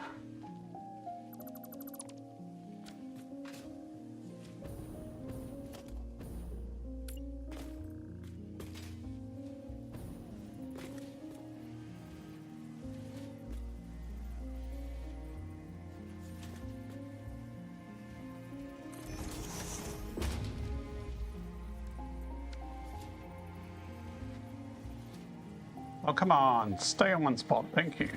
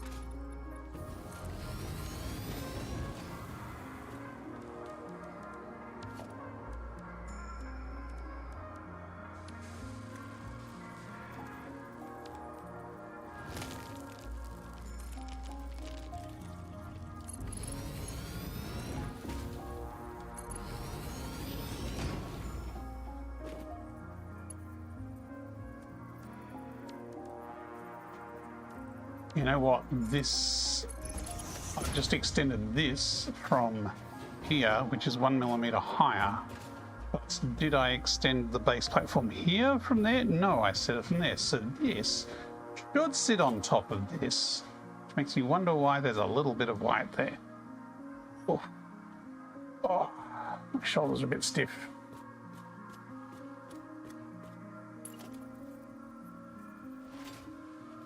And now we didn't raise this one to be, oops, stuck on a fancy thing. I don't think we raised this one up, did we? Although it looks pretty good, so maybe we did.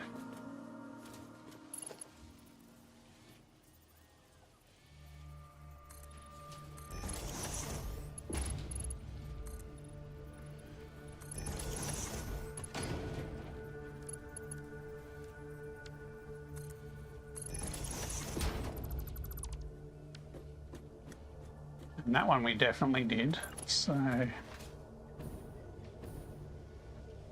We haven't done the door yet, but we should be able to put this across. Okay, that suits too.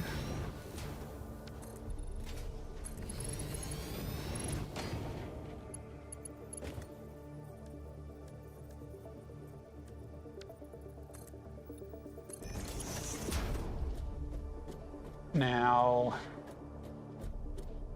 I'd like a walkway to the train, but these, we could try doing a curve with these. It's not going to be as pretty as doing it with a foundation though. Now let's finish this doorway off.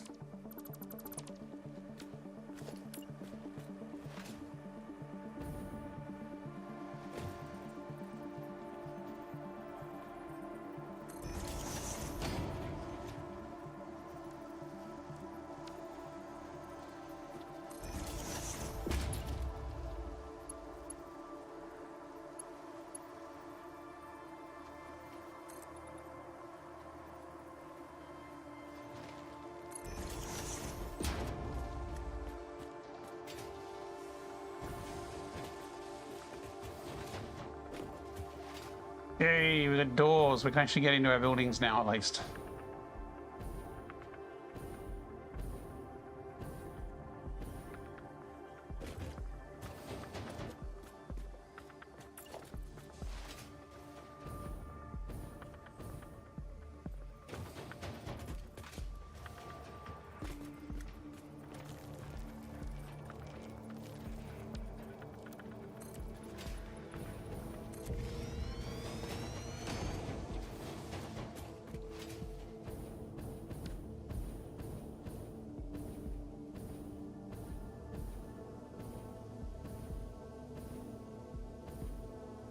Yeah, that adds a bit of something in the middle. At least you've still got some detailed plant life. You haven't blown up yet.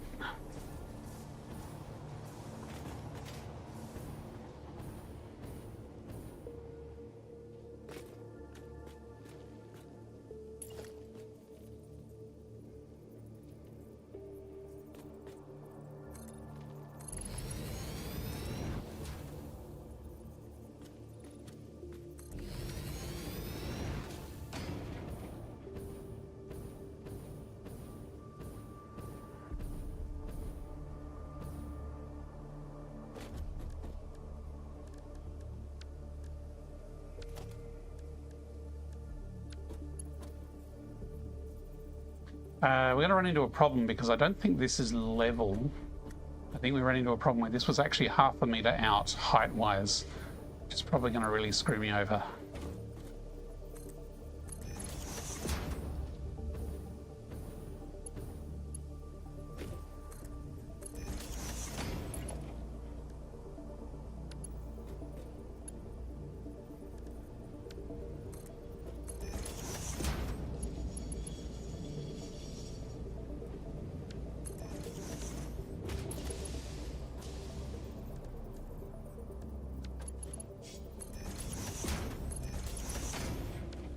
Yeah, why is it blue? Why are you blue? Okay, I've just highlighted it and unhighlighted it. Oh, look, we've got a train waiting. I was wondering if it would fit in the siding here. I mean, it's not a particularly long train, but I think we could fit one with an extra carriage here as well.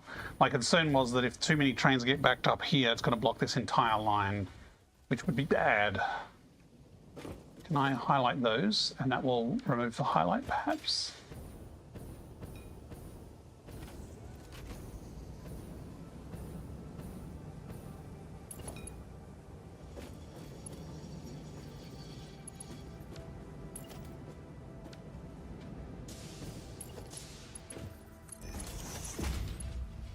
Incoming propaganda broadcast detected. Please seek shelter.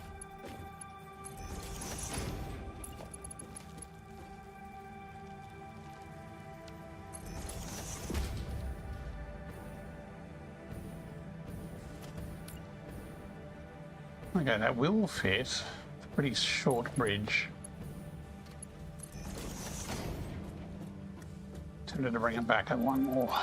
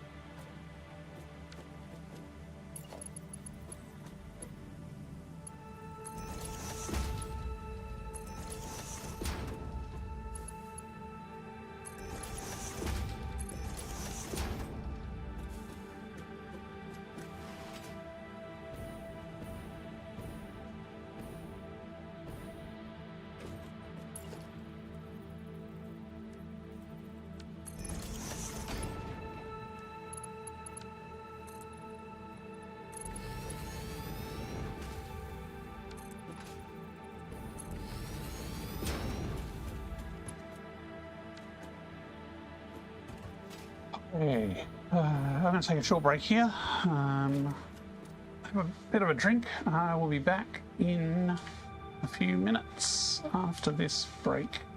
Where's my break button? My break button's over here. I'll be back shortly, folks.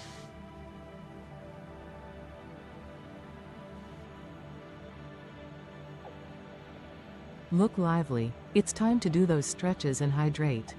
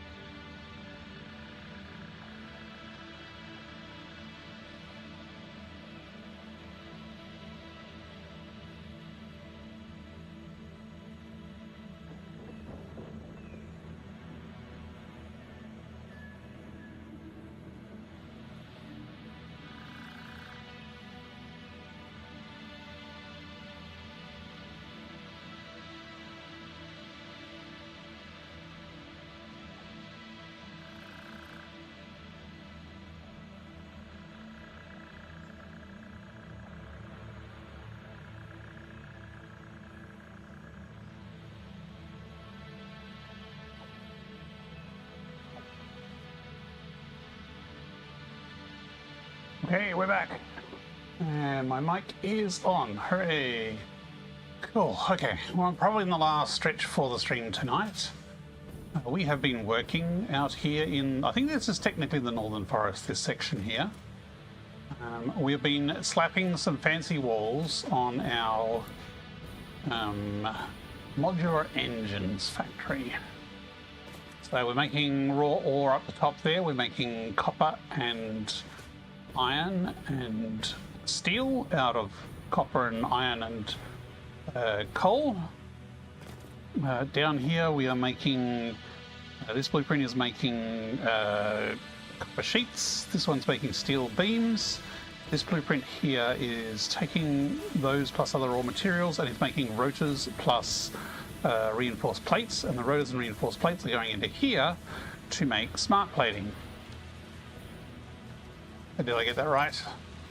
Rotors, reinforced plates, smart plating, yes. So then the smart plating comes across to this factory over here, along with the copper sheets, the beams, and some copper and steel. And this is making bits for rigger motors. So it is making stators and what else is it making? Is it just stators? Stators. Oh, and more rotors. Stators, rotors, plus we are importing some. I've just got cursor on my screen. Let me just rid of that cursor. We are importing crystal oscillators from the nearby computer tech factory. So we are using the rigger motors recipe here, which generates a decent amount of motors per machine, but these are big machines. They are very efficient on the rotors and stators, but they do take crystal oscillators, although not many crystal oscillators. And then those motors plus the smart plates, I think it is, all come to these 8 manufacturers here. And these are churning away, making modular engines with rubber that is coming in by train from our upgraded rubber and plastic factory. But that was all functionally working last time, so this time we are working on some architecture to make take our floating platform factory and make it look like a bit like a, maybe not a realistic building, but at least a functional physics-based building that isn't going to collapse on us. So let's see how we can get our path here from the train looking decent.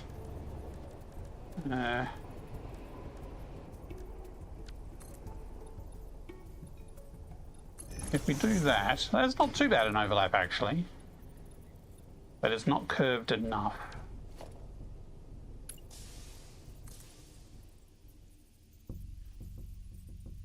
There's also a honking tree there. Maybe we can blow that tree up.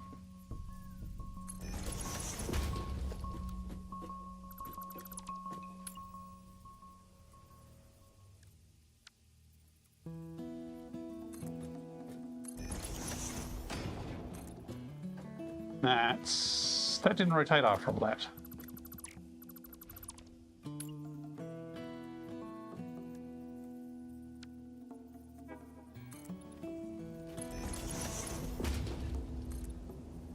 That looks pretty good.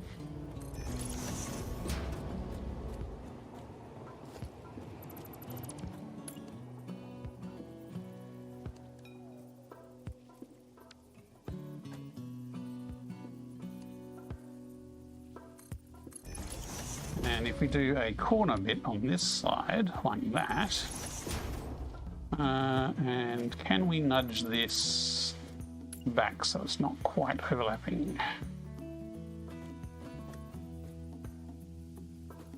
See, that's like half a meter too high. I wonder if I can go down half and forward half. Oh, look at that.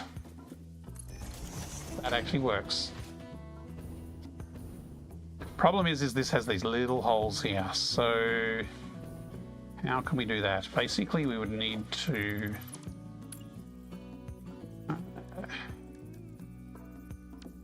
nudge that. Oh, we just do that.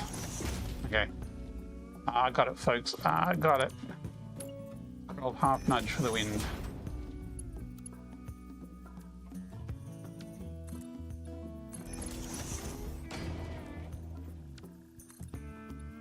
Which means we've got to half nudge this one, and it may not line up anymore. So here's hoping. Actually, the angle's fine, so we'll be fine.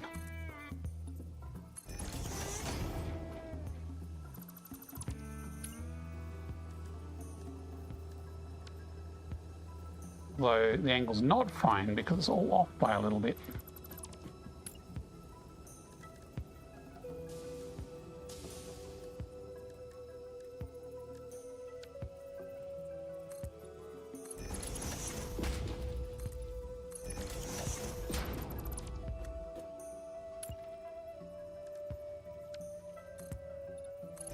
That's still good enough, I think.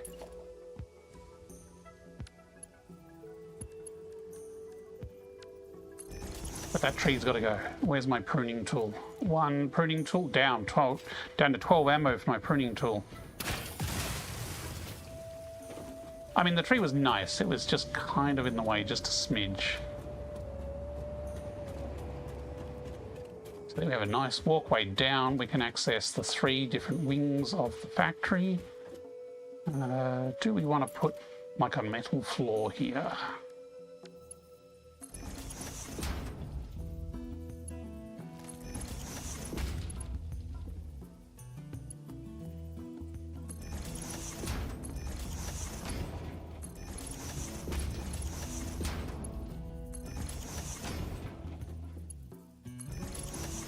And then there's going to be a spot in the middle that almost perfect. Oh, wow, that actually, that's, I suppose it makes sense that it matches up.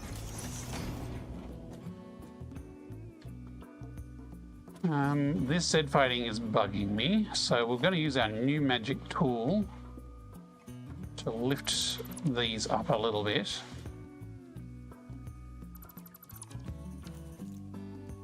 Now, I don't know if this tool will actually work on these metal things.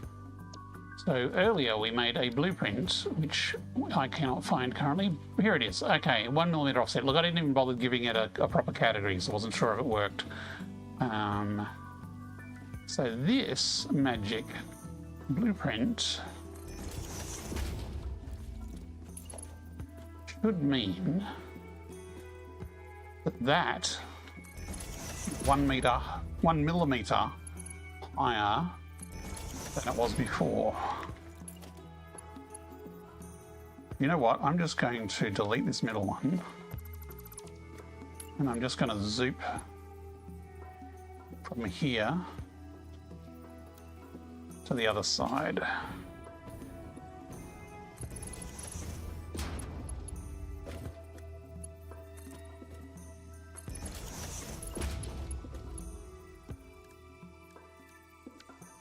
Looks like it actually worked.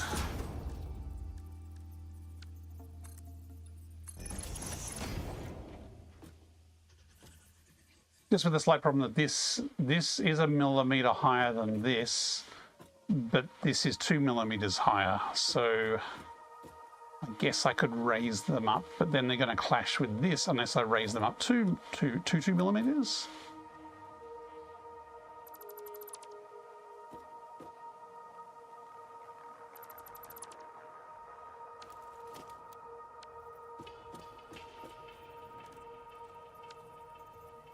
Oops. So if I stack 2 of these on top of each other, that should be 2 millimeters high at the top.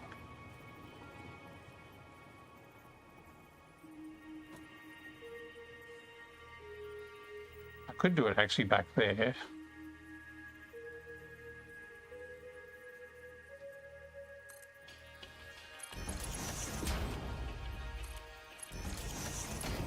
So when I zoom this, it should overlap this middle section.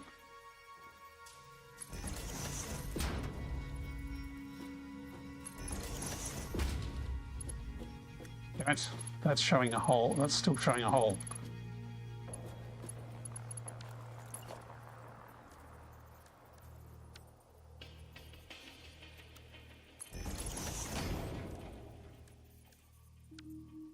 Ah, I'll snap it to this middle bit, not the edge. Probably did the same thing over there.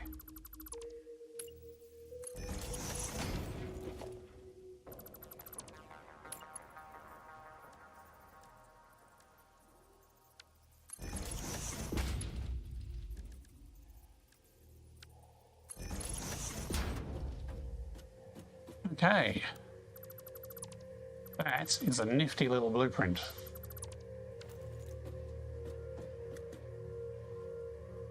That is still not nudged correctly. So, can I do... How am I going to do this? Basically, I want a diagonal there. So I can do a diagonal... Actually, I should have it on my bar here somewhere. Actually, if I go to the road barrier and then down to here, the modern railings there. Okay, I'm going to need pillar magic here, I think. Sorry, beam magic.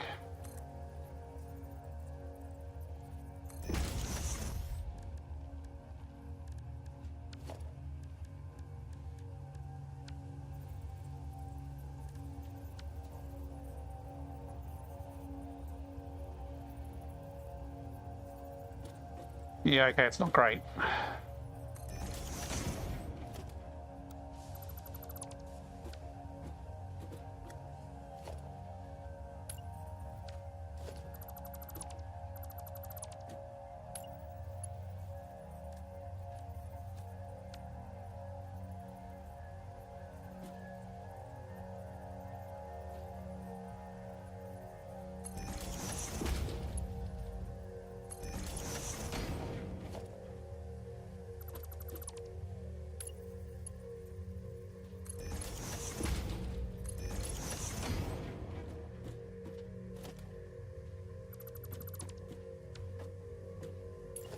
I'm actually going to snap these to this one, which should be the 2mm high.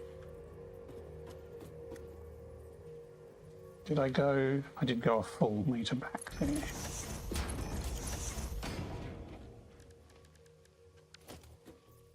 So if I go from beam moved, and it's not a beam, it is a beam. And I'm tired.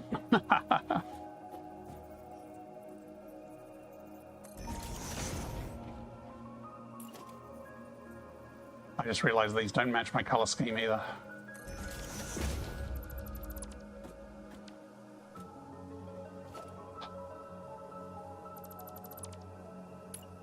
So fiddly. You know, at least it's doable.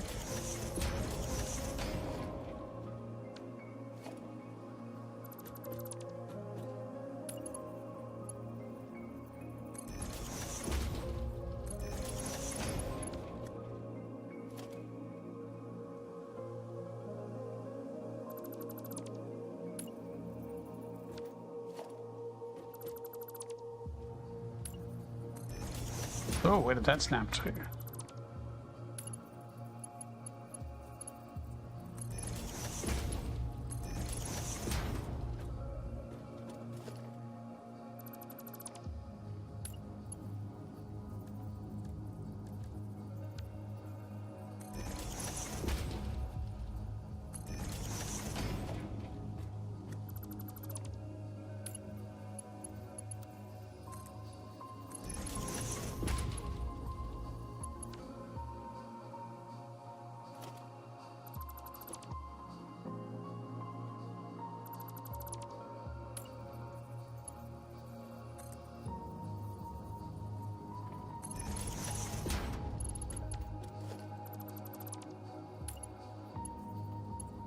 Oh, that's going to be Z fighting, because I did that at a different height.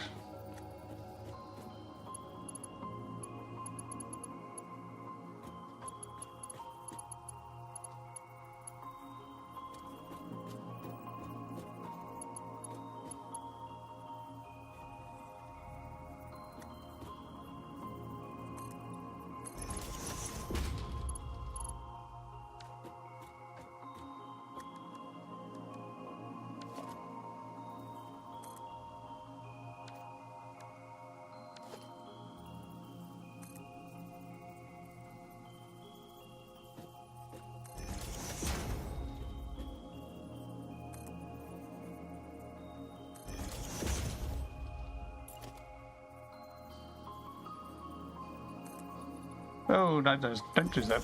Don't zoop that, please.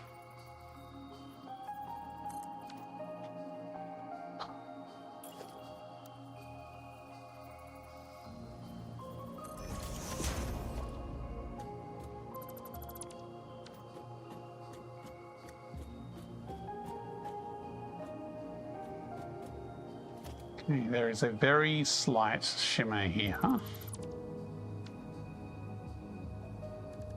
So if I do my blueprint for the 1mm offset, so if I do it on here,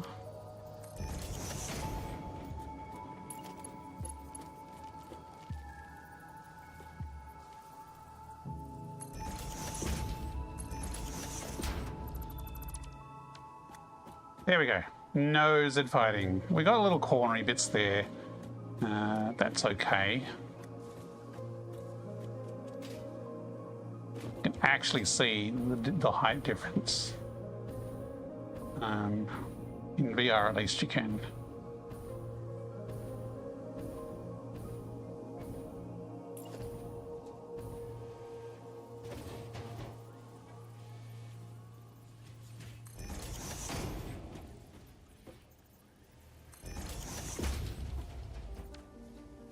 Something I probably should have done a long time ago is actually change the color to this one for standard, because I'm working on a different factory than I was last time. And this is white and red, this factory.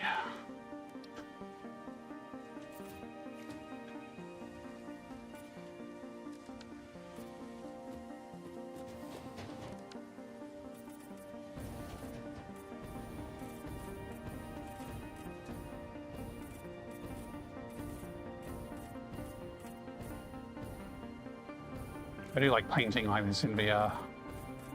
It's like just wave your brush around.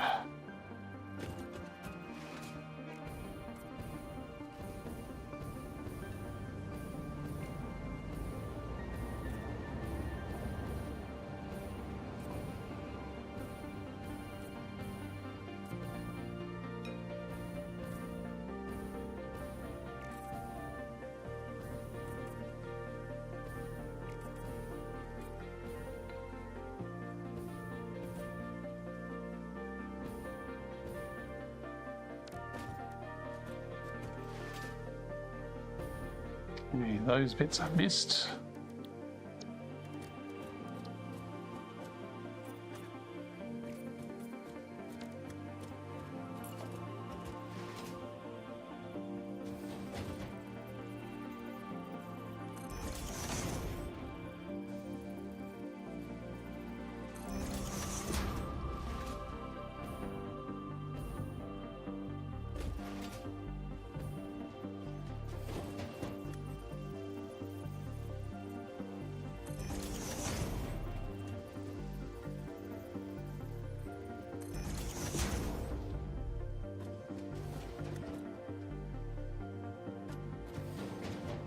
So if we wanted just this bit here to be that color, we could use this offset again.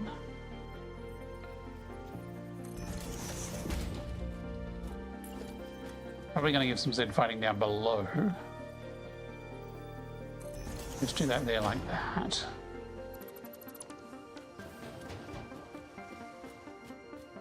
Move it to a walkway.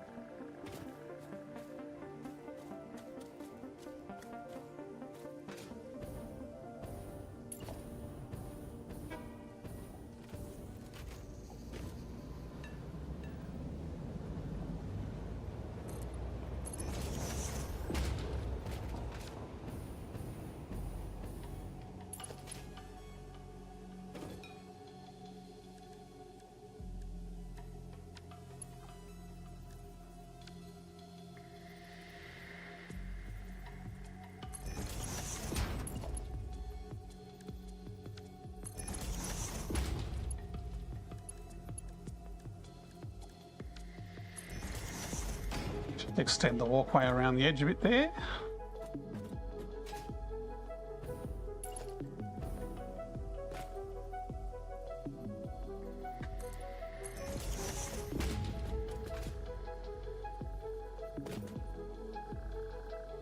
wonder if that will miss the rails. No, it won't miss the rails. I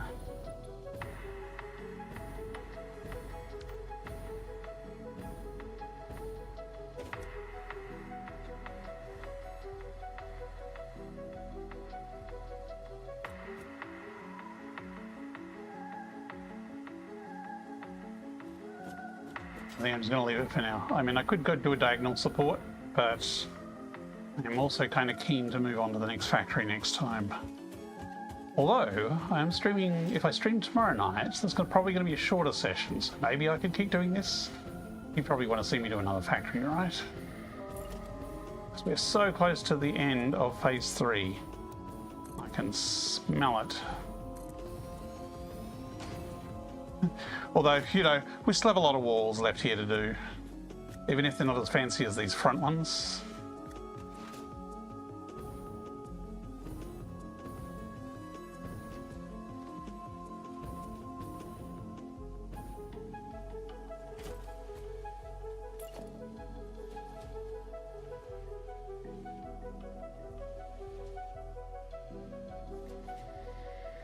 Actually, that white line there was also raised up, so if I take it from there,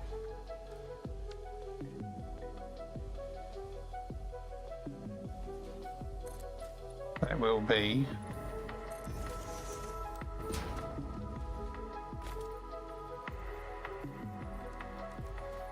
I did want it around that way. So that one's wrong.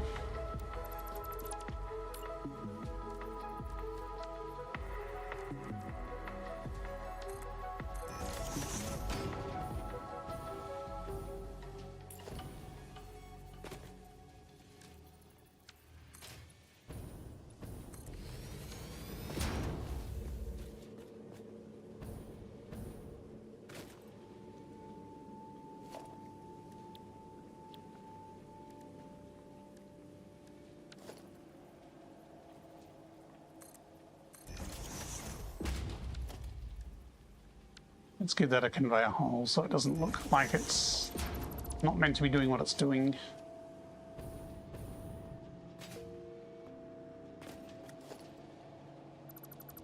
Those were the experimental floorboards, so we can change those to 1 meter.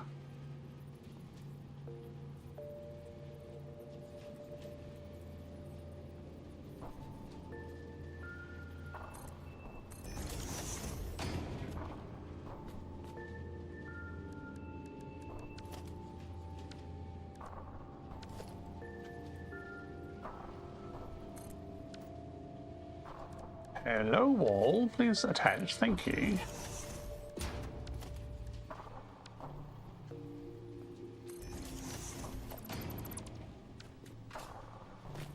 Right, that is our smart plating output.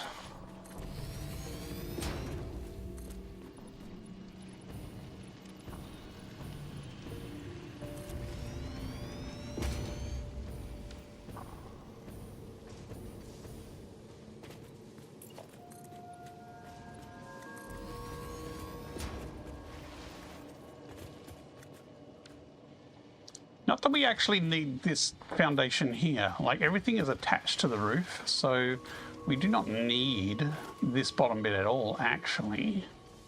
Although it would be good to have some walkways in here, I guess, which is actually kind of similar to one of my original factories.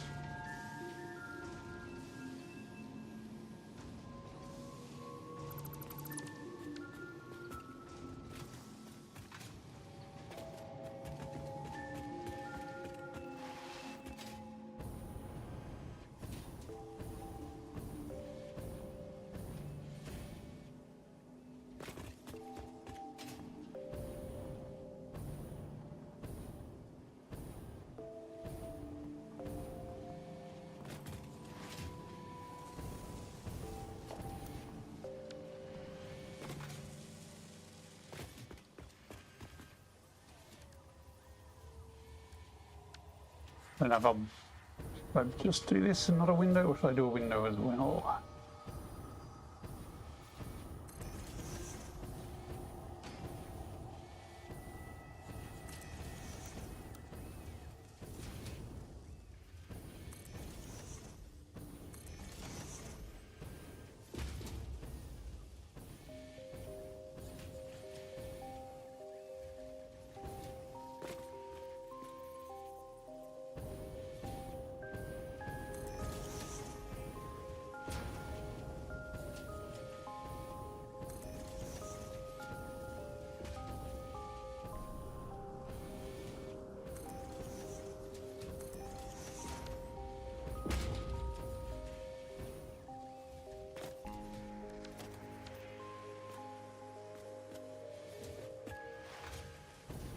Where's the window? Give me a window. Any window. That window will do.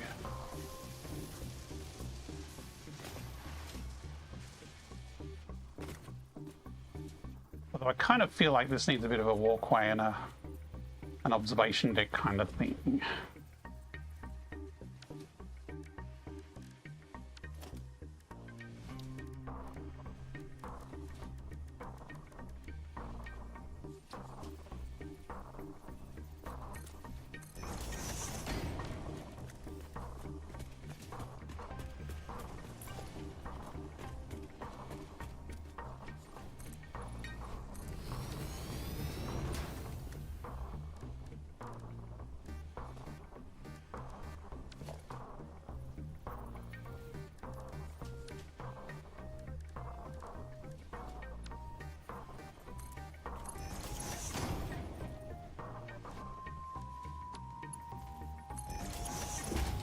Just like that. Just so you can come out here and admire the smart plates and the plants below.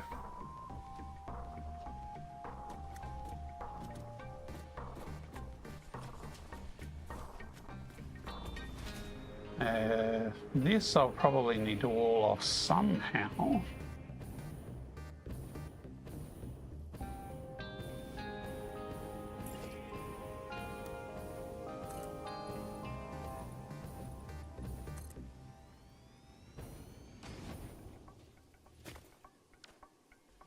Well, having some windows up here for a bit of light might be good.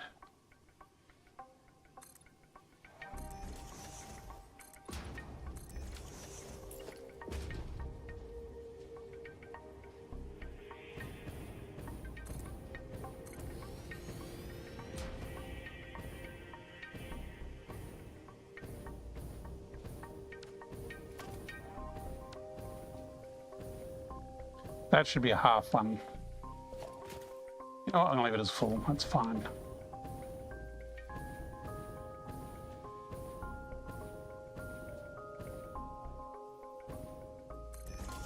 Hey, missed.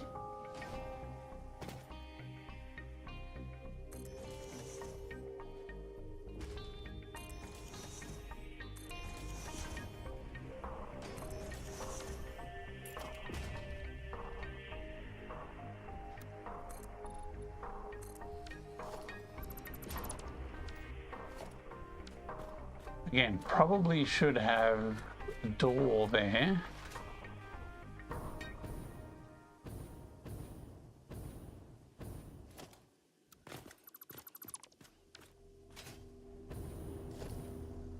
This might be like a maintenance walkway out the back.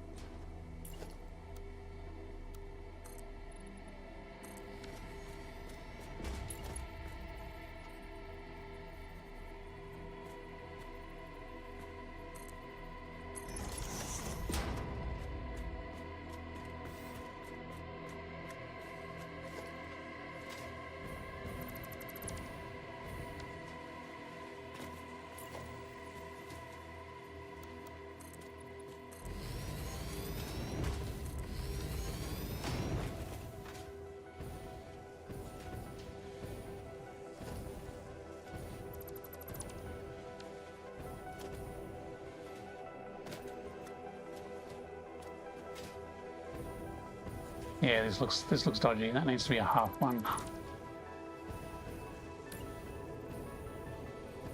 That's not a half, or is it? It's a half with a reflection, that's what it is.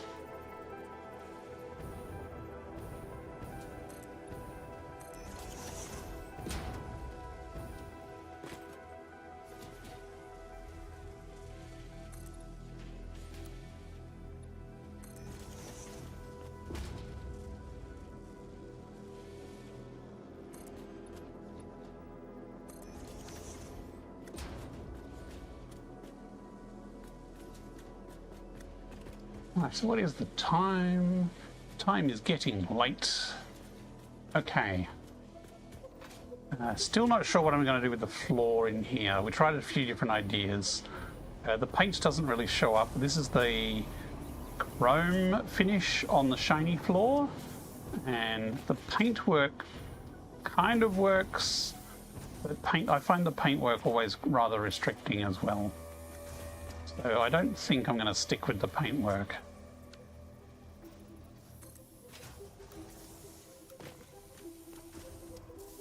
And it looks like we haven't done our 1mm raise hack over this side.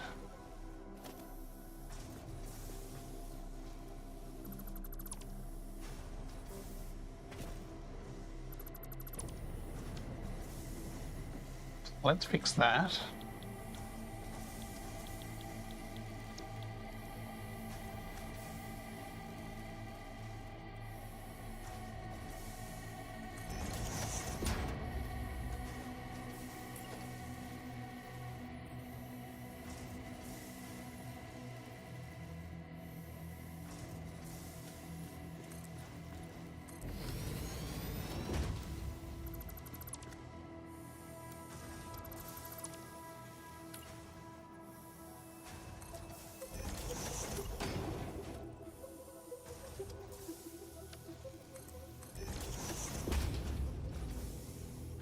Here we go, nice and flush, not a single bit of Z fighting at all along the edge. I mean, might want to do a barrier, like a skirting board along the edge, I don't know. Maybe just a beam. How would a beam look? Just like a line of beam along there.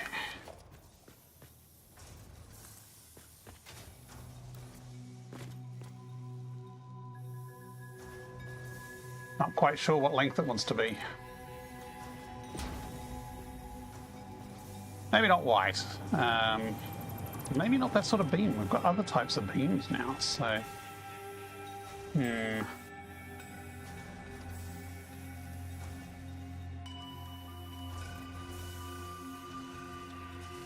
mean, you can get quite boxy with two H-beams rotated 90 degrees. Or we could wait for the new beam in 1.2. Or we could do rounded concrete.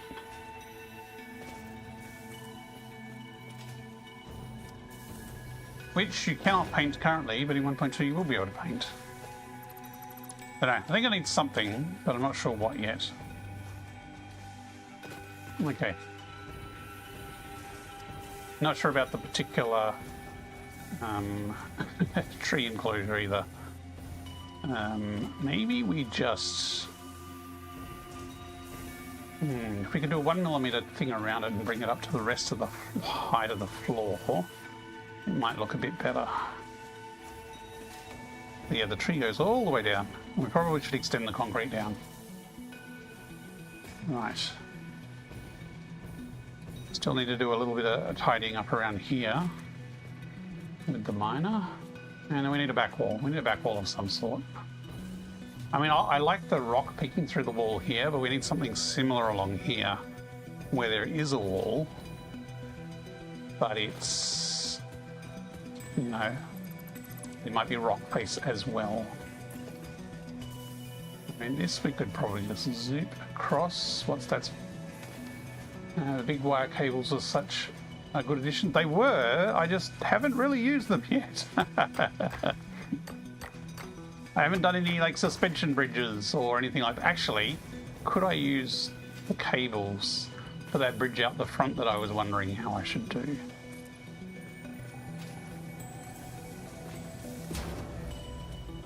Probably should get a half wall here.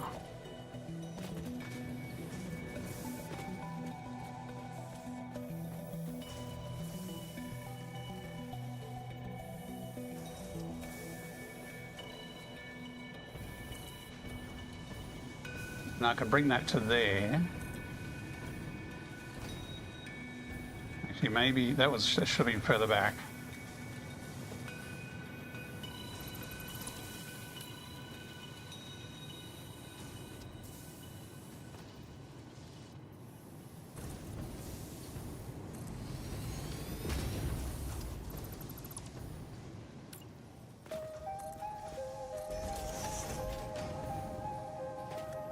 And then we basically have a gap in the wall where those will fit in.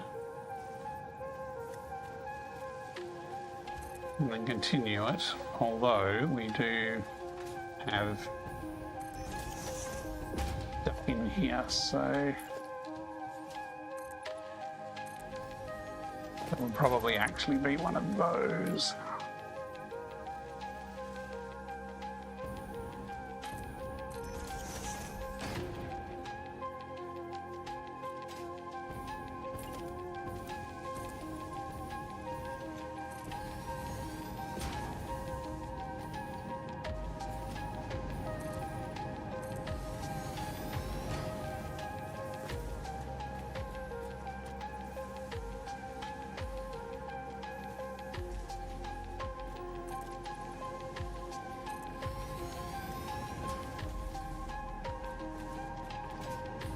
Pull them into the wall a bit like that. Take a look again. I've decided I have too much free time, not really, and should start a 1.2 playthrough. Any advice? If you're playing in VR, don't. As in, don't play 1.2. I have not really dabbled in 1.2 yet because there are 0 mods that work with it currently, so I'm still waiting for the mod tools to update. You could, if you played a lot before, I can't remember how many hours you've sunk in this game already, you could try randomized nodes. The randomized nodes stuff looks quite cool. There are also, you can play with different multipliers, so you can play with like resource costs double or 5 times and elevator parts required 5 times and ridiculous things like that. Although from what I've seen, it does compound very quickly and makes a lot of recipes completely useless. Like there's no point doing recycled plastic and recycled rubber now because the extra steps compound the cost. So I don't know if I would play with the multiplier, but playing with like randomized nodes with different purities would be cool. That's probably what I would do in my next playthrough, which is going to be a while away yet.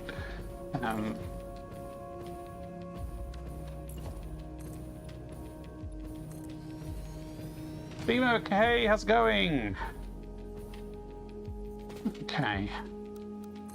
I'm kind of just pottering here because I'm kind of wrapping up because there's not much more I want to do tonight without leaping into something, and it is very late. So just as Bimo rocks up, it is time for me to wrap up.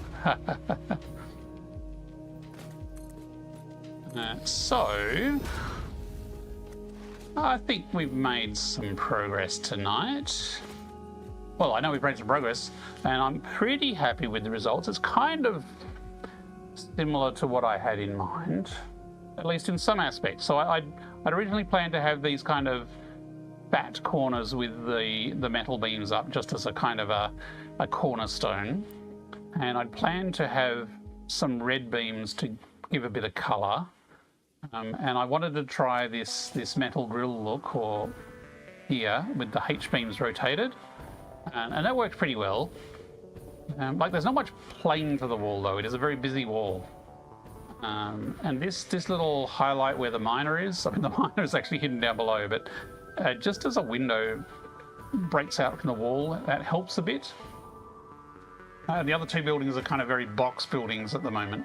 Maybe I should bring this bit out here as a feature here, just to bring that out a bit. I still need to do a lot of flooring treatment, and I need to do back walls. So there's still a ton of stuff to turn it into like this is a factory. But it's coming along, and I'm pretty happy with this walkway, how this came together. It sort of adds something to the middle. I mean, I wanted to keep some of the water as scenery, and I wanted to keep some of the plants. But having this walkway kind of still says, you know, this is my area and this is my factory. So yeah, and that lines up reasonably well with the train station without too much hacking. That actually worked out pretty well. So now you can come along by the train, you can hop off the train, you can come up the walkway, and then from down here you can access the 3 buildings. Now, originally I had planned to make other project parts in this valley. So we are just making modular engines. Is it modular engines? Is that what they're called?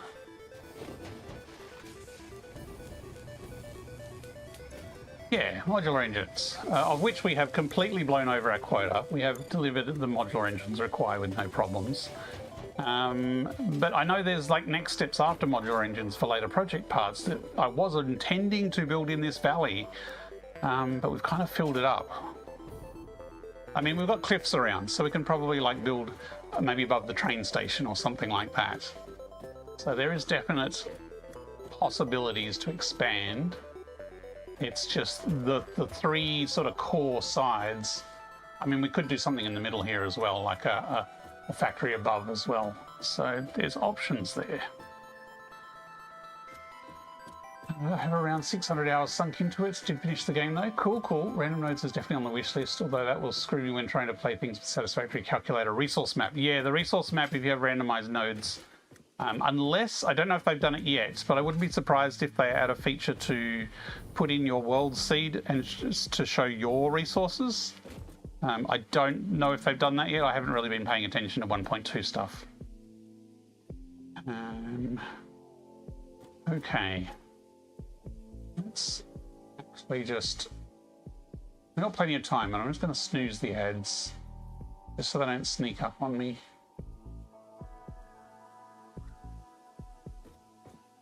Maybe I should finish that roof cap.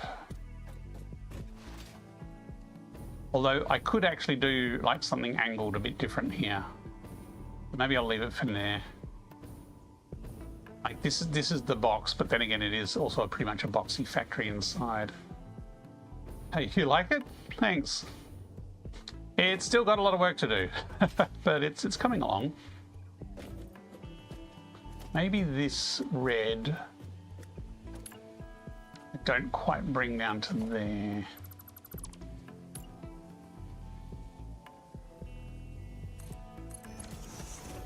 Because that was Z fighting on this side earlier. So I just have it flush like that, that's pretty good.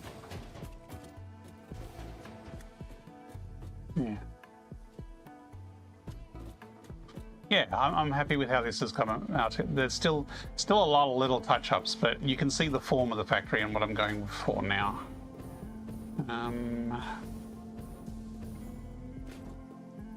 Yeah. Fairly realistic, the trees and water around make it 10 times better. Yes, absolutely. That's why I picked this zone, is I wanted to use the water and the trees as a you know, some scenery and build it in around the space here. So we have had to blow up quite a few trees. But like this area here, I've managed to keep these plants here as a sort of a space there between the buildings. So yeah, that was part of the plan. And the rebar gun is really good for strategically taking out single trees without destroying other things. So yeah, best pruning device ever. I do kind of need to do something with the station as well, like build a similar sort of structure around it. So that will probably help inform like the support for the walkways and such. And we haven't had a train jam, which is good.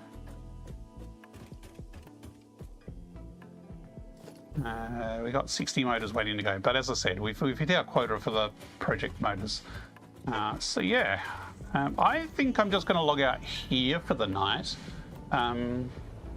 because if I do stream tomorrow night, I'll probably be continuing with this and trying to do our roof line, tidying up the logistics in the floor space underneath. It's still very much a facade at the moment. There's lots of other back walls and things like that. Really needs a back wall because you can kind of see just the rocky background behind, because there is no background to that at the moment. Maybe that needs a bit of white in the middle. Don't know. We shall see. So yes, I'm going to leave it there for tonight. Thank you very much everyone for watching and asking questions and joining in, or just lurking. Thank you for lurking. So yeah, I will most likely be streaming again tomorrow night, and probably just continuing with this build. But next up, we've got one more project park to build. The ball thingies that I can never remember the name of. I've already got a factory plan ready to go for that, so that'll probably be next Friday. We've got another spot picked out in the Northern Forest to whack down a whole pile of blueprints to get that churning along. But we only need 100, so like we are in spitting distance of finally finishing phase 3. But part of this playthrough is like the factories kind of look a bit like buildings. They got to have walls and roofs and things. So Still got a bit more work here and on the next factory, so probably a few more sessions before we're on to phase 4. Thanks, Lego Logan. Thanks for popping by. And BMO, sorry to be wrapping up just as you get here. Relax, have a good weekend. And if you're not doing anything this time tomorrow, feel free to pop on by. I will... Let me just stand up because I've been sitting down the last little bit. I will sign out for YouTube people here. Your Twitch people, hang around and I'll see if there's someone to raid out to. Actually, let me save the game. By the way, if you play Satisfactory in VR, I have made updates to the keyboard. You can see there are now hotkeys for some of the buttons, so I can toggle modes with a button. This is coming to an alpha build that I will release tomorrow, most likely. There's one bug I need to fix, and that is that the enter key... Actually, it might work on this particular one because this keyboard has something specially bound to enter, but it might not, which is going to be interesting if I can't save the game. Mod. Oh, it just auto-saved on me. So yes, if you're having problems with the keyboard, look out for Alpha 5, so 1.0.4 Alpha 5. I'll release that tomorrow with a whole new input system for the keyboard that should make it a lot more stable. Now, does the enter key work? Aha, it did for this one, and I think this keyboard has a specific binding to enter, but a lot of the other ones don't. So I need to update them. Did it actually save with the right name? Yes, it did. Hurrah! Cool. Okay. Let's go to outro screen.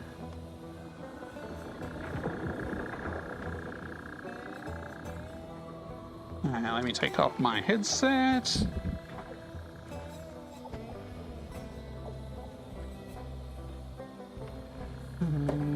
Grab the right mouse. Mini mouse. And YouTube, good night. I'll catch you next time.